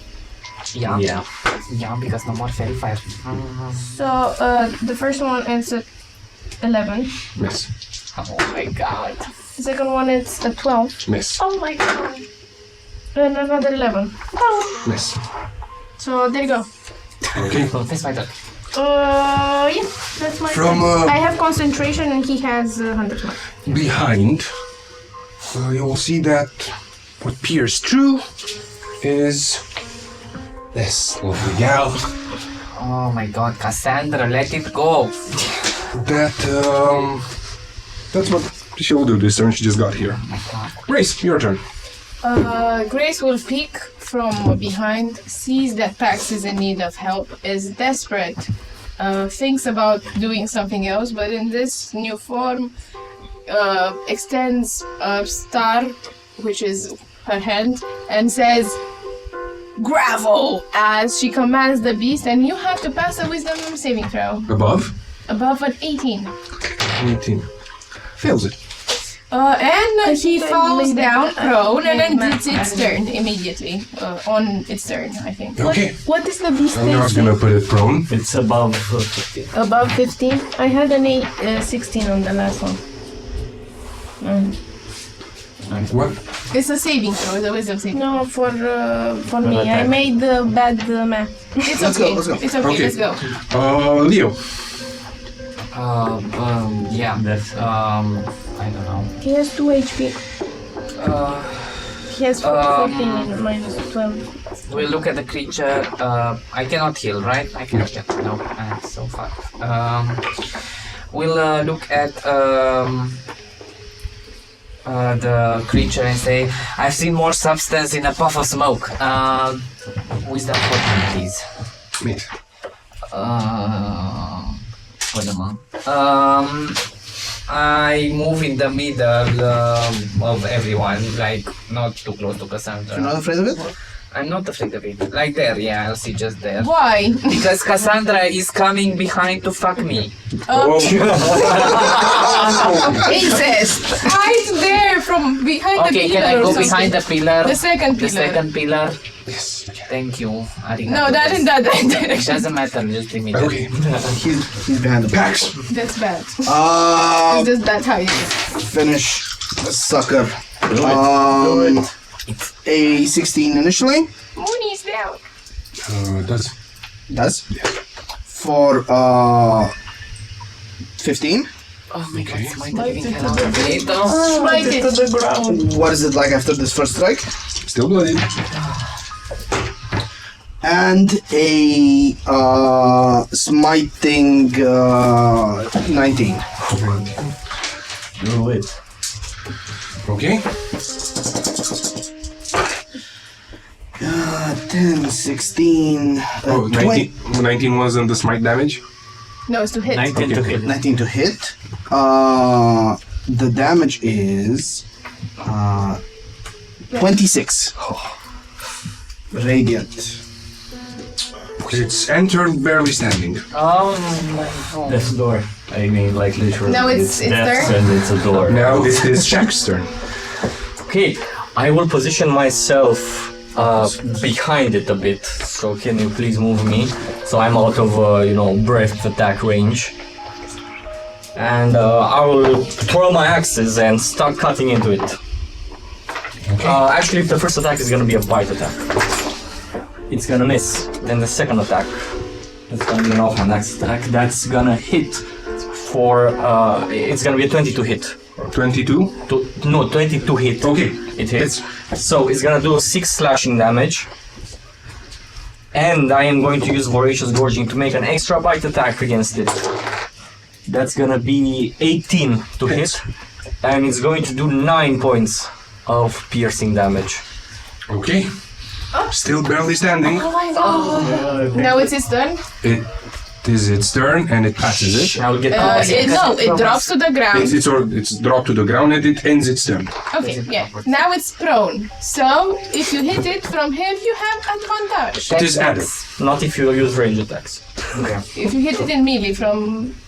I will shift my focus towards the woman that I do not know who she is.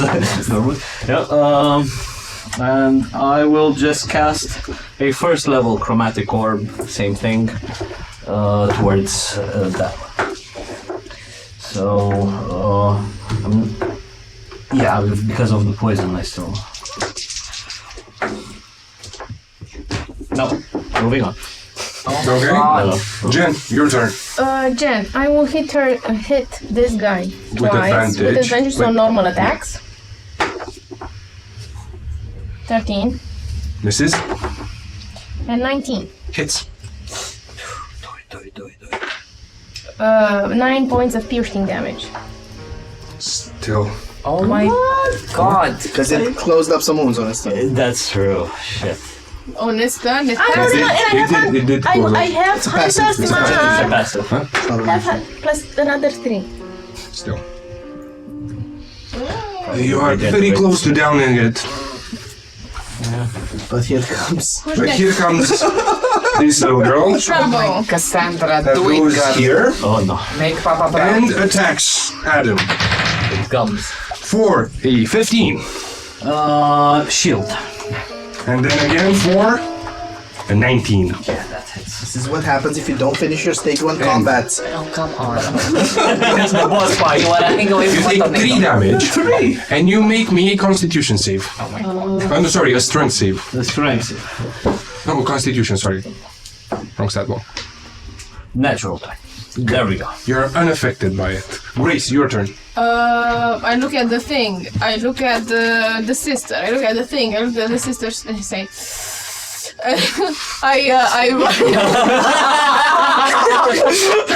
We're support characters. I run on the other side. I ran away. And its Pax is there, I'm sorry, and I moonbeam the shit out of this. It doesn't require for me to make an attack, you have to make me a constitution saving throw. Is there one Above? that begins turn? Is there one that begins turn? No, it's when it comes down. when it comes down and it has to pass an 18. It fails. Fails. You're gonna get 2d10 radiant damage. I don't know how much this it's when it starts its turn. when it starts its turn. When it summons as well. Okay, That's a different... yeah, so I have to wait then. Leo. Fucking... excuse me, kill this thing. Leo will take his rapier and... No, he will not do that. That's stupid. Vicious Mockery again on the creature. The creature, the big one. The big one. The prone moonbeam die. surrounded. Wisdom. Yeah. Fails. Yay! Watch me mockery to death. That's 7 points of psychic damage. It is just enough. You have insulted it to death. I've insulted it to death. Oh my god. Come on, let's finish ours properly. The thing dies. Jen, Yeah. you feel there's something inside of it. You also pass out. I open it with my claws and my fangs just get in there all savagey. Roll me a constitution. We still have a Cassandra on the premises though, don't we? It's not the best idea. I'm not eating any. A constitution 19. You make it. As the bile and guts and everything, you bite through it, you find, at its core, A heart. a piece of a heart. Just 1/3. Oh, wonderful. It is twisted and bent into shape. It has both flesh tied to it and darkened crystal. But it's clearly emanating power. And even you, Shaq, when she pulls it out, you feel the thing that she's No. This is my grandma's heart. And The problem is, put it back into the tapestry. as you are doing this, the tornadoes are getting more and more violent. Get to the chopper. There's only one way ahead. There's still an enemy up. Yeah, I mean, I need to Excuse me. go away from it. Like, I would. Is it still slowed? Would I have seen it? Yeah, being it is not. No, No, it's not. anymore. It's not this. Then 1/3 of a heart. I will. Sorry, we can go back the initiative. It was Shaq, Leo, Pax now. They're busy eating hearts. I'm gonna try and cover Adam and Feather Blast at this lady attacking him. It's a shade. Lady Shady lady. And I have an 18 and a 12. Hits with the first. Okay. Just decapitates her. 8 damage. Destroys it. You give a nod and start moving. There's a moonbeam there. There is a moonbeam there. Let's all pass through the movie and see if we And, survive. Do you want to dismiss it? You're currently trapped in the eye of this tornado. You can either choose to stay here a bit longer, but nasty things are gonna happen. I missed a step in the portal. Okay. I'm gonna One is down. Let's say if it comes to like if I'm behind or something, I can use fly, but otherwise I can just ferry everyone into the. Yeah, we go. Get to the chopper. And as you ferry everyone into it, darkness again starts surrounding you. You feel strange. You feel that as you're clawing your way to the darkness, possibly holding each other's hand, you see a light. Give me your sweaty hand. And it's like for the first time in your conscious adult life, you feel what it's like to be born. And I'm telling you, it sucks. There's a lot of bile, some sort of placenta, and the rest we're gonna find out next time. Good We made it to the fortress of death. Yeah, we made it. We're gonna make this announcement. Thank you very much for sit here. Thank you very much for watching with us. Thank you. Let's put the music. Thank you guys for watching Dicesylvania in this freaky episode.